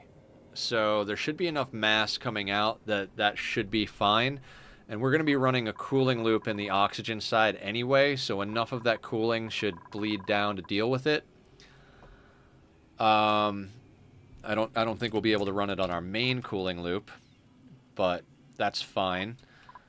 And here's what I was getting at with all my thought process. If we put this here, and we've got this volcano here, this steam thing here, we could enclose a nice big square here, and then our volcano is in a nice steam chamber. And then we strap steam turbines up, maybe wherever. It's something to figure out. I'm just trying to figure this out so we can work towards it. In fact, let's let it play while we're doing this. How was the heat generation? I keep out the most of my systems, I've done it where the hydrogen generator is in the hydrogen, and I've seen Julie do it that way, and a few other people do it that way. So I'm good with sticking the power stuff in the hydrogen side. I mean, I think this would be plenty to run the system. We could always throw a couple of extra batteries in there and like widen it up, but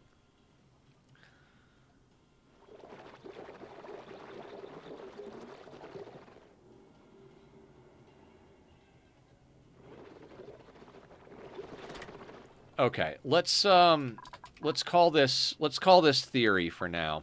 We're not going to get there today anyway, so I'm going to take a little quick screen cap of this bad boy, and I'm going to post it. I'll post it up in general. So if anybody wants to take a look at it and do like their own version and post different situations, I'm happy to take a look at it. This, like I said, this is not going to get built today, so. I'm just trying to figure out where we're going to be putting things to know where we need to... My goal is to prep for this today. So I want to dig this area out and get some stuff going, but I wasn't sure where we needed to dig out. Like, where are we going to put... I'm trying to get... Yeah, that is definitely a volcano. Okay. So we could put our petroleum boiler either over here or over here, and then we've got an extra volcano. We could absolutely slap steam turbines over here, make a steam room with a steam vent and a volcano, and have the water output to the SPOM.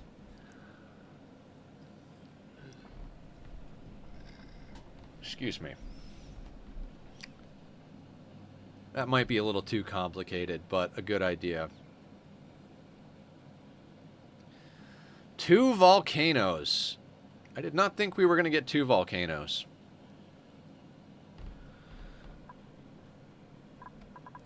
All right. That being said, that's also an ass ton of steel. That's a lot of steel to make before we have a proper industrial area. Okay, so we'll have to do some forward planning with that, right? Like, we're going to want to set up an industrial area that can be converted to a steam room and has all that taken into account. I like the idea of building very stable systems that are all integrated and using every inch of space, but I know that's not always a possibility in Army. Let's requeue some sweep commands for our hauler.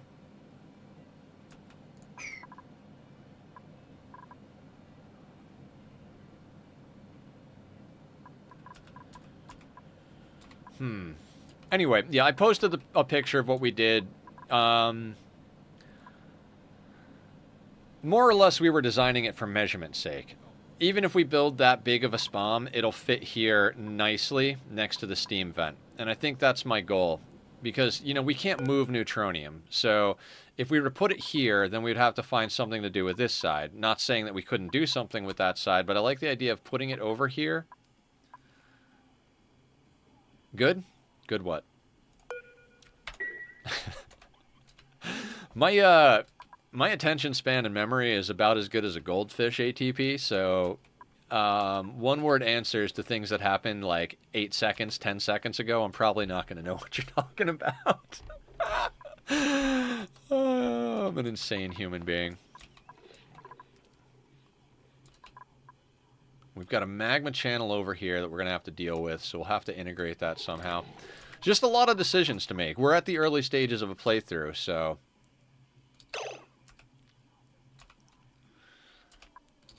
now let me think. You were saying you are just planning. Yes, just planning.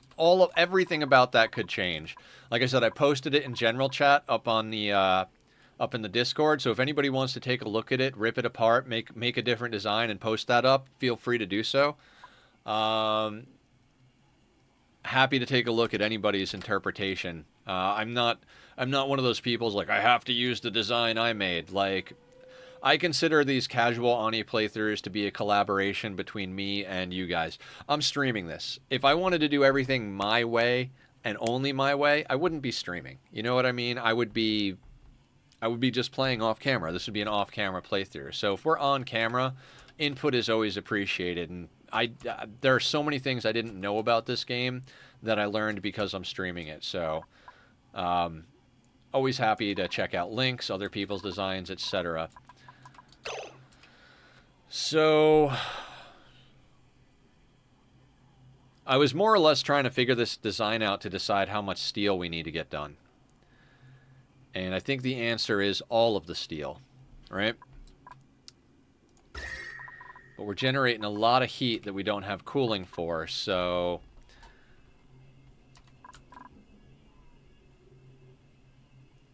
So I think what we need to do is focus on the idea of getting ourselves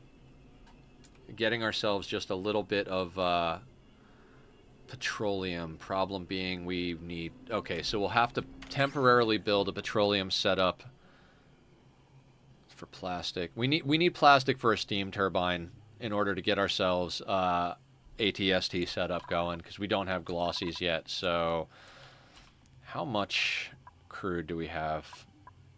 A little taste. A couple of tons.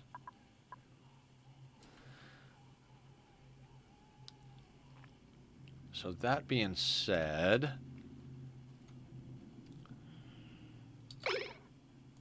we could temporarily build a pump out of steel.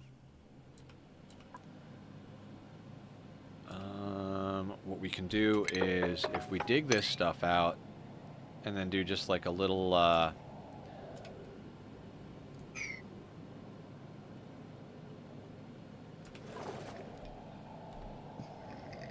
pardon me. Okay. My brain might be working now.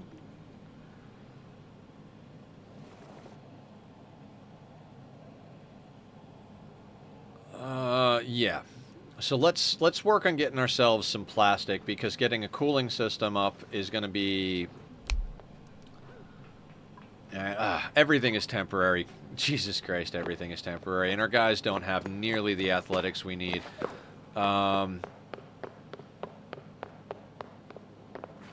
So refinement, where is refinement? There it is.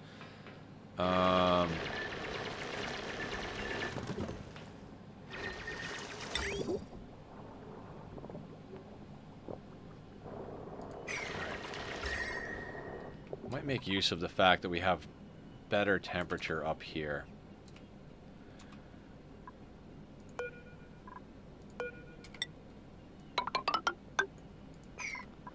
We'll just set up right next to the volcano. Refinement. How wide is this thing?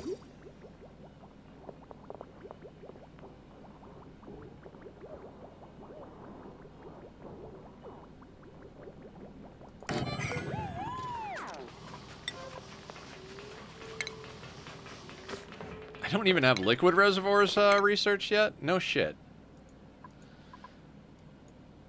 Right, and we need to get all the way down to here. What are we currently researching? Are we currently researching anything? No research. Alright, so let's get this going, because that's necessary. Then we'll have to get Radbolt research going, because... Okay. We're going to be doing open electrolyzer for a little while then. Anyway, so what I'm thinking here, is we work on getting our material study research up for the rest of stream, because I think that's going to be an important bit. Don't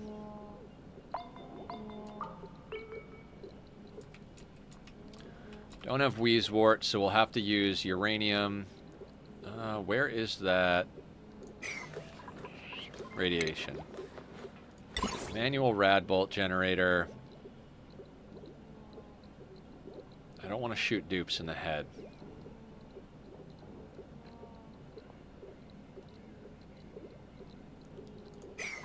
That's up by 3. That's on the second one.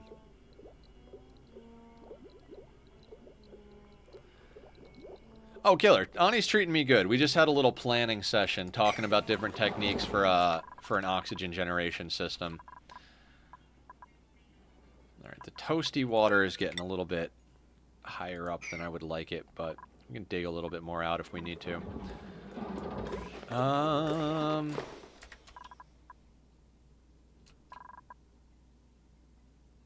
My brain is toast.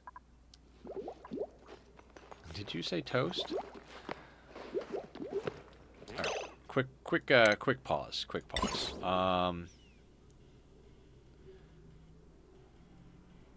Let's say we put this guy here. We could use the radiation from space, but slight hazard. I think we just crush up a few pieces of uranium that we pick up and use that to get our steam turbine. Amazing day of killing stuff on Mass Effect. Awesome, awesome. Okay, so if we go over to radiation, is that going well? I've never played Mass Effect, so.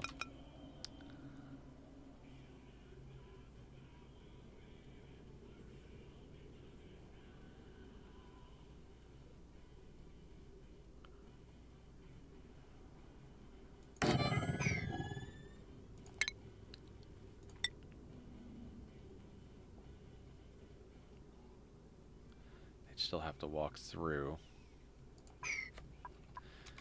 I hate doing radiation research setups. It's just always been a thing. I'm like, yeah, I hate doing this. Doesn't really matter where we do things, does it? It was treating me well till I was halfway doing one of the missions. Oh, yeah?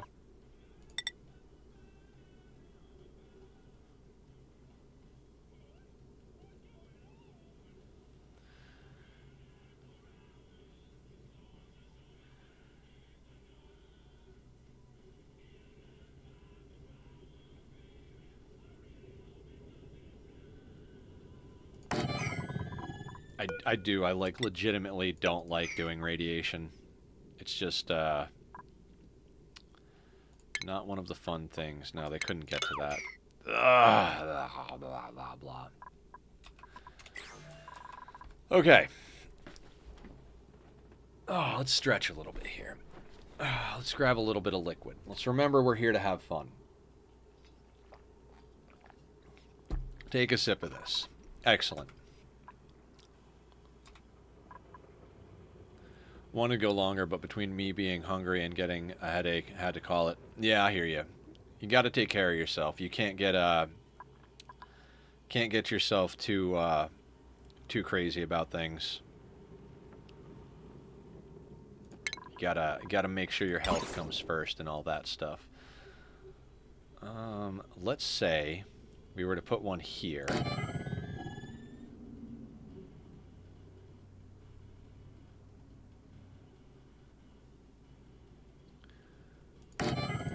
Just so we have, like, a non-wasteful system.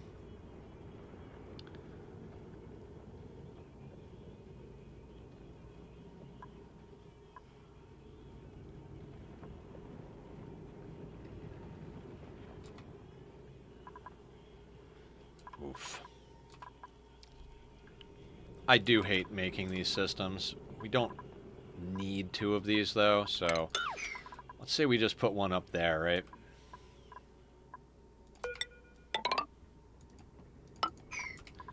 And then we put the manual rad bolt generator there. And then, yeah, that would mean they wouldn't get in the way. We aim that up there. Bing, bang, boom. It fills it.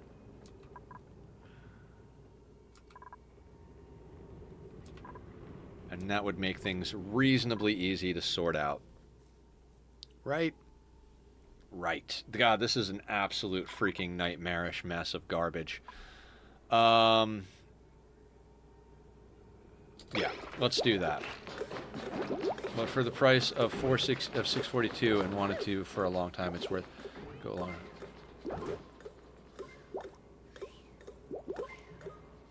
Mass Effect? Was Mass Effect on sale for 642? Is that what you're saying?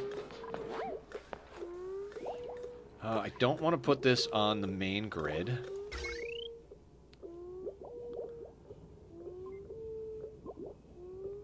So we could branch off from the grid with another transformer. Just in case we have to get up and service that, I'll put those there. But we'll deconstruct this and deconstruct that. We'll slap a transformer in there. And that'll run the wire over to this guy.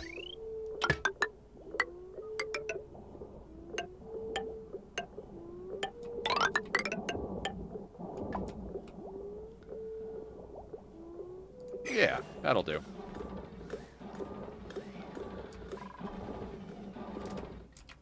And we'll just break up into the crust here and grab some uranium. That's cool. I love when games go on sale. I don't know if you guys remember earlier when I was talking about my chemicals, my caffeine and my ADHD meds wearing out, but we're starting to get there energy-wise. Algae Chewer. Mass Effect Legendary Edition usually is a $60 plus tax, worth every dime for it. Oh, gotcha, gotcha. The next one I'm going to spend money on myself is going to be Hellblade 2, and then Horizon Forbidden West. You already have high athletics, don't you? You do. Everybody benefits from moving quick, though. Yeah, we're going to get you into that. Everybody's coming along nicely.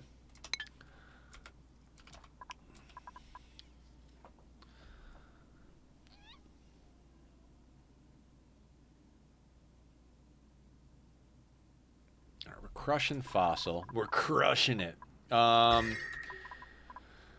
So yeah, time to start breaking into the crust after they build this stuff.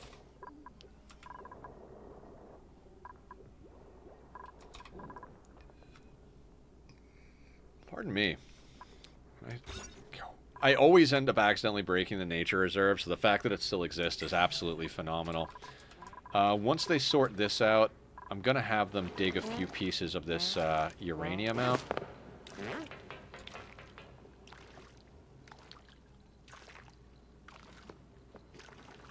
How am I going to do that, though? You know, I might have them just, like, go through the, who's a what's-its here. Because those are words. Man, I totally just, like, lost steam real quick. Okay. I can do this. I swear I can do this. It's uranium ore. I always forget how much this is. So we're going to go that direction.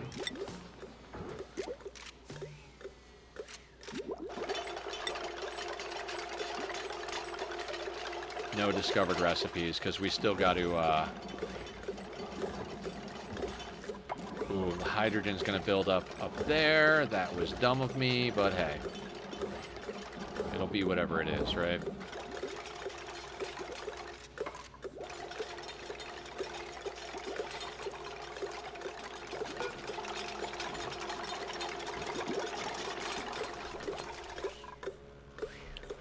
God, temporary systems, right?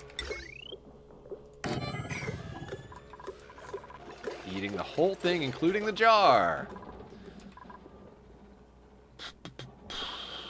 I don't want to get too crazy here. So let's say...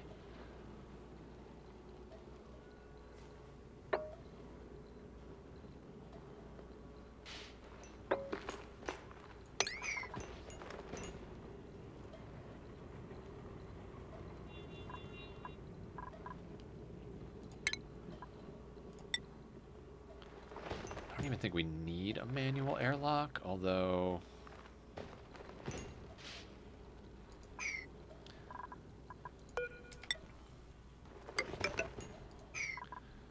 we just need a handful of this stuff, so...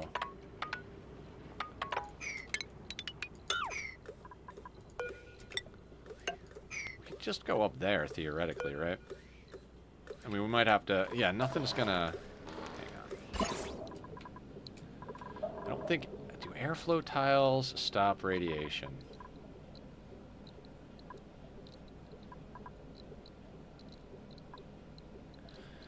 Enjoy your lurk, killer. Hope you get some good rest and feel better soon.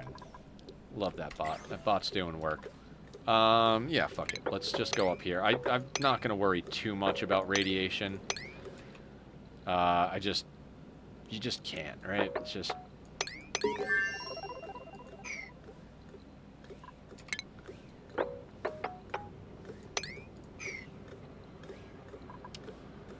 Alright, we're getting to the point where, like, Nether's getting dirty with his builds. I think that should be enough uranium to get this sorted.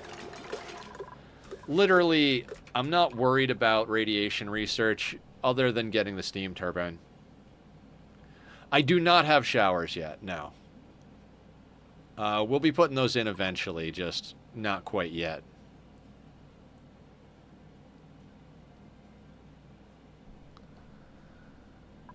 We have more stuff queued up. 7 more iron to iron ore. Do showers help with radiation?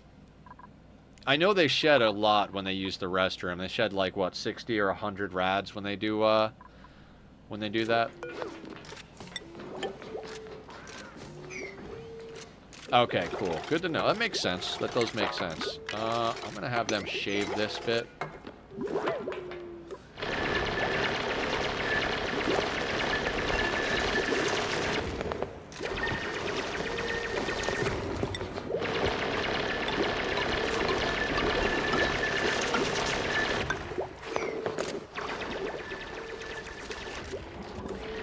Just to make sure this hydrogen slides over to the pump over there.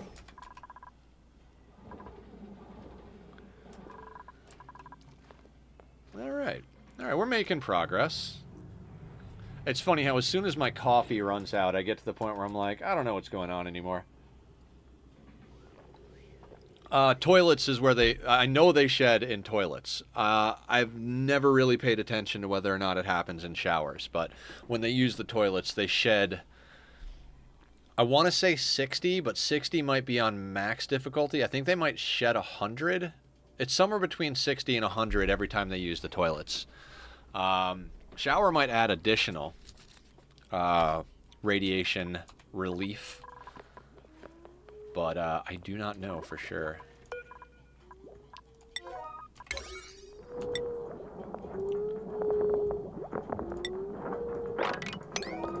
Get that stuff built first.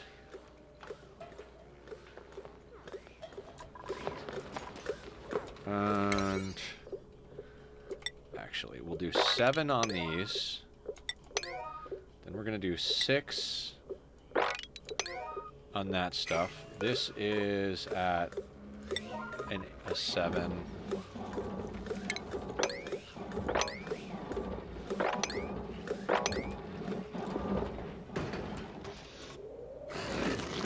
All the Drecos.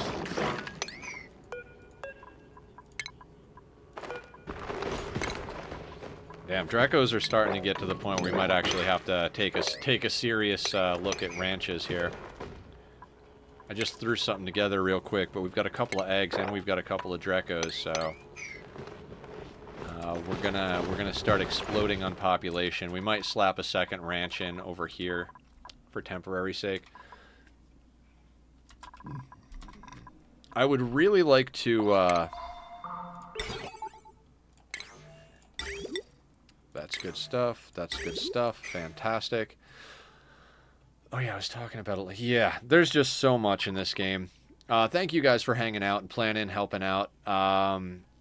Usually, anybody who's been here knows that once I get past the 4.5 hour mark, we start to chill down a little bit. I tend to go nuts explaining stuff and being highly energetic. When Squiddy first joined the stream, he was like, "Man, dude, you have explosive energy," or something of that part. And I do for most of the stream, usually. It's not something I can keep up 100% of the time, but I try to keep it up as much as possible.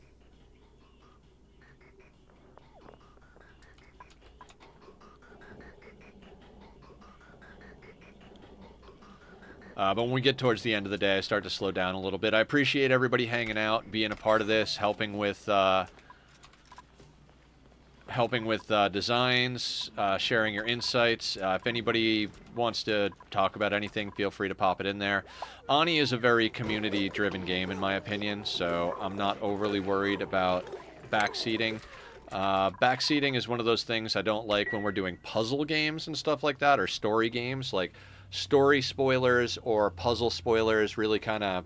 that's, you know, that kind of sucks, but there's no real spoilers for me on this as far as content is concerned. I've done most stuff. The only thing that I am still green on is space materials. I've never gotten, in my 1,500 hours, whatever it is, of time on this game, I still haven't gotten supercoolant, insulation, viscogel, niobium, thermium, you know, all the like end game space materials. So that's something I'd like to get at sooner rather than later in general. But you know, everything in due time and all that jazz. Right now we're pumping a lot of water from over here up to here. Now I've got an idea. What if...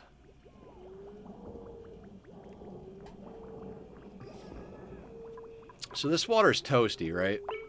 What if we just pump that water into our spam?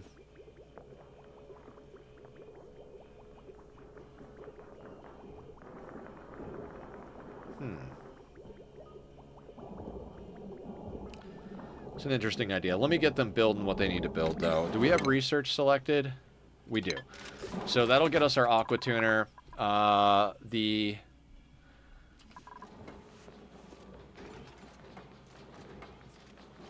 I really, really want a dedicated cook real bad.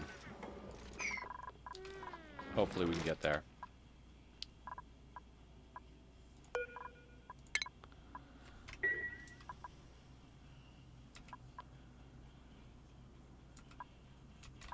We've almost pumped all of this water down here. Once this is done, we'll get this one on, then we'll deconstruct all that. That'll allow us to... Thank you for lurking, Aya. Much appreciated. I think the bot will actually do a little thing. Yep, take your time to lurk and relax. We'll keep the cozy colony going without you for now. I love that bot. Does good stuff. How much clay do we have? 80 kilos. How much does it take to make a piece of ceramic? 100. Okay. Yeah, so we're gonna... I like we were talking about earlier, I like integrating systems, so yeah, it's not necessary for us to pump oxygen into our oxygen chamber on our spam, but I might try to do it. If we do, at that point, I'm planning on using the polluted water from our power generation to make ceramic, and then once we're past a certain point, then we'll pump it to be filtered, probably through a volcano, so that we can get water purification through the volcano rather than using our water sieves, and that'll give us dirt and more water. So there is that. So that oxygen can get pumped in there. And by the point I was trying to make is that if we've got petroleum generators up, then we can afford the power to run an actual gas filter and not have to do one of the shut-off gas sensor versions, because these are not 100% stable. But if you've got a powered gas filter, you're not going to run into problems unless you lose power. And if we've got, what is it, 4 plus, like I think you can do 4 total petroleum generators. Let me double check that real quick. How much do petroleum generators take? They intake 2. So we could run 5 petroleum generators full time off of petroleum boiler setup, because 3 of these will provide us with a full pipe. That full pipe will get converted to a full pipe of petroleum. The full pipe of petroleum will power 5 generators. At that point, we're producing a decent amount of extra water because, you know, it's a water positive process. I think we overkilled the SPOM, honestly. I think I'm probably going to work on designing one either off camera or on Thursday. That is a 2 electrolyzer SPOM, because I don't think we're going to have the water to supply anything major. In fact, saying all that, it really depends. Everything depends. It's like a RimWorld cliche, but I guess it applies to Ani as well. We might not do our main rocketry program on this planet. One thing that makes me want to do it on this planet is we've only got ice asteroids up here. Have you ever built setups in Spacefarer modules? Yes. Yes, I have. For the most part, I've just copied Francis John's designs, but I have done my own in playthroughs where we were starved for certain materials. If you look back at the VODs from my Frozen Forest max difficulty no teleporter playthrough, we had to do some cheeky things to put stuff in there. Oh, you mean SPOM setups? No, I have not done SPOM setups inside a Spacefarer module. I have done Spacefarer modules, just not SPOM status. We're going to put you at a 6. We want you researching there first and foremost. Uranium ore to Radbolt. 1 kilo produces... Right, okay.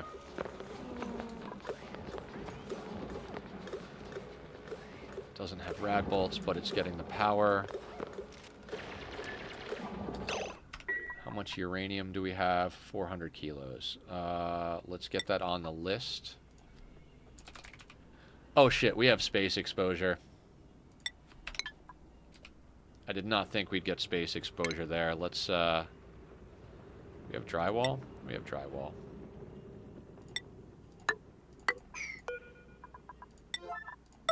We'll do that as an emergency build. I don't want to be losing gases.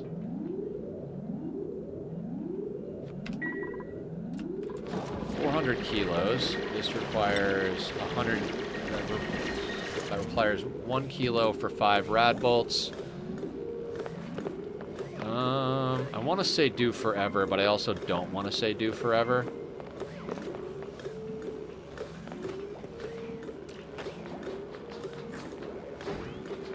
So we'll lose a little bit of... Oh, wait.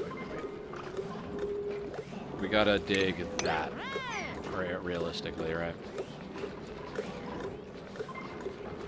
And just in case, we'll dig out those 2 tiles as well.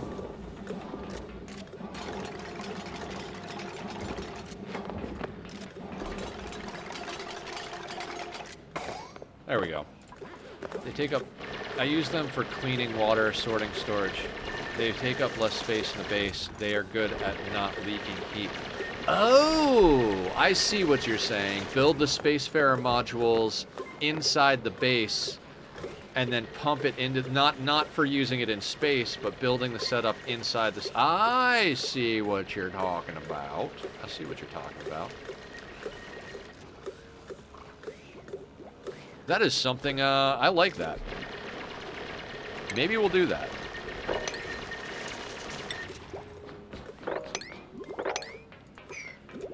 That is a very interesting concept.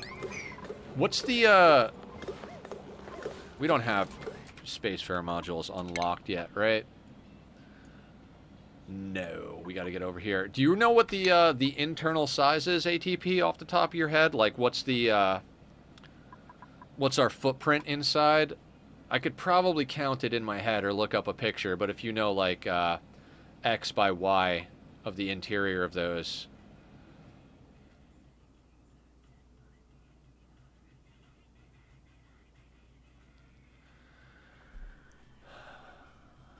Do not heat up.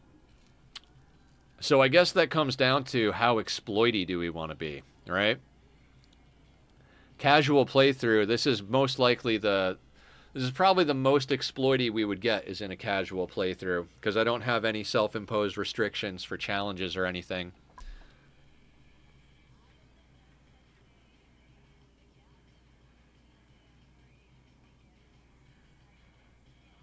Two to four stacks of 10 batteries. Okay.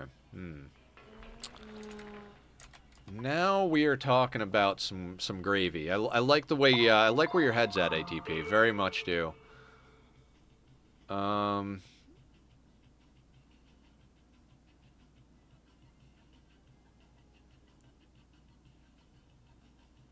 God, I am fully derailed. I apologize, guys. I am like legit derailed. Not because of you guys, but because of because my brain going in too many directions.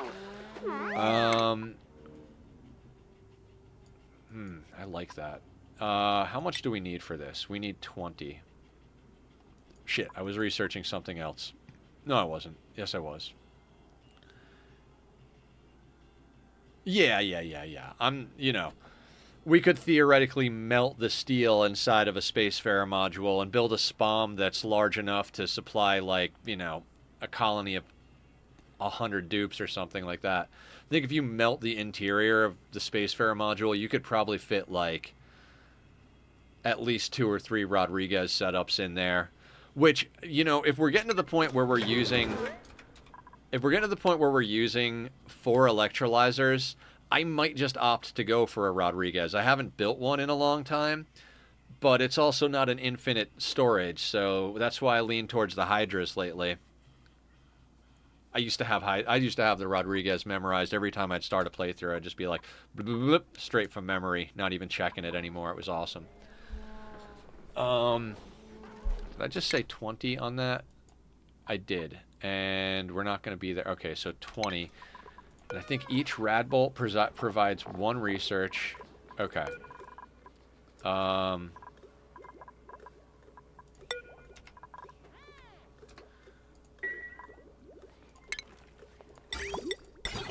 Got all the goodies over here. I hope that printable has a cook for us. I really want a dedicated cook.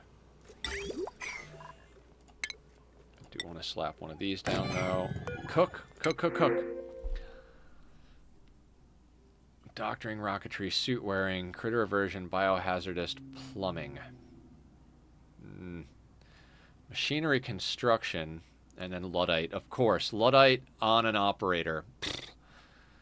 Get your head out of your ass, game. Go home, game. You're drunk. Doctoring, decorating, supplying, flatulent, nyctophobic.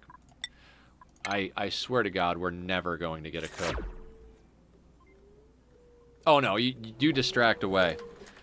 So the thing is, ATP, I used to drink like half a pot to a pot of coffee. And when I say coffee, I'm using espresso grinds to make my pot of coffee. And it does not jive well with the... Yes, Kitty is very unconscious. In fact, can we snipe a cute kitty picture?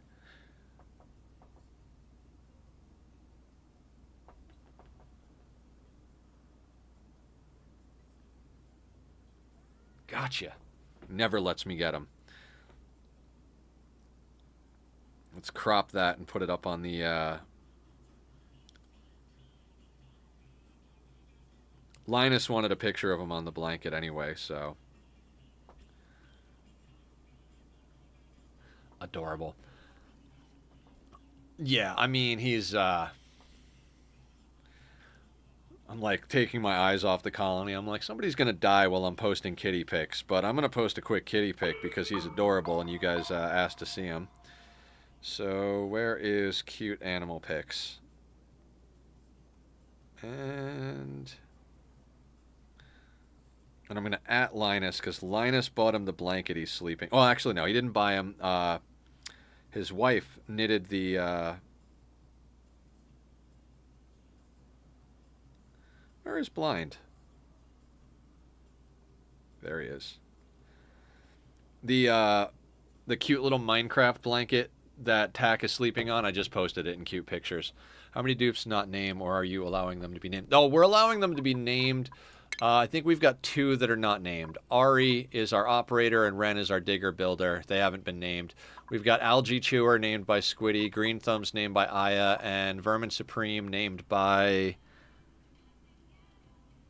Shit. I can't remember who named Vermin Supreme. Alright, so we are cooking right along here. That was you. I thought so, ATP, and I was like, fuck, I think it's ATP, but I can't quite remember. That's adorable, right? Yeah, if you guys want to see the picture of Tack that I just took, I just posted it up in cute animal pictures. Alright, let's ditch this setup. I'm going to leave that there for now.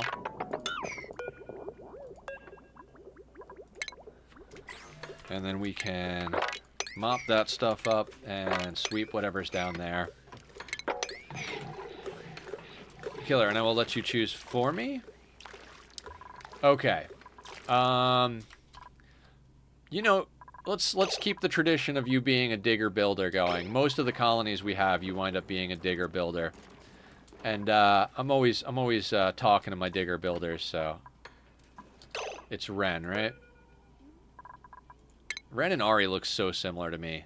Yes. So Ren will henceforth be known as Killer. Get it together, Killer.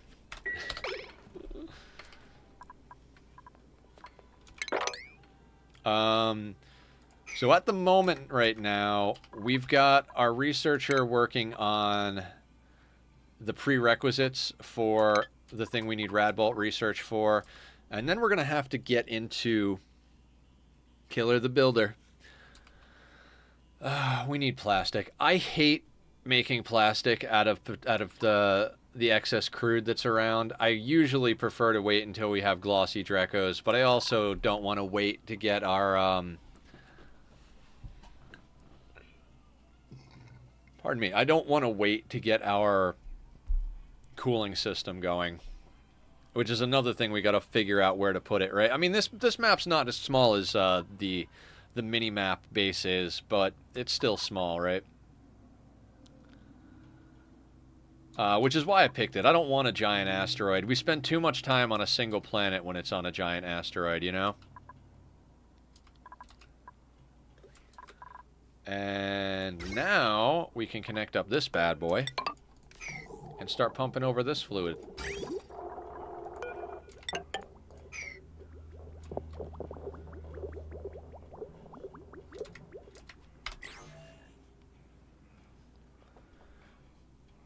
Enjoying your dinner watching me play on? Yeah, excellent, excellent. Thank you for hanging out, as always, Killer. I really appreciate it.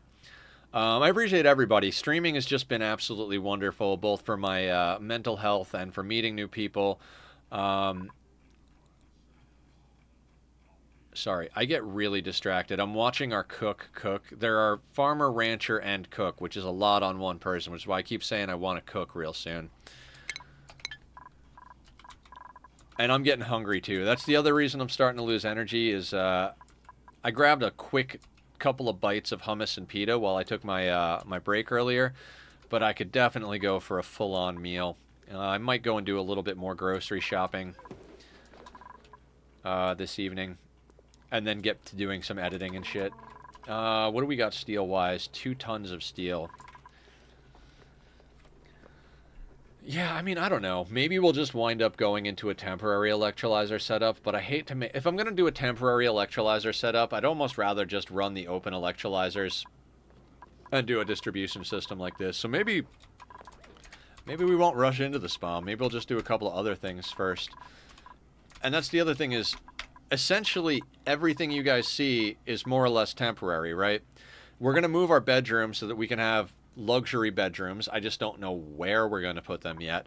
At this point, I'm thinking we're almost going to put them down lower or end up building them up in space somewhere. Like maybe we I mean, that's a lot of drywalling to put our bedrooms up in space, though. We've got a hot pocket here of magma. We've got a volcano here. We've got a volcano here. So we're kind of hemmed in by heat as far as options go. I'm starting to feel like... and that's the thing, is you want to use gravity to do your volcano setups. You know, you want the lava to drip into a tank, so... You're the only one who I watch from beginning to end, but I will... If you don't have anything to watch on YouTube, or if you're not streaming...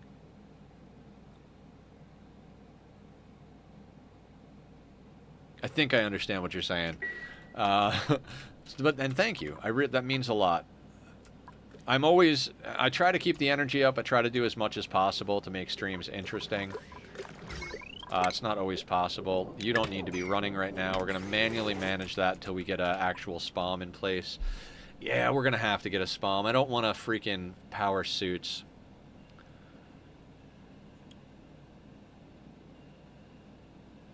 I like the idea of putting our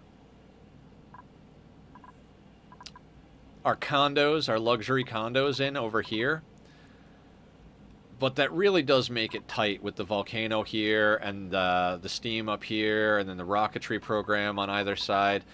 It's just that we don't really have space. Like, we've got neutronium to deal with here, volcano, steam, volcano, so it's really hard to figure out where we want to put our actual bedrooms. Posture check, stretch, and hydrate. I can accommodate those requests. Absolutely. Getting it done.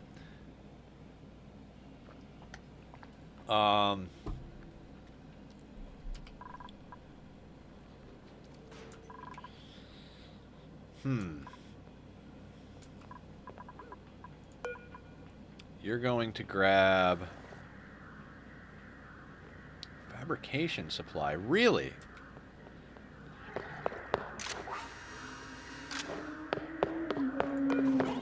Oh, that's right. I wanted to sweep up this iron ore as well. I keep forgetting about that.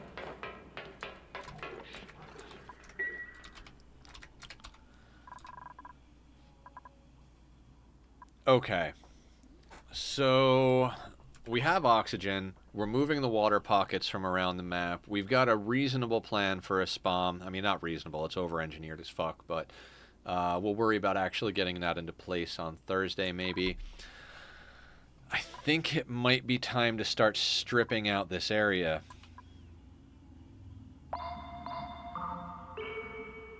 Maybe?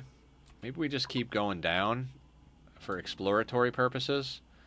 Ooh. There's our teleporters. You can tell just by the shape of that. So our teleporters are going to be down over here. Oh, Jesus. Yeah, this is going to be a very interesting situation. By doing some name redemption, posture check, and stretch, and hydrate, left me with 8 channel points. Oh, I'm so glad you, actually, you hang out enough to have that many channel points. Thank you so much for that.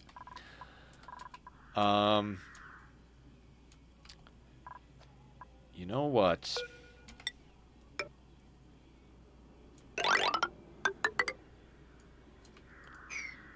I say we do a little bit of ladder building downward here. Start clearing some of this stuff up.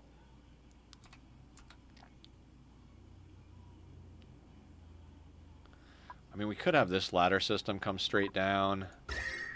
No, we'll go over here because I want... This is a very juicy harvesting area. Let's just make sure we're not going through anything that's got spore kids in it. I don't see any spore kids. Okay, awesome. It's hard for me to plan until I've seen the entire map, right? Like, we need space under each volcano for a magma tank, no matter what we're doing. Unless we start getting into pumping magma, which I never quite got done. I had some stuff that I wanted to do with that.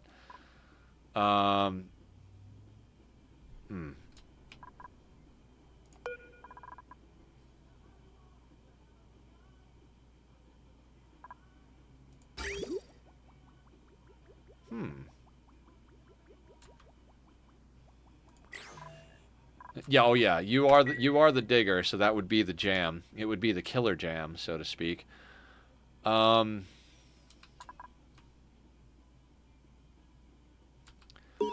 At this point, it's almost like I just want to get down to down low enough to see where our magma biome is. I think we've exposed every other biome. Pardon me. I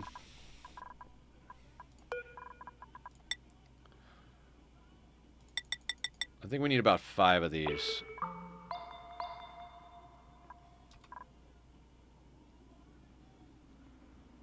Yeah, this is set at a 5, this is set at a 5, and this is set at a 6, so they'll use that first.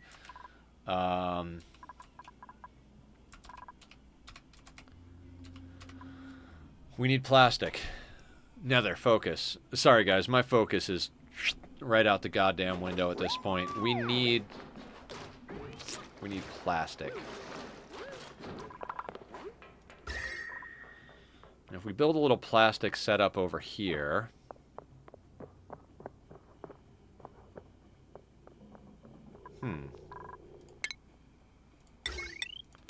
Gotta get rid of the exclamation marks. They drive me crazy. So, polymer press. Let's say we actually used the water over here, right?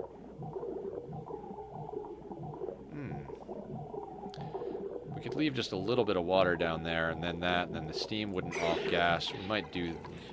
Ugh. My brain doesn't have it in me.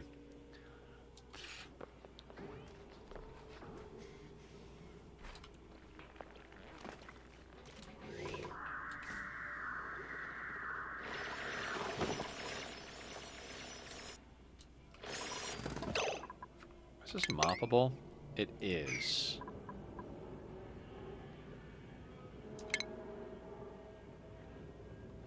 Sweep and mop orders. Alright, yeah, theoretically.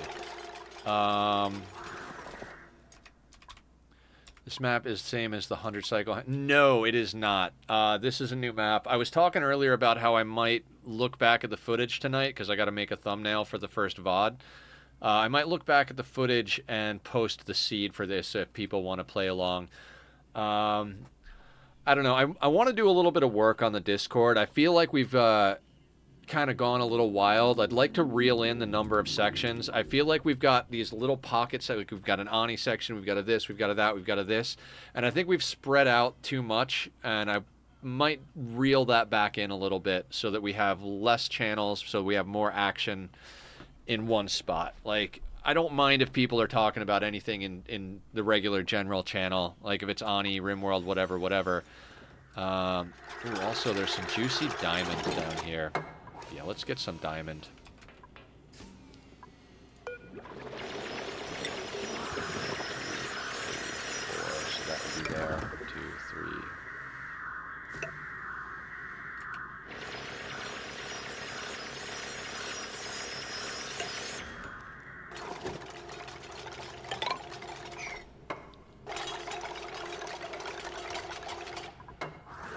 Right, and this will get us some bits of everything as we go through here. Just to remind myself, this is only going to be there because, yep, 3, 4. I don't know. Basically, there's a lot of work I want to do off camera, both on the Discord and on a lot of my recording stuff. I've got a lot of magic footage that I need to cut. I've got to get some stuff. I got a lot of stuff uploaded to YouTube that I got to schedule out. I'm going to be doing that tonight. And then I want to take some time to dial the Discord in a little bit. Almost look. Oh yeah, because it's the same type of asteroid. This is a Desalands map, so it's going to have the same general vibe as that one. It's not the same placement. On that one, the volcano was like right up here, and we had more Draco space up here. But yeah, it's the same type of planet.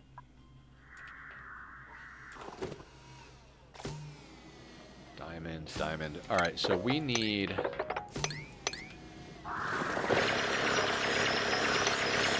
These juicy bits here.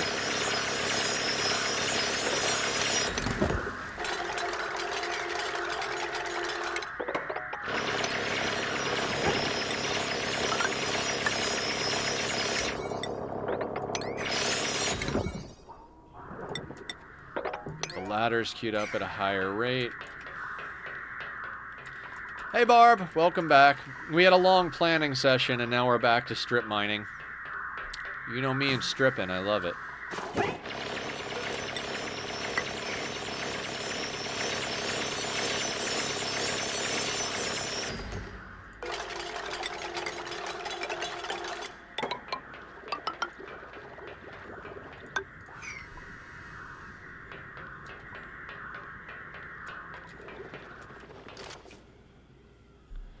Oh, there's the bottom of our neutronium. Do we not have a legit magma biome? I could have sworn. We have a magma biome, so it's not the bottom of the map. So is this our magma biome over here? That is interesting. Very interesting game. Because we've got a magma channel here, we've got a volcano here, so we don't have a full-on magma biome. Interesting. Very interesting. I mean, the volcanoes make it so it doesn't really matter. We're going to wind up vacuuming out a large section of the map and having some pretty large magma. That means we can't get super into geothermal. So yeah, dirty power, petroleum boiler setup is our main jam at this rate. We got about 45 minutes left in stream. I think we strip mine out a few things and try and get this research going. And then when we come in on Thursday, our goal is going to be to get some sort of... What I'd like to do is get a very small cooling loop / starter industrial setup. Basically, slap down like 1 or 2 steam turbines, put an aqua tuner for our cooling loop in there, and then run our refinery into it so that it rotates the heat and we recycle all the heat from the refinery. That way we can stop dumping heat into our base and start cooling things off simultaneously. I think that's a reasonable goal. As we're digging down here, we're basically consolidating the crude. I actually think I'm going to cancel that. And this little nook here, we'll probably like carve out all of this, let all of this drop down here. If we have to, we'll temporarily put a oil reservoir on top of this bad boy here and just let some of it dump down. Because, like I said, we need plastic. So, in fact, I think I'm gonna start doing these things as well. Just so that that crude dumps down there as well.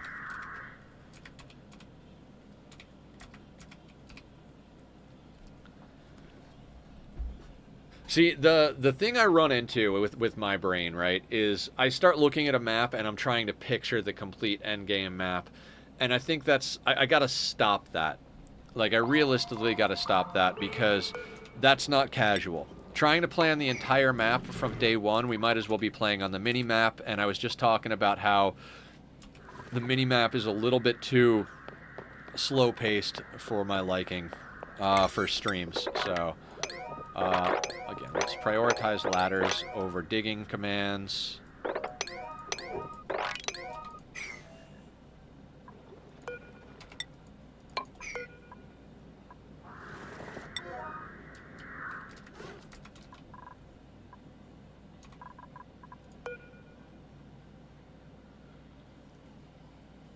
Okay.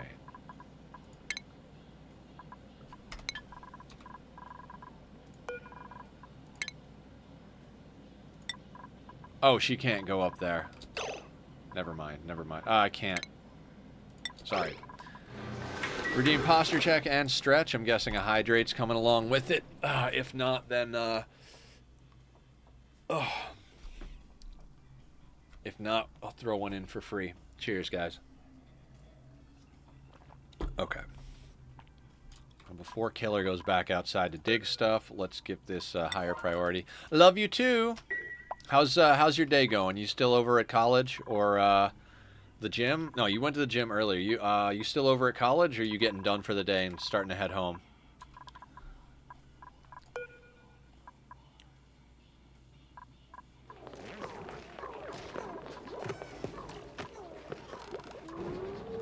Now Gosman, or Algae Chewer, AC is going up to use the Rad Bolt dealie.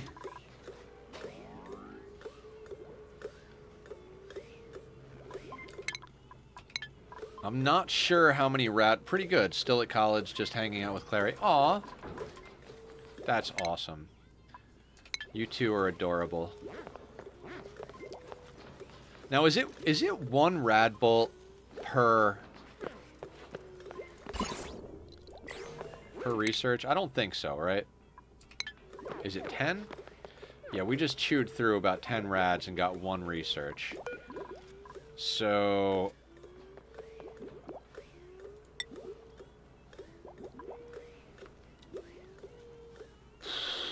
my brain can't handle it. Let's just put that on forever for right now.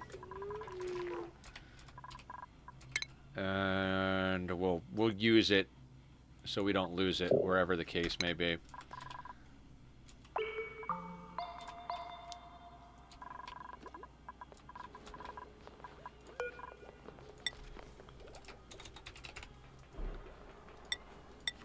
That can go there. Going really well. Kept very high energy for about 4.5 hours. Starting to slow down a little bit towards the end of stream here. Need to get some substantial food in the old tummy. Had a really good breakfast. Feel great. Just running out of fuel. I don't want to substitute caffeine for fuel because I've done too much of that and it's done. I've done enough damage. So we've gotten a lot done. We've knocked out some research. We're starting to core out this biome over here. We've gotten up to some steel. We've got 2 tons of steel. We're consolidating our water over to our main tank, which is fueling our electrolyzer up here. We're talking about getting an electrolyzer set up. We posted a design up in general, and I was telling everybody, if anybody has any better ideas for a design, feel free to take a look, make adjustments, suggest other things, put links, put your own designs in there. I know you do some badass Ani stuff too, Barb, so...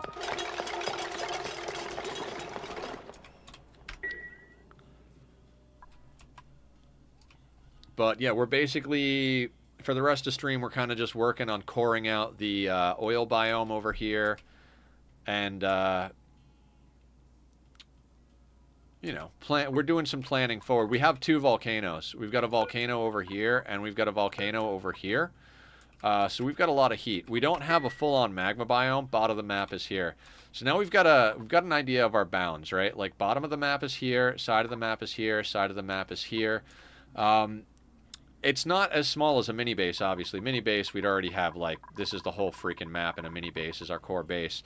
But it is small enough that we got to take a few things into account if we want to make sure we're... I need a cook. I need a cook. God, I need a cook.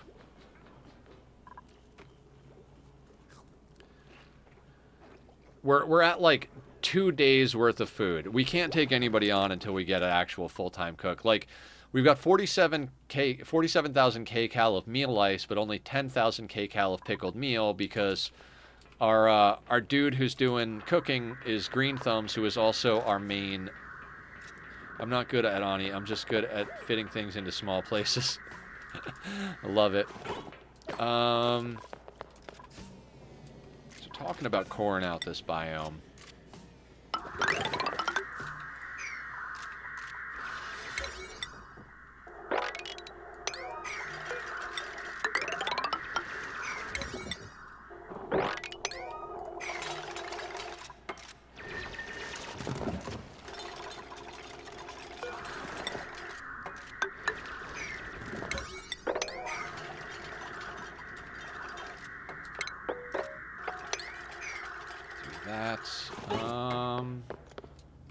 And then we'll work our way downward.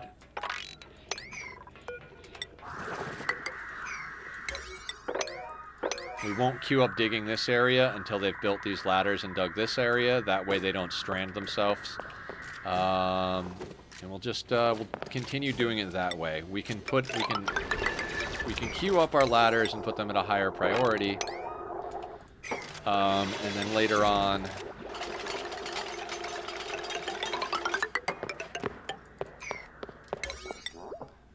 and we'll keep digging up to chase it downward, basically. And then by the time we get all that dug out, we'll have a nice little space over here. We could dig it all the way out to the bottom here, but I want to get something. When we come back on Thursday, I'd like to put some focus on getting that first ATST set up. Thank you for lurking, Killer. Enjoy your dinner and lurking while we dig through Oxygen Not Included together. Excellent. There's an axe. I gotta work on Frosty because it still doesn't recognize my emotes. So I've got a lot of things on the list of things I want to do after stream. First and foremost is getting a thumbnail made for this series. Barb did the hard part and sketched a badass picture of me holding a cup of coffee. I'm just gonna slap something together in Photoshop with it, and then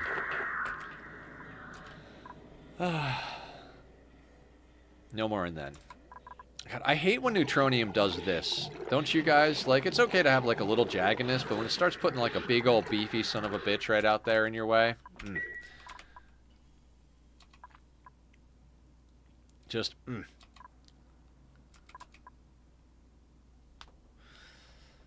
God, the decisions we have, right?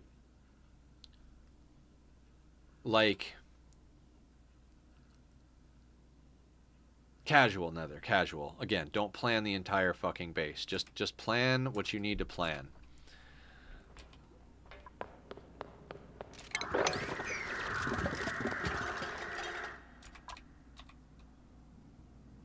Yeah, our people move real slow in those Atmos suits.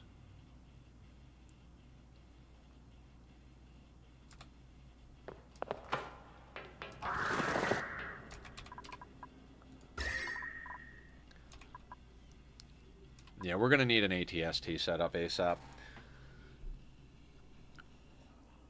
Steam turbine, or STAT. Yeah, we're going to need a stat setup. Steam turbine aqua tuner so we can get a good cooling loop going here.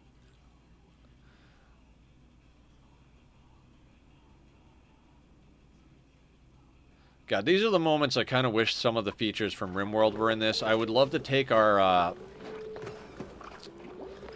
dude who's doing ranching, farming, and cooking and just force him to cook for like a day. But I don't want... I guess I could change his priorities, but I also don't want to do that. We'll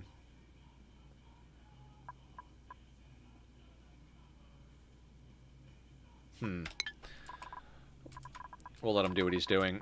So the idea right now is we're just kind of digging out all this area so that we can consolidate the loose crude, and then if we need to, we'll pump some water into this oil reservoir, and we'll slap together a temporary setup to make ourselves a little bit of plastic.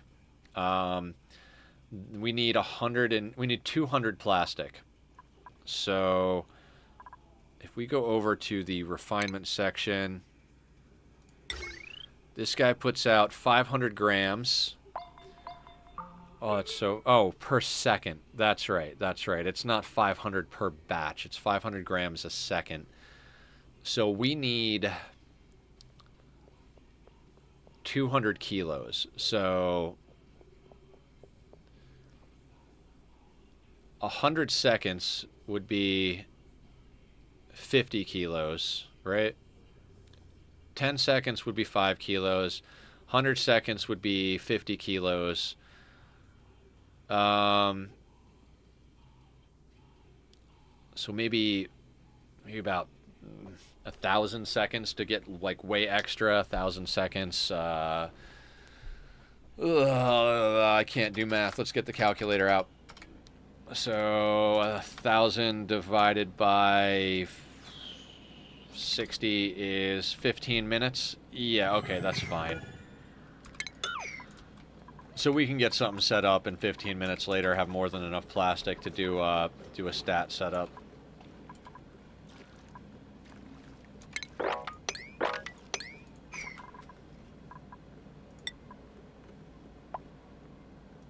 Is there a way to exclude stuff from the main food display? I don't want it to take into account muck root. No. No. And... no. God. Garbage dupes. Just let me... Just give me a good cook. So, and like, preferably someone who's not just a cook. I mean, I guess they're most likely just gonna cook, but... I'd like them to have a little bit of something. Maybe like cook plus suit wearing so we can get them moving a little fast right off the bat. Either way, they're going to have to go into the duplicant gym. What we'll probably end up doing with our cook is having them top priority cooking, so that they're cooking whenever there's ingredients to cook, and if they run out of ingredients, then they'll go and run in the gym. I think that's probably going to be the easiest way to prioritize that to get the most out of our situation. That's going to take a long time to dig out. Let's speed this along just a little bit. It's just we're down to 5,830 calories of pickled meal. I don't want them to have to eat raw food, but our dude is way too busy at the moment.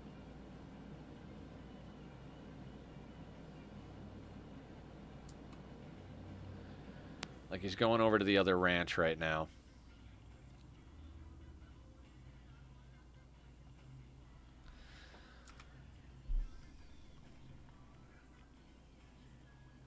So they're grooming the Drecos. They had just gotten done at the Hatch Ranch.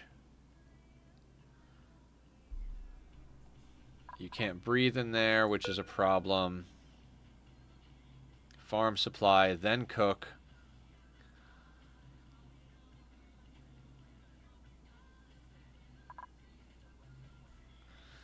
I want to see if they actually get to the cooking errand before this happens. Okay, they're going to cook at the electric grill. How much cooking do you get done before your day ends?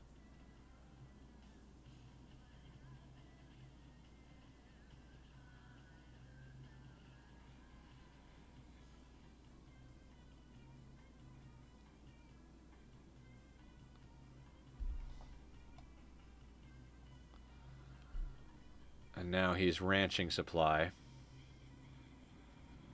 Harvesting the mealwood. Then they're going to cook again. So they cook about 800 calories, 1,000 calories. And then they go and cook one batch. And then they need to cook like 6 or 7 times a day in order to keep up with feeding everybody on not... Okay, so you're cooking again. If I remove my mouse and go back, we're up a little bit more. I mean, they seem to be keeping up with it, but just barely. Our next dupe has to be a cook, or I have to put someone else on cooking as well, and I don't particularly want to do that. I guess theoretically... Theoretically, our hauler could do a side in cooking, right?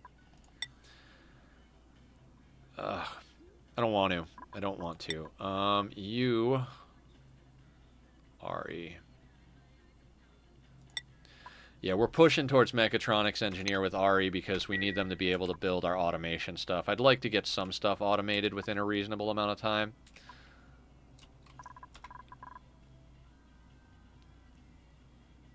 $4,000 kcal of barbecue. Excellent. Okay, that's nice. And they're still cooking. Okay, they're keeping up with it, just they're not getting ahead.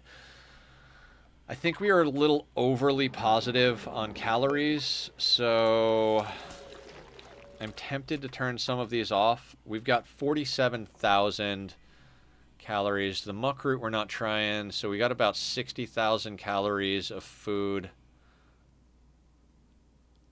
10 cycles. I am going to uproot a couple of these.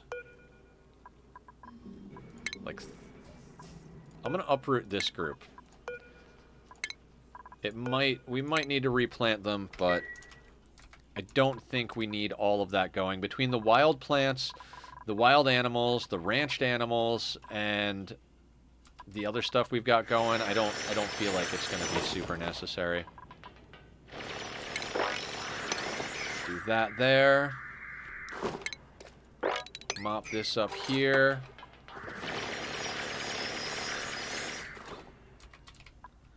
I don't want to overproduce calories. I mean, yes, as I said earlier, we've got plenty of dirt, but, you know, let's not be too wasteful. It's okay if we've got a little spoilage here and there, but if we're, like, making way more meal lice and it's spoiling more often than not, that's not good either. We've got gristleberry, barbecue, pickled meal in decent quantities.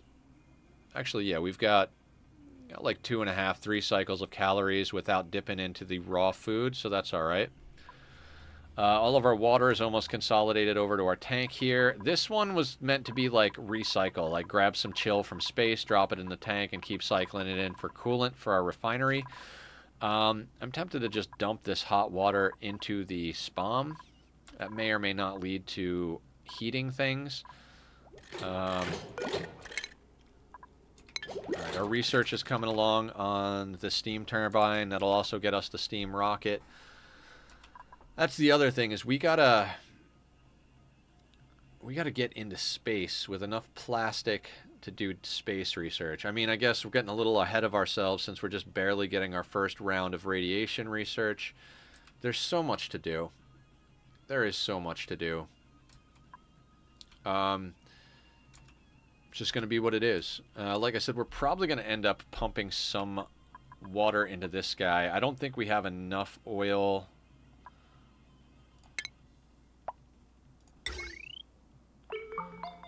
So it takes in... So for 833 grams, we get 500 grams. Okay, so around 2/3 efficiency on weight. And then we lose more of that going into... Oh, wait, yeah, that's petroleum, so we lose... Yeah, we're going to have to pump some water into this bad boy. Like, almost for sure.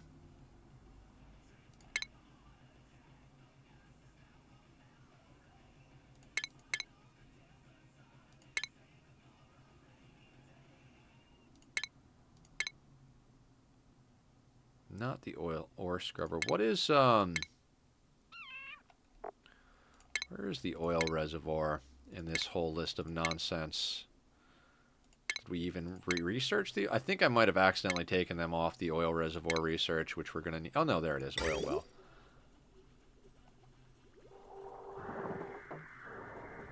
And these have a high overheat temperature, right? Yeah, 2,000 degrees. So we would want to put one of those there. Okay, we'll worry about that on Thursday. Thursday's main project is going to be getting our first bits of plastic and starting to get a cooling loop set up. Where we're going to put that, dear God, I don't even freaking know. Again, we're probably just going to have to slap something temporary down.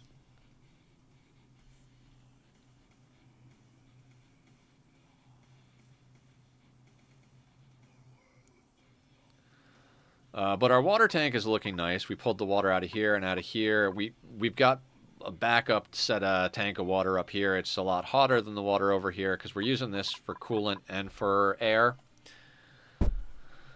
And it's awesome that these hold a ton of stuff now. This thing, before they upgraded it, would have probably already been full and empty numerous times, already burning off the excess stuff. Calories. We're doing okay on calories. Okay. I would really like it to not count the muck root. I'm trying to save the muck root for the first space adventure, right? Because 31,000 kcal of muck root, that's 31 cycles of food for a single astronaut to get the data research done. So any muck root or nutrient bars that we stockpile here on out, I really don't want them eating.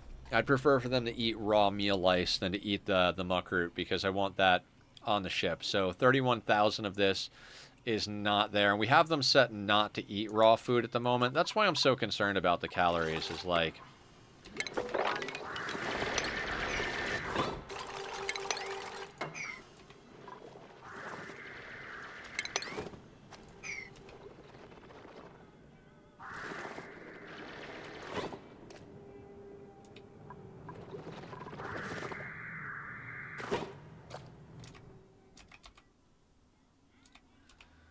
It is cool that we got a good look at the map.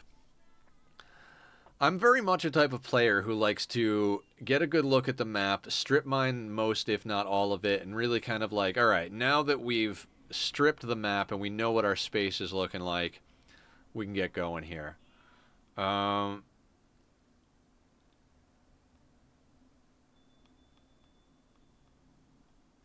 Yeah.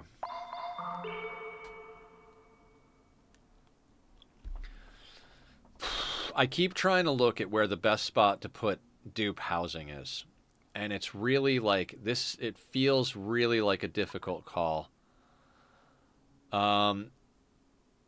because this can't. This has got to stay here. This whatever this is. I think it's the carbon dioxide one's got to stay here, and that's got to stay there. So we might be able to fit like 1, 2, 3 floors in here.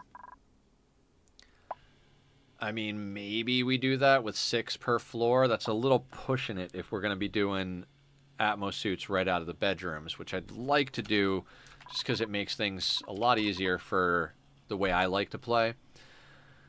And if we do that, that's like, it's going to be a long push. If we go on this side, we got to squeeze it in. I'm very tempted to squeeze in the housing here. I keep coming back to it because we don't need a like massive tank for this. We could actually put that into some sort of infinite storage or pump it somewhere, whatever. And the top of the volcano is not a big deal. It's the bottom of the volcano. We need space for a tank, right?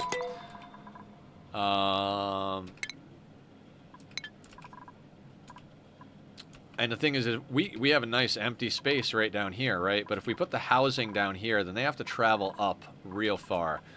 Which at that point, I'm like, well, maybe we do need, what are they called? Transport tubes, you know? Which is not out of the question if we've got just a couple of spaces they're going to from their house. But if we put the housing somewhere in the middle, I wish that I could have 5,000 points again so I could guide a raid to Vid.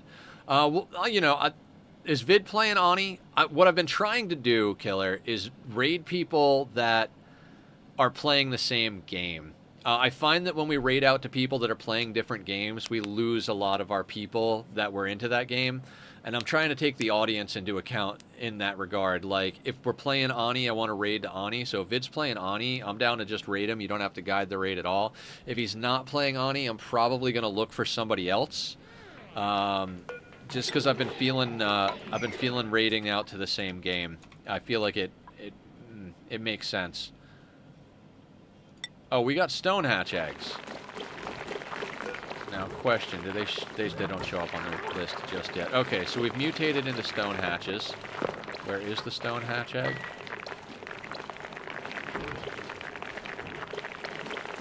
Right there. Okay. Yeah. No, but Foundry, but that makes sense. Yeah, because, like, if people are here for Ani and then I bring them over to a Foundry or a Satisfactory stream, they're going to wind up going...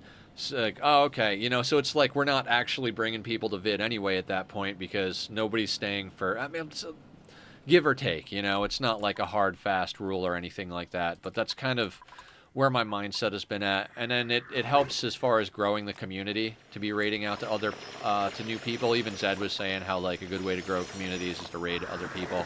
And I know that, and I knew that. I've been kind of, like, under energy, so I haven't been raiding out to new people as much as I've been just sticking to the main group, but because of that our community hasn't been growing. And you know, I've mentioned a couple of times I'm really trying to make a good push at making this my primary gig. I really can't fathom going back to working a quote-unquote normal job, and as such it's kind of the responsibility we bear to grow the audience, grow the viewing, grow everything so that we can continue along. But yeah, I think it's better for the viewers too, not just for me growing the community, but I think it's better for the viewers who are here for Ani to raid out to somebody who's doing Ani. Now, if Julie is on, we'll probably raid out to Julie because I am absolutely starving because she's always playing Ani. I mean, and if she's not playing Ani, then no. I need to start doing that myself, of raiding someone new and do the same game I play. Yeah. I think it's a good way to grow your audience and grow the community. I'm trying to kind of mix it up a little bit, you know, like maybe like 1 or 2 days a week we raid over to people that, whether or not they're playing the same game or not, that they're part of our community, just to show the support. And then the other 3 to 4 days, depending on how we do it with, you know, because I play on Saturdays as well, raid out to new people. I think it's an appropriate way to do things. I don't know. Maybe I'm insane. Maybe I'm off base. If I'm being an asshole, please tell me, guys. You know, if I'm not making sense, please tell me. I don't know what the hell I'm doing. I'm just fumbling along like everybody else. Yeah, and if we get our steam turbine aqua tuner set up on Thursday, we can start talking about putting in a permanent kitchen. Oh man. So many things we gotta do. You're not an asshole. You're just a wonderful person. Thank you, Killer. Right back at you, my dude. Much appreciated. We do have to make decisions in here on where things are gonna go. I'm. What a wonderful asshole. Hey, Zed. We haven't done a shout out for Zed yet today, so let's do that. Zed 3900. The man, the myth, the legend, the potty mouth himself, Zed over here. We're gonna do this shout out, see what Frosty has to say. Zed, the LED loving, game hoarding, quinquagenarian. They're all about first looks and family gaming on Thirsty Thursdays. From Fortnite fun with the fam to oxygen not included challenges, Zed's stream is where you pull up a drink and pour. And pour a chair? Expect a mix of factory precision and supermarket chaos, all while getting sloshed in their latest quiet or riot mood board. It's a stream for the 18-plus crowd who loves a good gaming variety. How you doing, Zed? Thanks for popping in. You must have heard your ears burning, huh? I love the things Frosty comes up with. Like I said earlier, I just got to get my my emotes to display properly, so that it's not weird words like Nether 54 ATAC in there. Let's make sure Killer doesn't get himself killed down here mining this stuff out. I swear these dupes. I swear.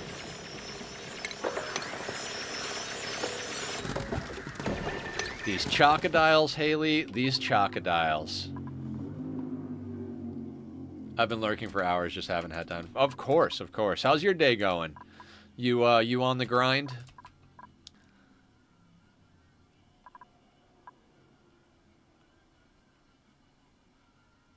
Alright, our cook is keeping up. I gotta stop worrying about it so much. Done with the day, ready for the night. Nice. Danger is your middle name. I thought Danger was Laz's middle name. Or her preferred chosen name. Any spore kids over here? No, okay.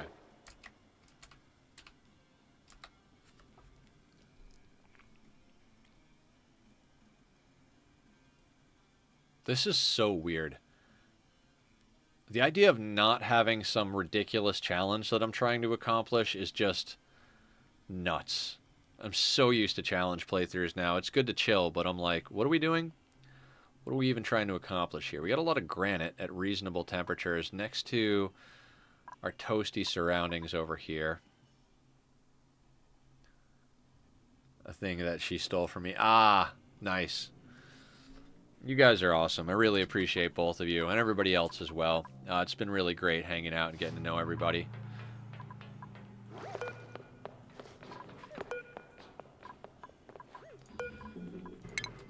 Remember to breathe, Nether. It's the title of the colony. How's coal coming along? 50 tons? Yeah, we haven't really burned through too much coal today. That's good. I'm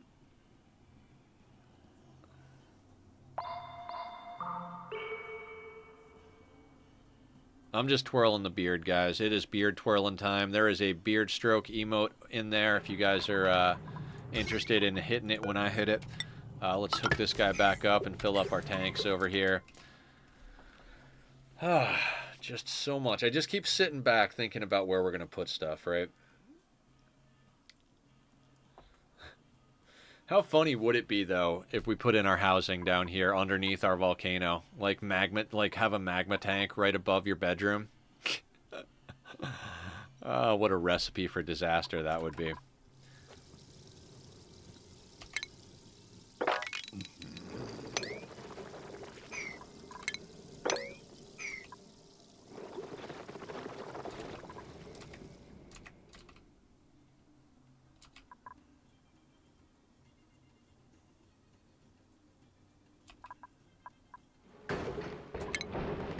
These things can go. These things, well, buildings. Those serve their purpose.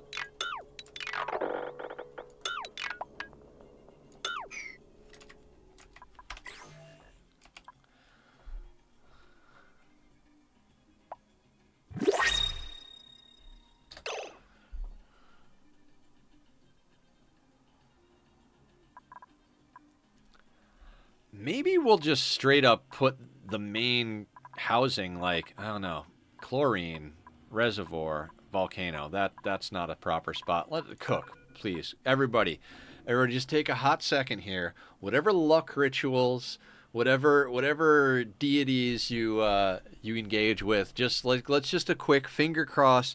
Give us a freaking worthwhile cook, preferably somebody who has some skills elsewhere too. All right, take a sip.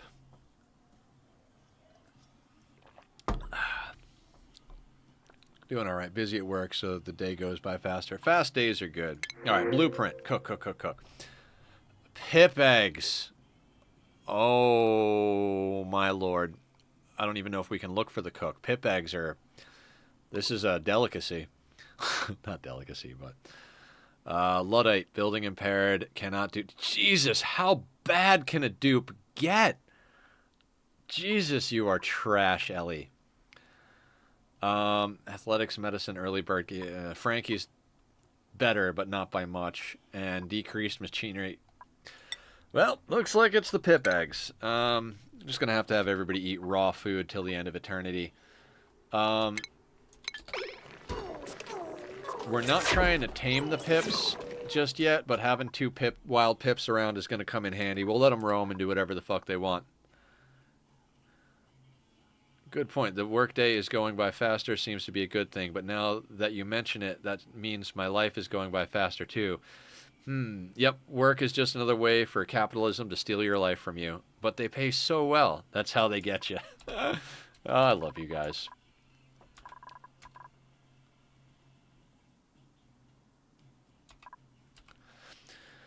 I can't believe my biggest problem at the moment is figuring out where to put our core base stuff. Like, it's just mind-boggling. Is it really like where our base already is, right? It might legitimately be. Okay. Let's say we cap this planet at 16 dupes. That means we got to have 16 bedrooms, right? Theoretically. If we split that up, 5, 10, that would be 16 divided 4, 8, 16. We could do 4 floors of 4. Hang on, maybe that works. Maybe that does work. So we need 6 by 4 times 16. So 4 floors of 4. So door, Atmos suits, right? So we would need, say, 5 Atmos suits, the dock, maybe a couple of extra tiles. So we're talking like there, right? So then from here we would count the door. Door, that's 1 bedroom.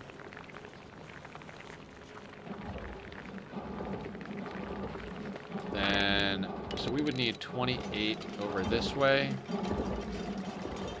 and a wall.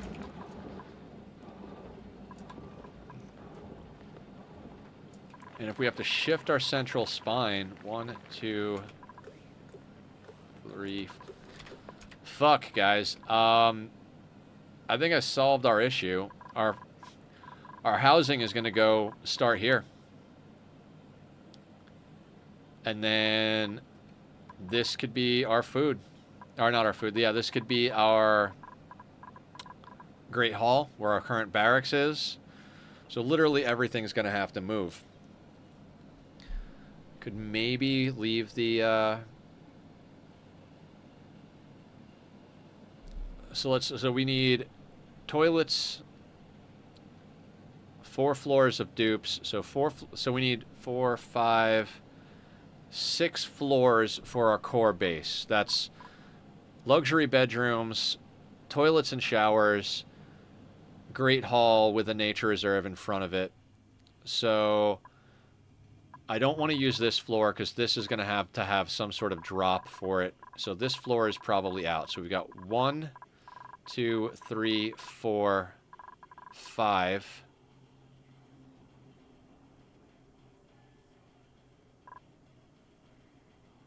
And could put one. Okay. Yeah. Everything is temporary, ATP, exactly. Everything is temporary until we've strip mined the entire map and set up our core systems. Like, once we've tamed all the volcanoes and all the geysers and we have systems set up for them, then everything is temporary. We could probably get away with sliding the bath. So what we could do is Great Hall and accommodations here, and then put a toilets and kitchen on this side.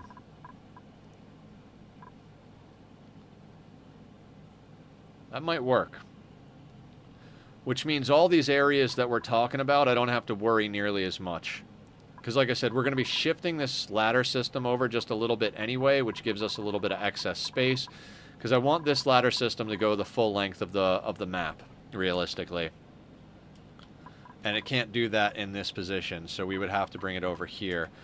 Our reservoirs are here, here, and here. So we could, like... The bottom of the map could be one big freaking oil tank. I thought we had a magma biome at the bottom, so... Okay. Okay, so that's a lot less stressful for me. Glad we talked about this, guys. So more or less what we could do is just rip this entire side of the map out. Yeah. That end of sentence. More or less what we could do is rip this side of the map out. This guy is officially obsolete, so let's get them out of there. We'll boop. Get that going like that. We don't need any of this anymore. And then did I deconstruct the pump itself? I did. Did I do the wire? Yes. So all that gets deconstructed. God, our dupes are too slow when they're in the suits. That's going to cause a problem. So I'm thinking killer. We're going to give killer and vermin an extra, yeah, because vermin is trying to get in right now. That's vermin. No, it's killer. Okay. They need an extra slot because they're not going to be able to get back in time if they're real deep in there. You know what? No. We'll fix it if there's a problem. 3 is plenty. Planet is small.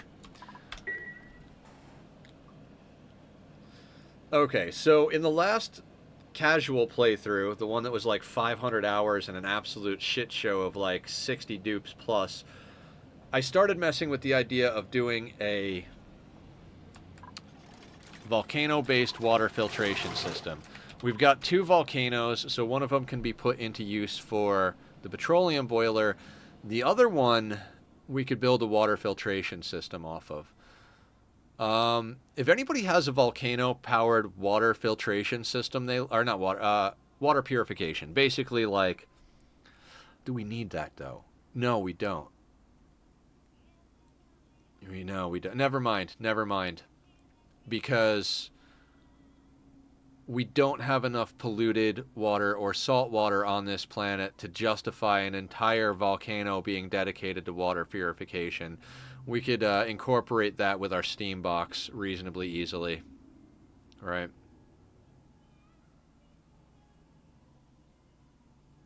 Yeah. Really could. Because if our steam box is going to be hovering around 130, then we could just run a nice loop of radiant pipe, packet limit it to 1 kilo per packet, so it doesn't state change in the pipes, and then just literally have the vent dump out dirt and steam. Yeah, kitty boy. I know. You're on time today. You are on time. Good timing, sir. Okay. I think that's enough nonsense, and I think I've lost enough energy. Let's go see if anybody is playing Ani. out there in the vast world of the interwebs. And let's get you guys over to somebody else who's having some base chaos. Thank you again, everybody, for hanging out today. It's been an absolute blast. Okay, let's do a little oxygen not included. Let's check here. Oxygen not included. Who's doing their thing? You know, let's don't know this person. Looks like they're starting a new map. This is Osmani Zero. Let's go say hi to Osmani Zero. They're on cycle 2. Absolutely perfect. Let's go make a new friend. ESP Medalla de Ultra Plus. Oh, that's not English. Okay. Okay. Hang on. In keeping in step with bringing you guys someplace that makes sense, let's not bring you to a non-English speaking stream. That's not English either. Jesus. Nobody speaks English who's currently playing. Maybe over here? Okay. All right, we'll go right over to Lisked. Not sure how to pronounce this name, but we'll go say hi. You too, Zed. You have an amazing evening. Oh, you come hang anytime, ATP. Love the company. We're gonna raid over to a new person, say hi. Disabled raids. Fuck it. Let's go say hi to Vid then. I know they're not playing the same game, but at this point, if it's going to be this difficult to find an English-speaking Ani stream, we might as well just go show some love to our friends. Vid plays Ani sometimes too. Let's go say hi to Vid. Thank you guys for hanging out. We'll be back at RimWorld tomorrow, noon to 6 Pacific Standard Time, and then back on Ani on Thursday. It's the way we're doing things. My brain is absolutely toast, so I'm just going to say goodbye, everyone. Thank you again for being awesome. Take care and be well.